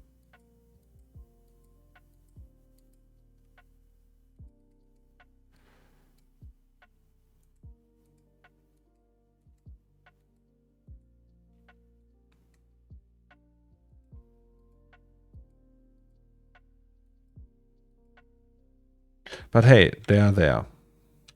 Let's see how they look in the high res.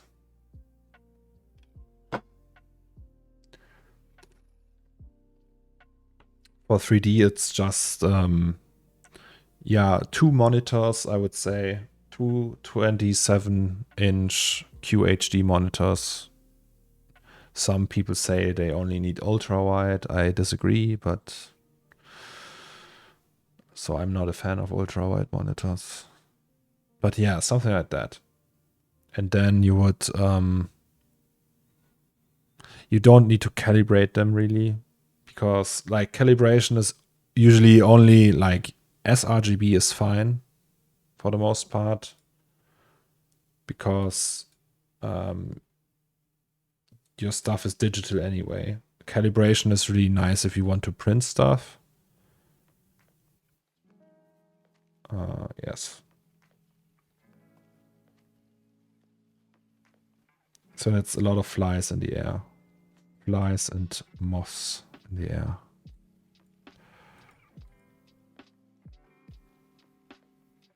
Wacom tablet, yeah, that can help, depending on what you want to do. If you want to do Substance Painter stuff and or sculpt, it's very recommended that you have a Wacom. Damn, guys, that looks like a mighty fine image that I made here. I'm quite happy with the result, I have to say. Current What do you say? Do you think that's something worth some money? It's just yeah, I like it. I like the grade. So now I have to, now it has just to sit around.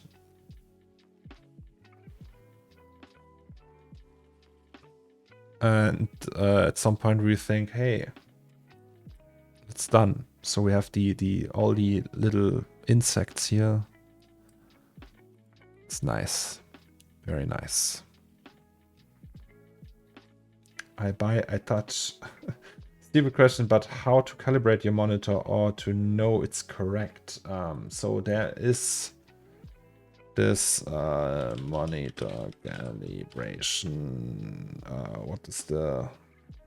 It's a Spider X, for example. That's a tool that you buy, right? And then you have a software, and then you open the software, and it usually shows like a white bright square in the middle of the monitor. And then you take that device and hang it from the like a webcam from the top of your monitor onto that square, and then it you say the software, okay, start now, and then we'll just calibrate stuff, and then it creates a profile that you load into your monitor, and then it will display sRGB according to like how it should be displayed. So it's usually people who do that who need to rely on having true colors for certain workloads. For example, if you work in print and you need your stuff to be printed out correctly, you would work with a calibration software, a calibrated monitor.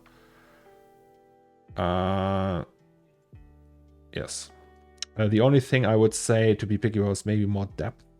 Yeah, I actually like it. So if we create more depth, we would lose the details here a little bit more. So we already lost quite a lot of details. Also, it comes through the fog. Like the fog is creating a little bit more softer image, but I actually like that. Ash, I already comped it, yes. But it's like, I think I like my result more. So we talked about it like, okay, you just do your stuff, and he would do what he likes and the usual workflows he would do and go through. The thing is like this whole grading thing is super individual. Like some people love grain, some people are really easy on grain, some people love when the darker tones are crushed. Some people don't like that. Some people want a bright image. Some people want a super contrasty image. It's very individual. So it's always depends on many factors and tastes. Jermsy. By the way, Jermsy, look at that boy. Calibration is fine to get you in the ballpark, but in the end, it's more important that you look at it on your iPhone, since that is where everyone will see it. True. So calibration is just really to make sure that it looks right across devices or mediums. So if I set up a print file on my PC and print it, and it looks exactly like the print or close to it, that's nice. But you only need it for that. If you want to make sure that it looks good on an sRGB calibrated monitor, you can do that, but usually people don't have sRGB calibrated monitors.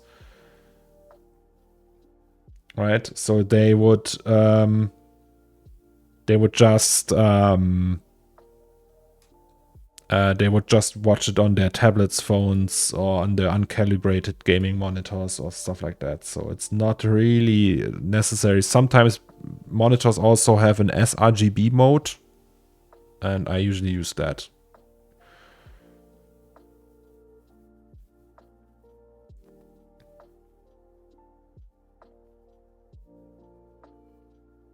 Can you touch it or is it NDA? I can show it. Sure thing, I can show it. So his is a lot more contrasty. Okay, no, that's not the one. Also, he didn't have all the passes, so I just gave him a beauty from an unfinished one. Wait, let's open that.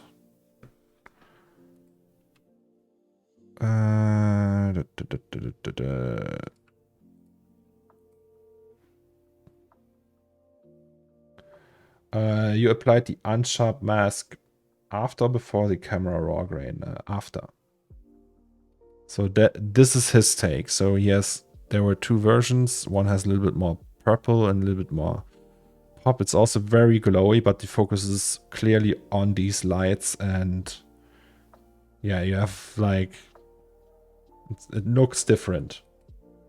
And the noise you can see is a lot more blotchy, which is nice, but it's like rougher, dirtier.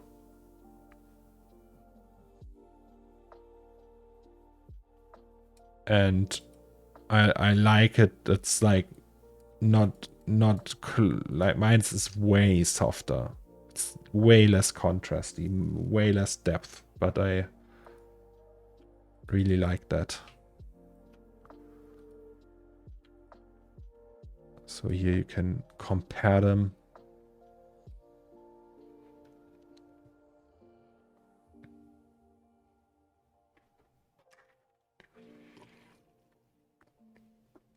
Yes, this version is more punchy.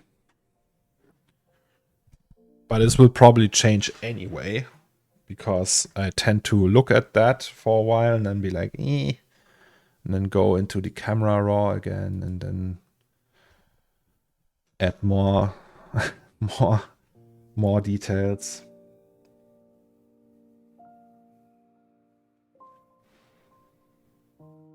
Clarity plus 100. Yes, I mean, you can do that. Where's the clarity? The thing is, clarity is like, it has this cheap beginner photographer wants to do HDR image or HDR images, right? This HDR effect, this halo effect, or how you would call it. It's just like, eh. It's not my cup of tea. Maybe you can add a little, like 5 or something, but you see that quite quickly. So we can add more contrast, maybe. Like maybe 10 more.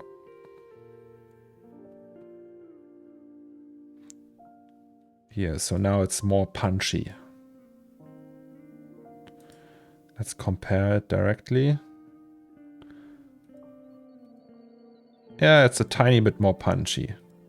I actually like it. Let's keep it like that.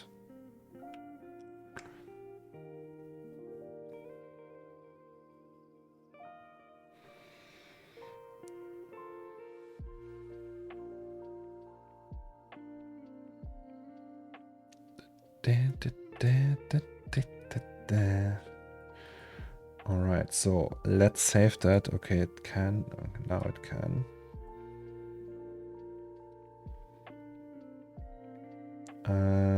Output it is. So at some point one of those will be. At some point one of those will be done. Just sit on this for a few days and see how it feels each time you look at it. Yeah, it's usually when I look at it for a time and it's like, then I look away and I look at it again, it becomes very clear what I like and what I don't like.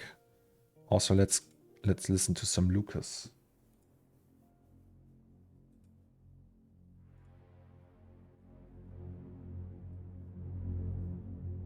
Woohoo!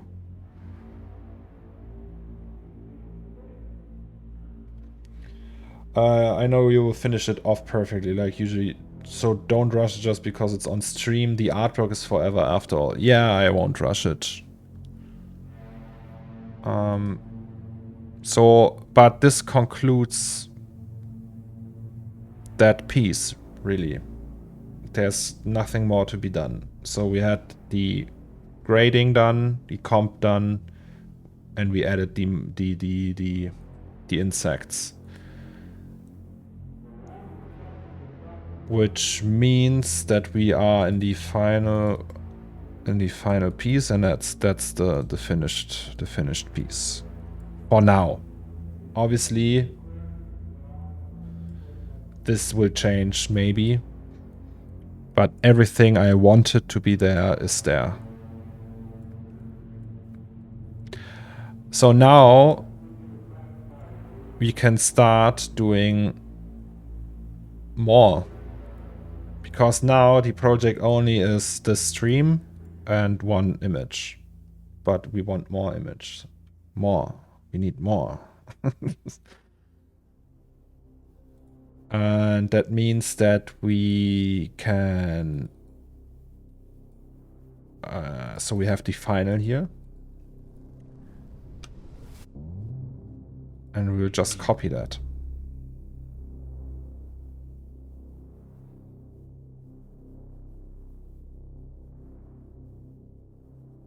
Maybe that was a bad idea.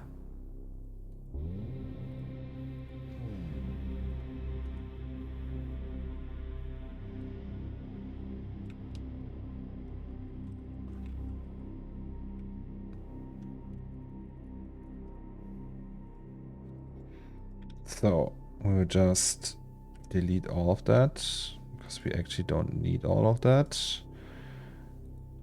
We just copy these 4.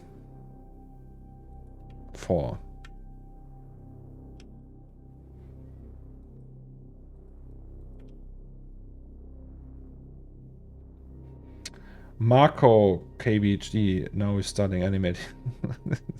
Not yet. I still need to finish secondary shots. But yeah, at some point we'll do that. Secondary. And rendered outward grade. Rendered.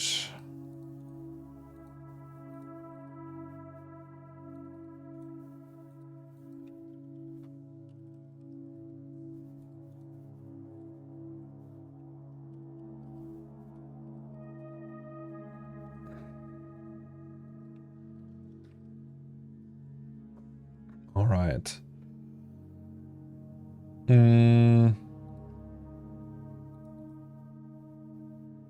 So let's check that. Like a secondary shot we can do. What's the music, Anilink? You know exactly what music that is. Ghosty. Or don't you? That's Lucas. Marco, by the way, are you going for the Matrix?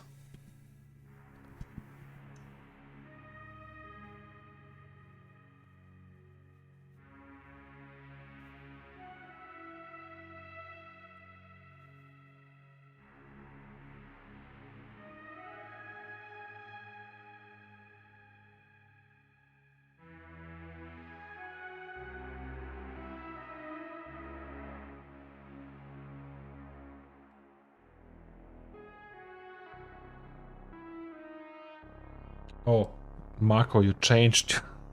You changed the card. Maybe for the next Matrix TKL. Yeah, me too. I don't want 65%.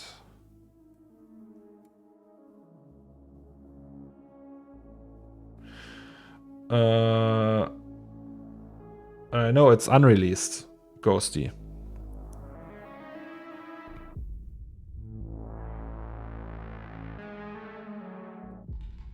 So, question is,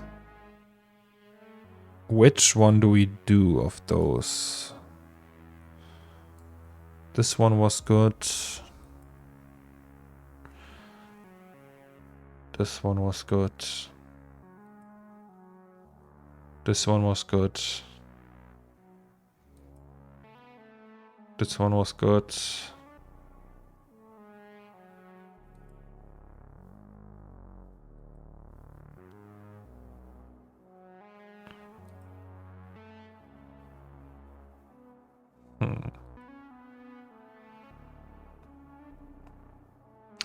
Lucas had an idea yesterday that we could put a dead astronaut in here.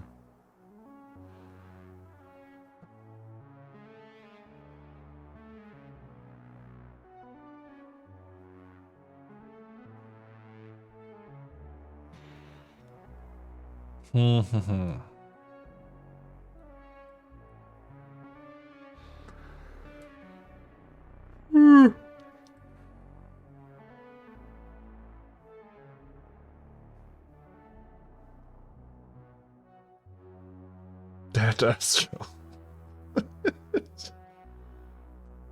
How do you like Fusion for comping? It's nice. It's really cool. I like it. Did you use it before, Marco? I learned it over the weekend. Learned it. Like I did the comp and all, but it's yeah, it's fine. I think it will replace Photoshop for comping.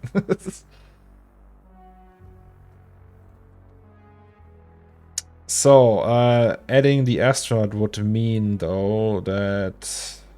Oh, it's so much work, though. Have you ever used Nuke? No. Never. You use Nuke, right, Marco? I know you posted that, I think.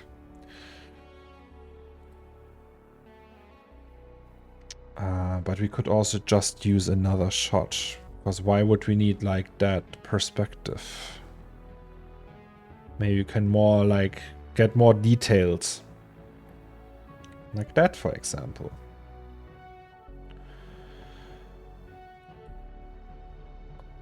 This one I don't feel. Maybe this one. Maybe this one.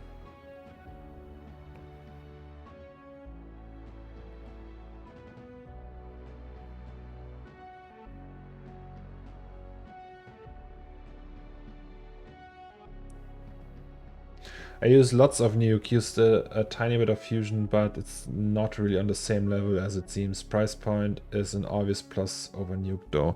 Is Nuke still very expensive? I don't know how expensive Nuke is. So that means we can get rid of the slot machine if we use that shot. So I'll just do slot machine and gachapons. We don't really need. But we need Bob's legs.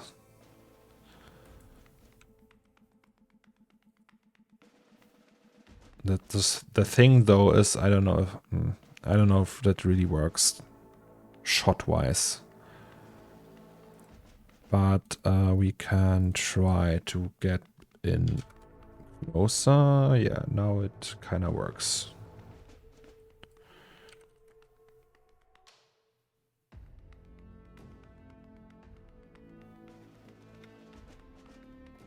Nuke Indie is okay. Is how's the learning curve in Nuke?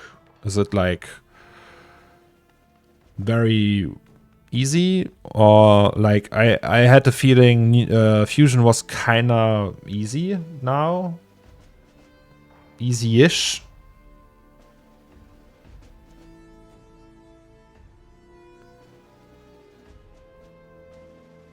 I haven't tried Fusion standalone though, only the one that comes integrated in DaVinci. Okay, yeah, I used the standalone for the comping of that piece here. Hello, Madi. How is it going? Okay, so let's save this one. But you like in Nuke you can do more probably, right? Like way more.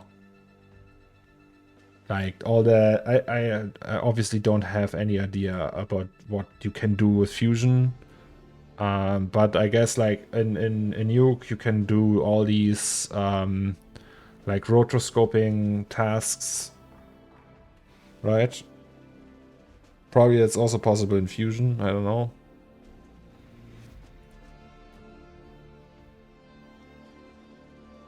So let's try and render that.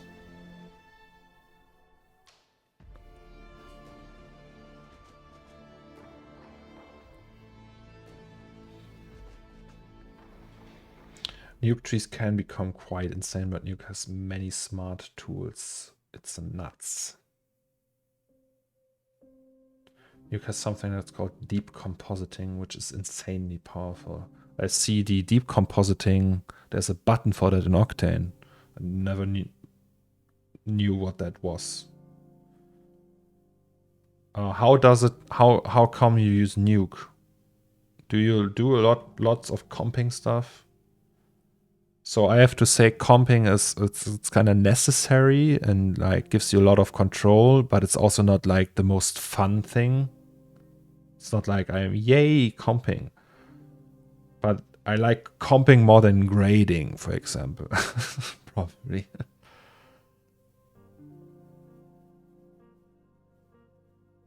Nuke, you can also map textures to the UVs after rendering, which seems like magic to me. With like a UV pass, right?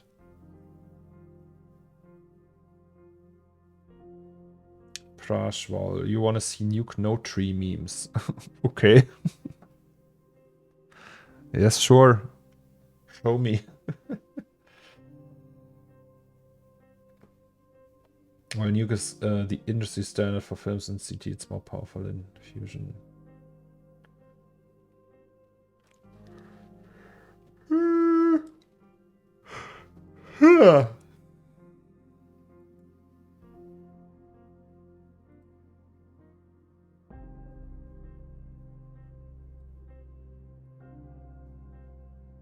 Oh. Lol. But it's is that Nuke?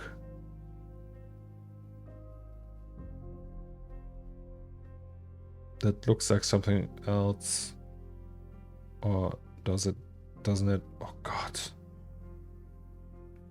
That's no fun though. The fuck? Isn't that Substance?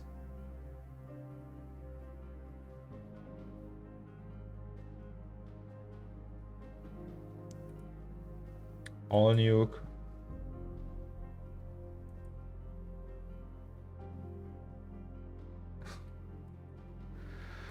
I'm once again asking for your assets on Patreon now. Okay, people want Patreon.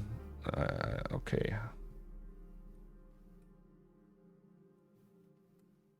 Also, what's that? Why is it so... okay. Alright, so... we have this.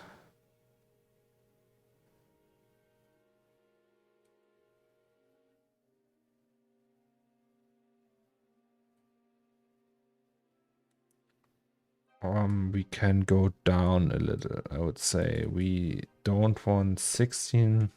Let's do 32. Maybe 32. And then maybe get rid of the light here, the blue light.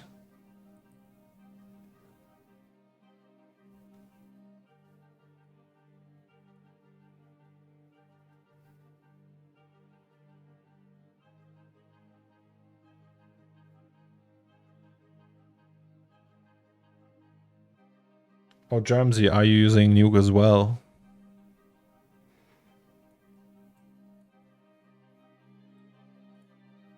So let's maybe touch this one again. So obviously we want that light. Okay, no, that's not the right one. That's the right one. Can we do that really small?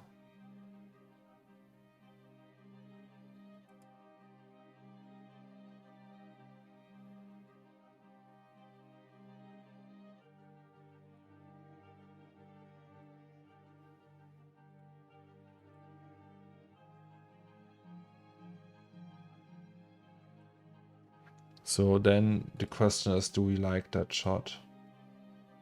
Maybe it's just not meant to be.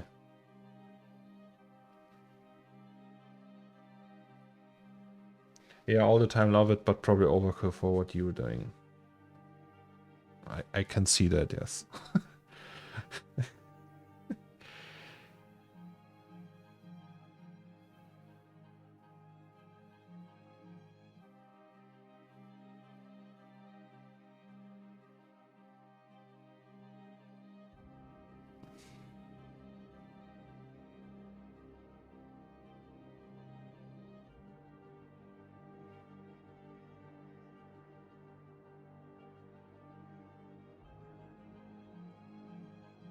Hmm.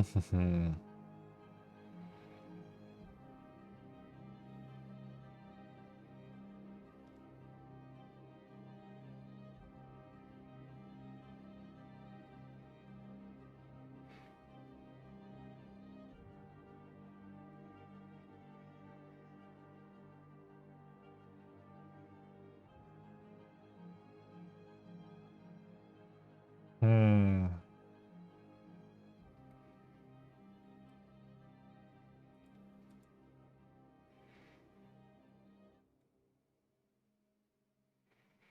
So I don't like that because it's just too far on that edge. The blue part is just too much. On the other hand, it just is too much.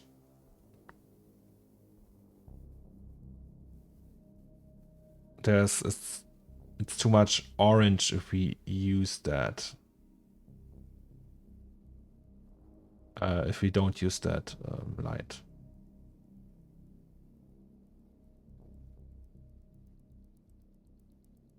I mean, maybe we have to change the lighting.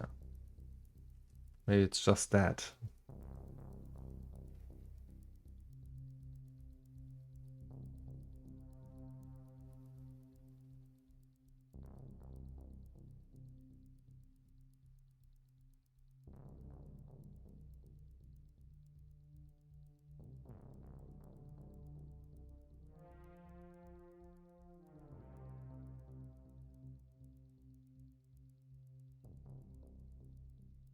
Or the shot is just not meant to be. Okay, let's try a different shot.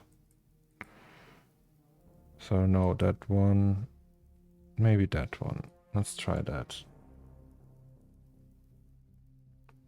This one I actually like. It's just a detail shot. It's nothing really special, but it's kind of cool.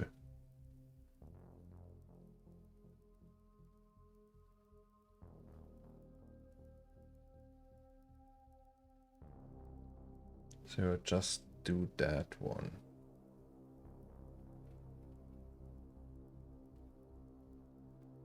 So what if we go for 64 again? Because now we have that SSS. Oh, Jesus, no, not that. Yeah, it's better this way.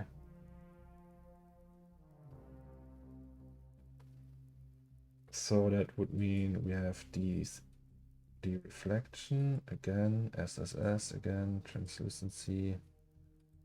Sunlight does not have much of an effect.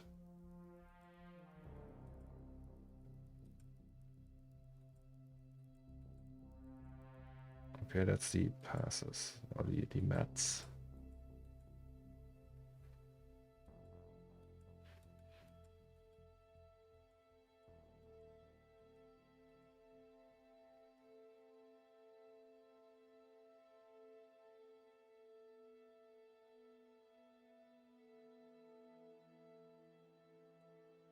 Also, we don't need the full res, so if we go for that, let's maybe do, I don't know,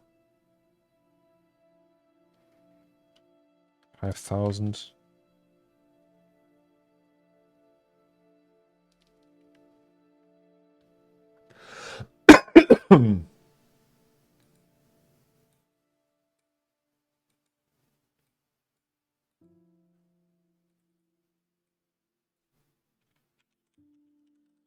So secondary. We are not gonna go do that overnight. We'll just save that for now. So let's say we do this one. Right, so wait. That means we just put in a selector. Right, so we picked that one. What else do we have? We have this one. That's also cool looking.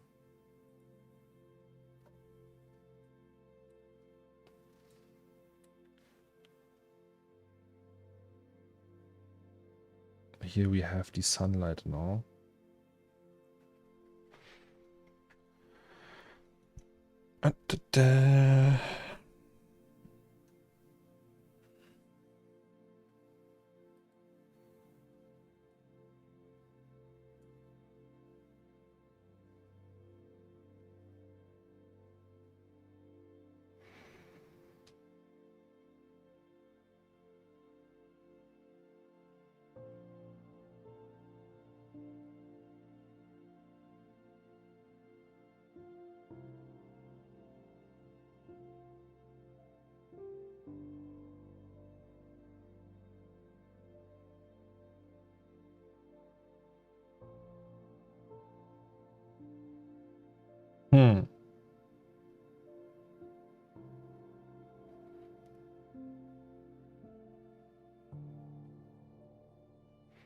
I know. That's also a really unimpressive shot. How does that one look? It's also lame. For some reason I like this one.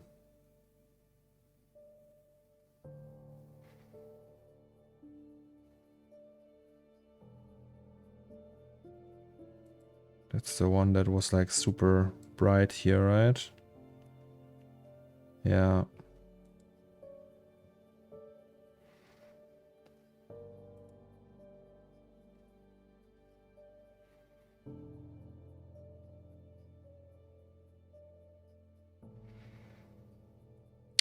Maybe this one. But let's do an alternative. So we actually, so my idea is we actually just need two. Don't want much more. We can use crops as well. So you can use the high-res one and get a crop.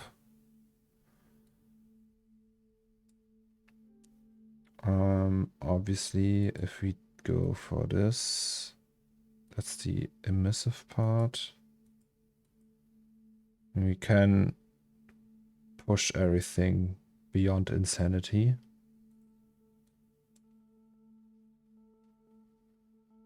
So it really probably we can like in the comp we can go crazy with that picture. Maybe I should render that overnight, this one. And then we see how far we can push it.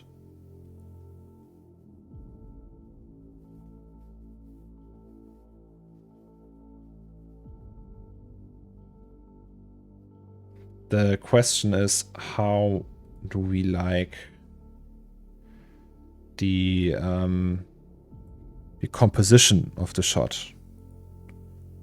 So wait, here we have a secondary one. Right, here we can change things. What I like, so I don't know, is that actually, guys, question. Sometimes I like when you have this layering in a shot. So you have like something in the foreground that is super out of focus.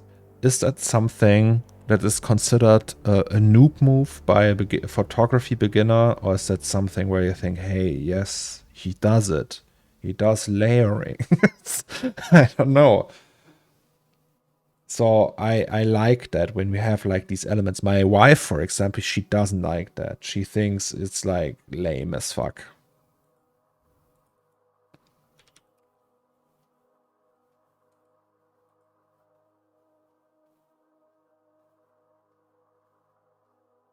So really the focus should be the 876.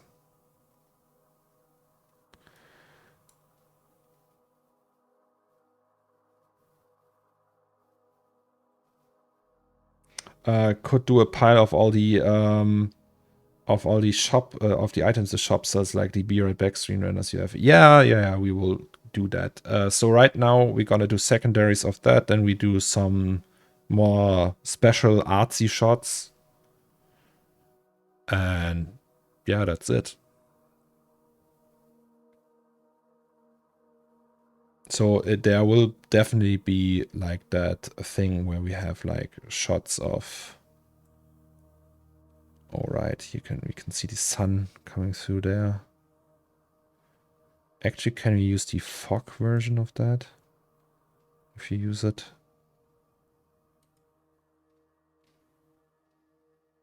Okay, let's just check out how this would look. So if post, it's really bam in your face.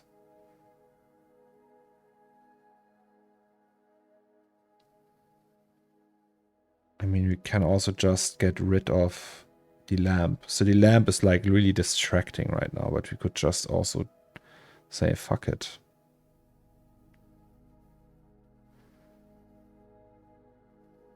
And just use that, because we are just comping for this shot right here, right? So if we say lampions can fuck off, and then the cables can go as well. Right, so that's the cable we don't want. No, maybe not. But these clips here.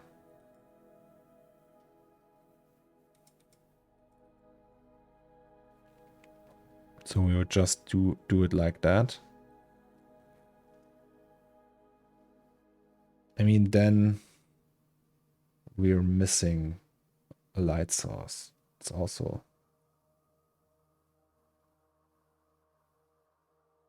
lame. Idea. So if we keep the lampions, but just not this one. Right, so just get rid of that and keep all the others.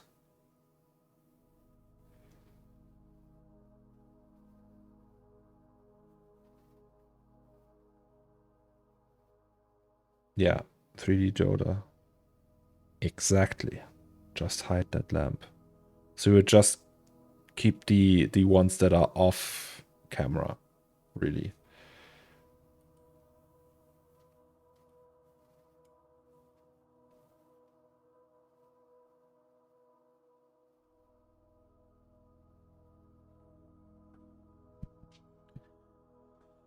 La la la.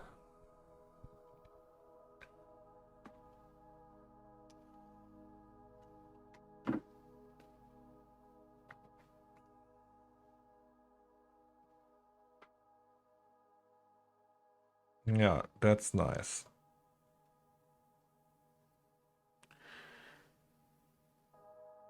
Okay, then let's... I think I'm gonna do that one tonight. Then we focus on the 876. And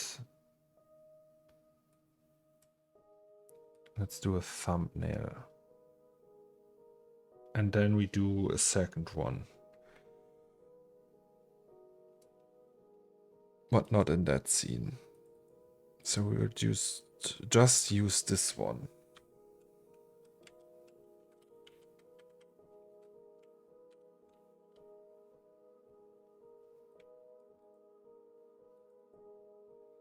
So number 4, maybe later.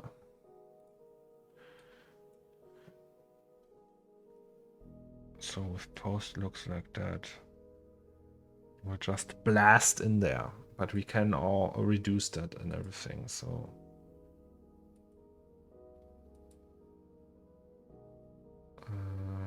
is here that hose thing?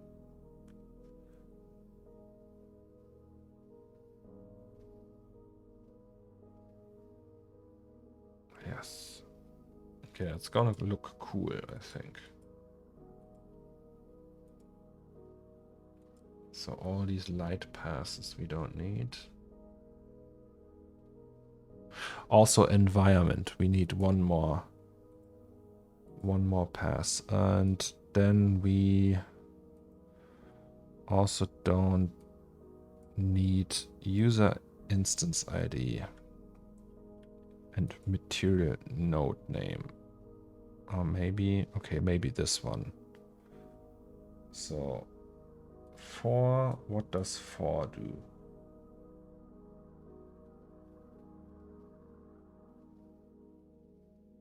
For is just a blue tint. And 6 is that one. 7 is, I don't know, also weirdly ineffective.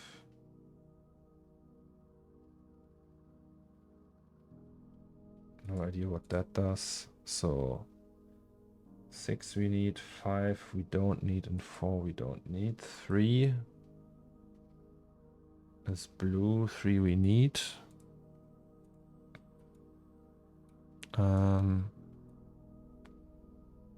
Wait. That means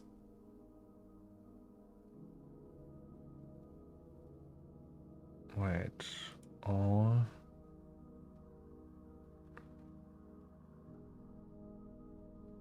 Which one is that though?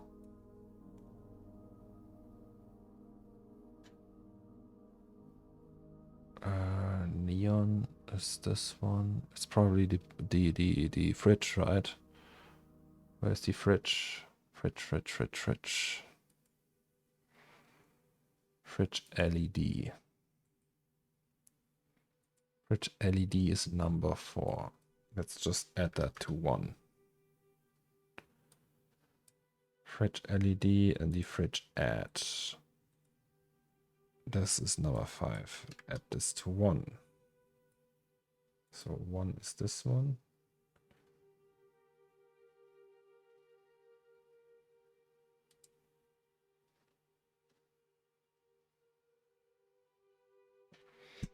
Incredible. Incredible. Doesn't look like anything.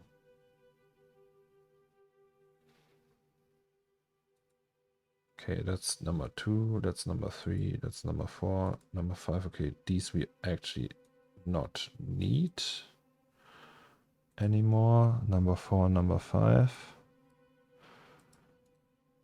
Delete and delete.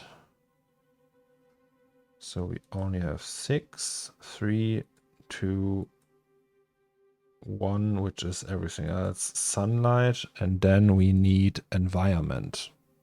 Because last time I forgot that, and we had to do all kinds of wacko shit to get it back. So light it was, right? Light. Okay, autosave. Thank you. No.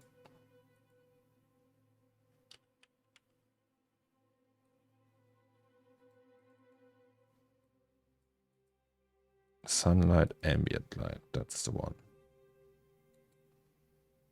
That's the one, yes.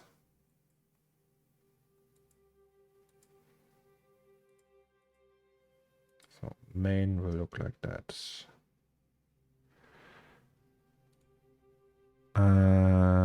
Okay, so you go away.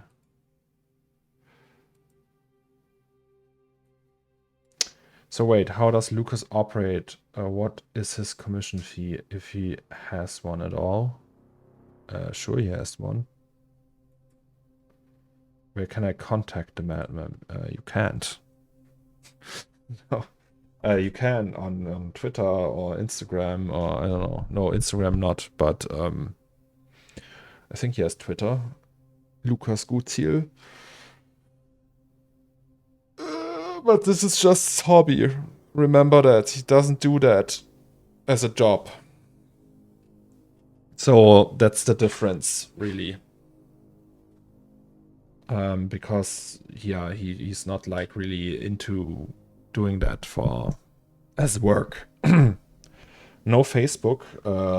Like he has a personal Facebook, I think, but he's not using Facebook anymore.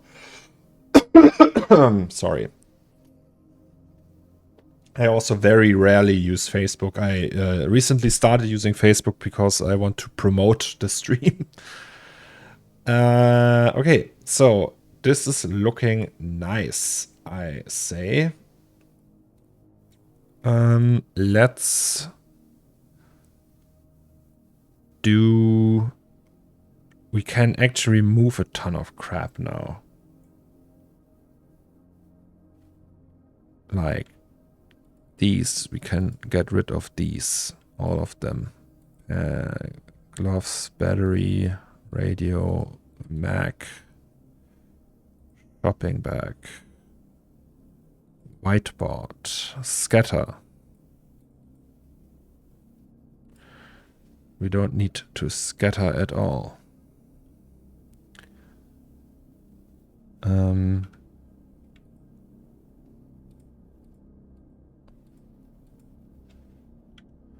All of that can go away. Cloth, yeah, that not. Cat food trays though. Rugs can go away. Cellar door. Bob can go away. VHS.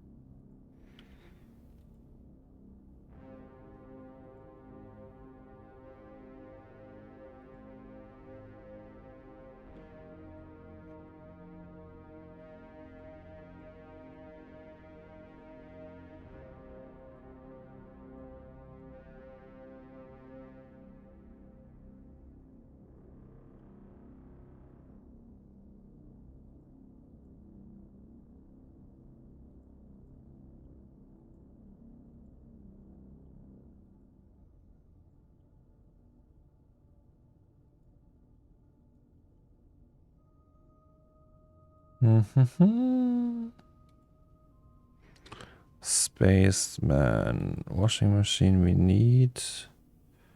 Let's say that's it.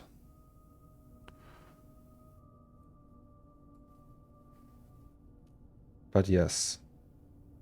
Nice. Utility? What's utility? Senior Flamingo. Sorry, I didn't read in a while. Oh no, I just want to generally learn and talk to him. I mean, Twitter is your best way, but he's also not very active. He has like stuff to do and work, a day job, and so don't expect that he will give you private lessons or anything.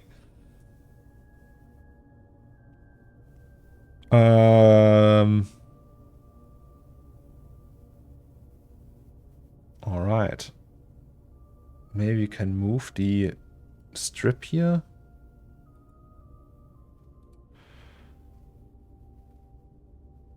And like just like that. It's not accurate, but who knows, right? Bob must stay. Who will protect the store? And provide the correct bounce light. I mean, technically, you could argue everything has to stay for the bounce light, right? But like, nobody's gonna notice really.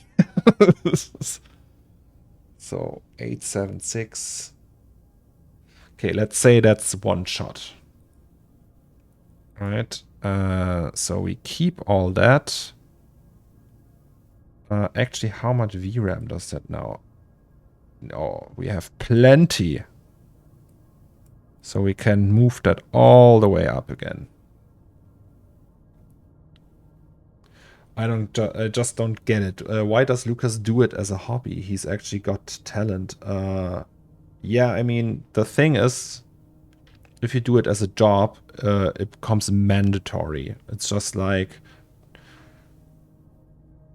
if you do 3D for work, you have to do 3D work you don't want to do. So, like, I can understand that when 3D started as a hobby for me, and I don't like doing it as work, like work. So there's like some client who will have the last word because he has to pay the check, right?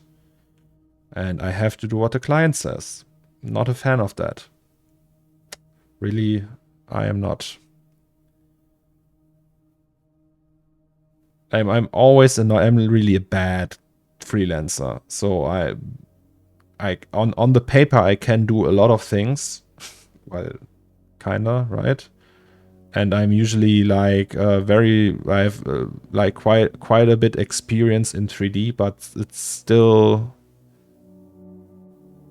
I'm still, I don't know, I just suck as in being a freelancer. And this whole, yeah, working for others in terms of like 3D and being self-employed, I don't know, I just feel more comfortable doing the stuff I actually want to do. And I think he's the same. Because imagine that, then he has to work.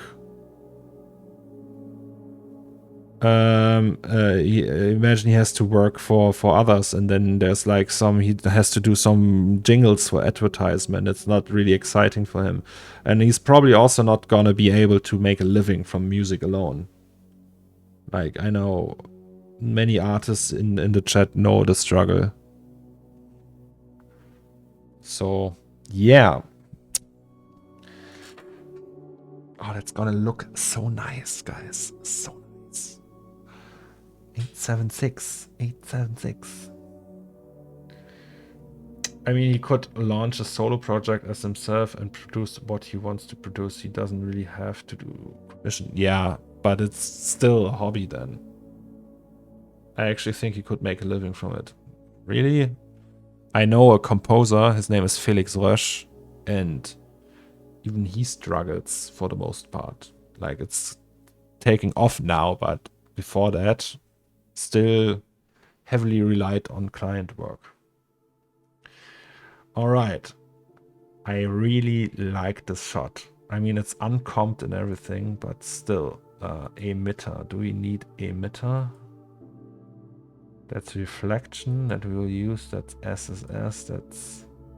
That's that. That's nice that they don't use.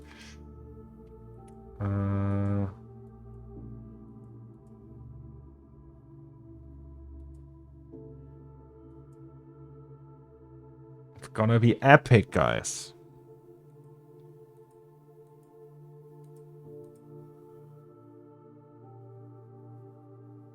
Okay. So let's save that.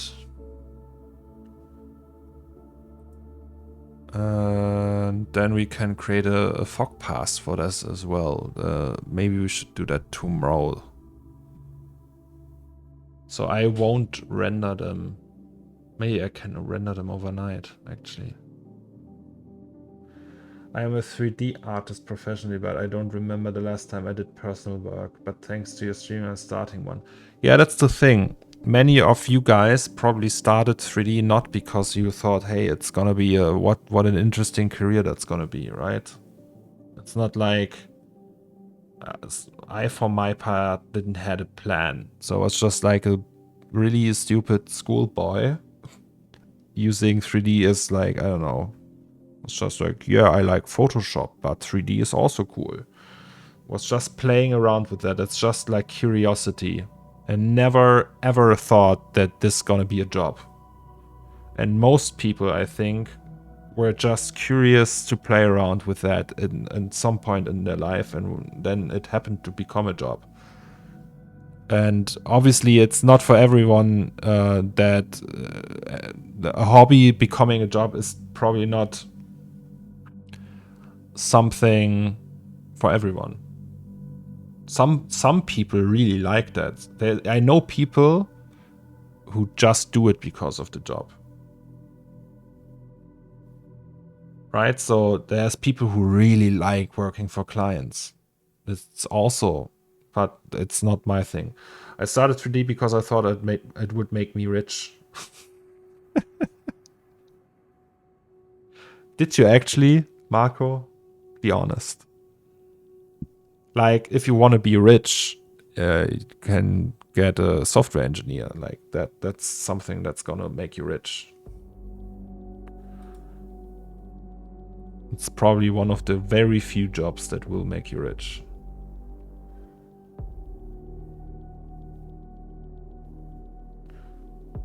But I think Marco, you was also, it was just like, oh, I don't know, it's interesting, let's play around with that, and then all of a sudden it was your job, right?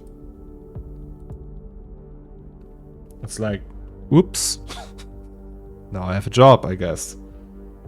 And I happen to be quite good at it. And now doesn't Lucas work in IT? Yes, he is. He is a software engineer. Yesterday he was like, yeah, so I checked out the whole Maxon API, and it's just like it's so badly written. It feels like there's only plebs working there. Like, he's an actual, like, really professional software engineer who very well versed for many years, and he was just like, because he's playing around with C4D on the side a little bit. Sometimes he just bought a 4090 and just like testing stuff, and he will move into a house soon, and he had he built the house in 3D to know where the furniture goes and everything. But yeah, and he's just doing that on the side as well. So before I was working for any client, I felt so frustrated. Then I started select some of them and charge a bit more. Some good client, sometimes some good client in really interesting. You have to select your client to be satisfied with your work. Sometimes that does not possible to select your client. Before all the NFT shit went down, and before I had a permanent position in an advertising agency, I was a freelancer. I was making so little money that it was impossible to... oh, look, there's moths there. Moths. We have to get rid of them. Yeah, I did client work, but it was shitty. I couldn't choose because if I was like picky about the clients I work with, I would have there wouldn't have been enough money for me to pay rent. Also, I had always like bad clients. Not always, but oftentimes it was just really annoying. So it was never like, wow, that's a crazy client. Okay, it was. I had really good clients, but like most of the time it was just like, I don't know, there was like this one guy who I had to build a boat for him or something. It was like really weird. To be fair, it's not a bad job. No, it's a cool job. Really. It's just like the idea of like some people think it's like having that as a job. Like we're coming from the what Ghosty said, that why Lucas doesn't do music for a living, and I can totally understand why he wouldn't want to do that as a job. I mean, maybe he will one day. All right. So let's save that out.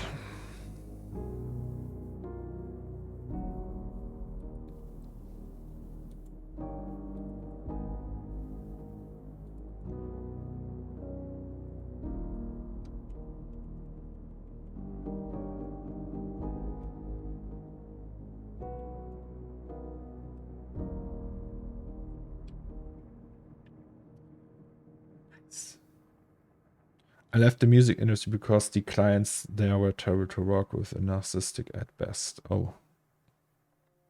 I did a job for... You guys know Plan B? Wait, I can actually show that. Wait, let me show that.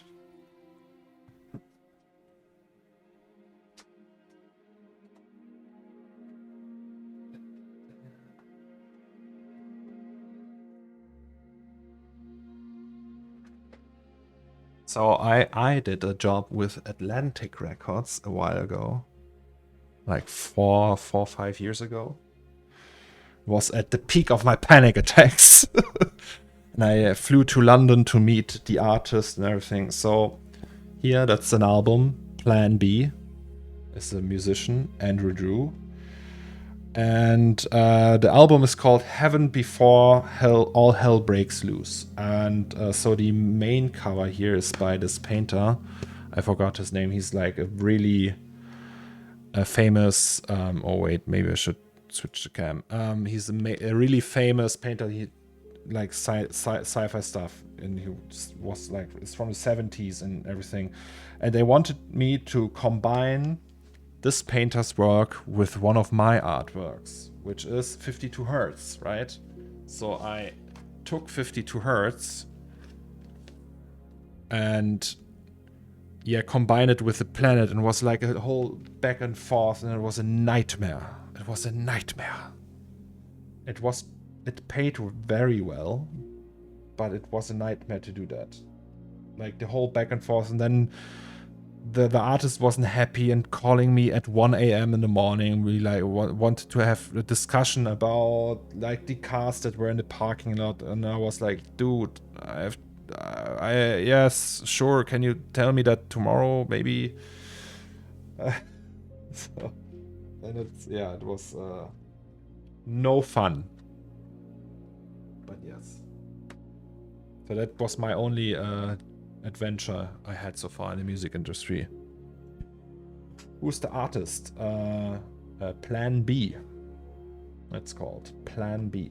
What do you think about having a permanent job in addition to freelancing for people who are starting out? I think it's a good thing to have a smooth start in freelancing while having a financial security.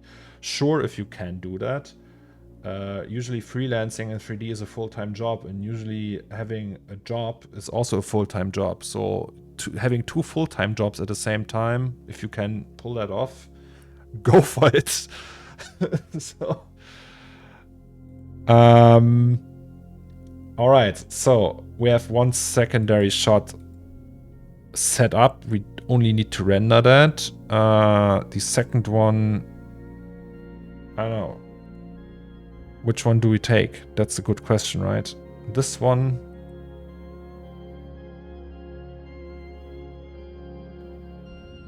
I have no idea. Which one do we had? This one. This one. Not this one. This one also was like, eh. Maybe this one? Not this one. Maybe this one. Well, this one's gonna be heavy, right? But here we can actually not see anything really that's interesting. Jake, it's going well. I'm sorry, by the way, for everyone joining. The chat doesn't work right now. I don't know why. Yeah, but like really having the ability to work 2 jobs at a time. I mean, for financial reasons, it's probably nice, but it's I couldn't do that. Like a job is super demanding already. Also, we had these crops here. There's also a possibility to just do them. Right, so here we had this crop. It's just cuts from the main piece. So we can actually, oops. Oh, it's the wrong one. Is that the one? We can actually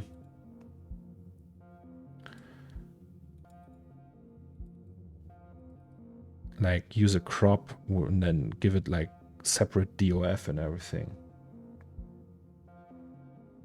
Bro, you did an album cover for Plan B, the rapper. Not the cover, but I worked on the artwork for the rapper, yes. Yeah, I work 9 to 5 plus 3D as a hobby. A bit freelance, it's a lot. Oh yeah. Freelancing, the client call you anytime and you may take the risk to lose easier client or your permanent role.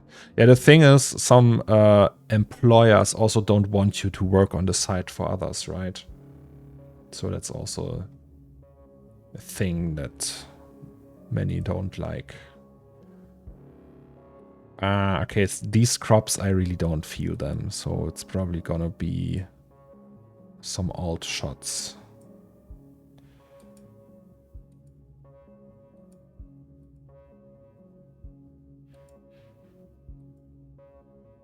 So this one is really nice. Then we have this one. But yeah, this one is... This one I like.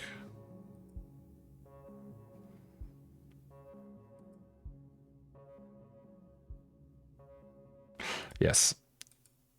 So let's just keep that. Save the scene. And close that for now. I will render that later maybe. Like a preview of that. Alright. Oh, we almost have 5. What else? I think we won't do too long today. But I can finally post an update on the scene on Twitter. And say it's final for now.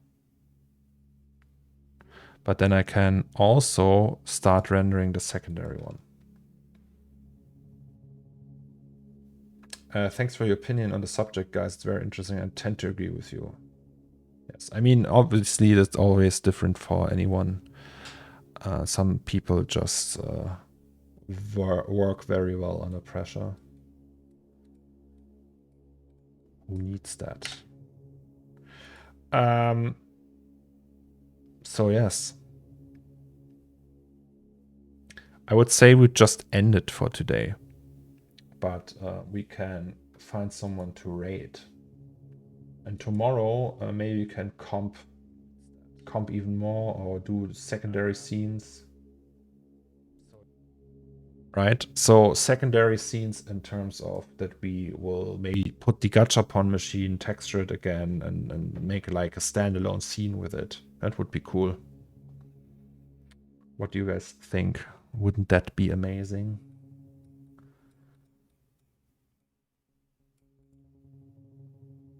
I have to really clean up my desktop.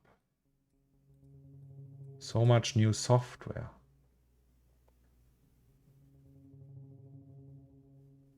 Great stream today. Thank you very much. I also will burn the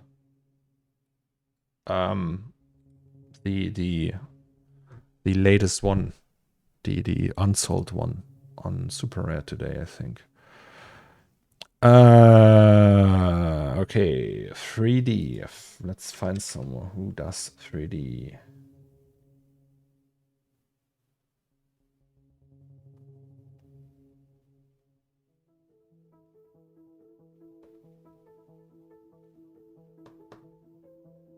I have no idea. Is there someone else here?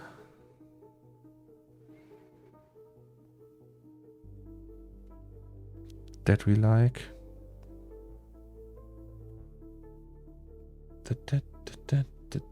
No anime titties though. Here. Stylized sculpting in Blender. Danny Mac 3D. That sounds good. Shall we do that, guys? Shall we do that? Let's do that. All right, guys. What can I say? I love you all. Thanks for being here. And oh wait, what? Another question. Okay, I will answer that question. Then I will say goodbye. Zomax, what was your position in the advertising? Did you like it? I liked the company a lot. There was only nice people. I just didn't like the projects. I was a 3D modeler, shading artist, something like that. Like on paper, I was a digital artist. That was my job description. But I was specialized in UVing stuff and making stuff ready for game engines and stuff. So we did a lot with game engines, and if there was like custom assets, I would make sure that they work in the game engine. So yes, thank you guys, and I will just start the raid now, and I hope we see each other tomorrow again. And yes, have a nice day, guys. Peace out. So starting the raid now, ready to raid in 8, 7, 6, 5, 4, 3, 2, 1. Yes. So see you guys tomorrow. Bye bye.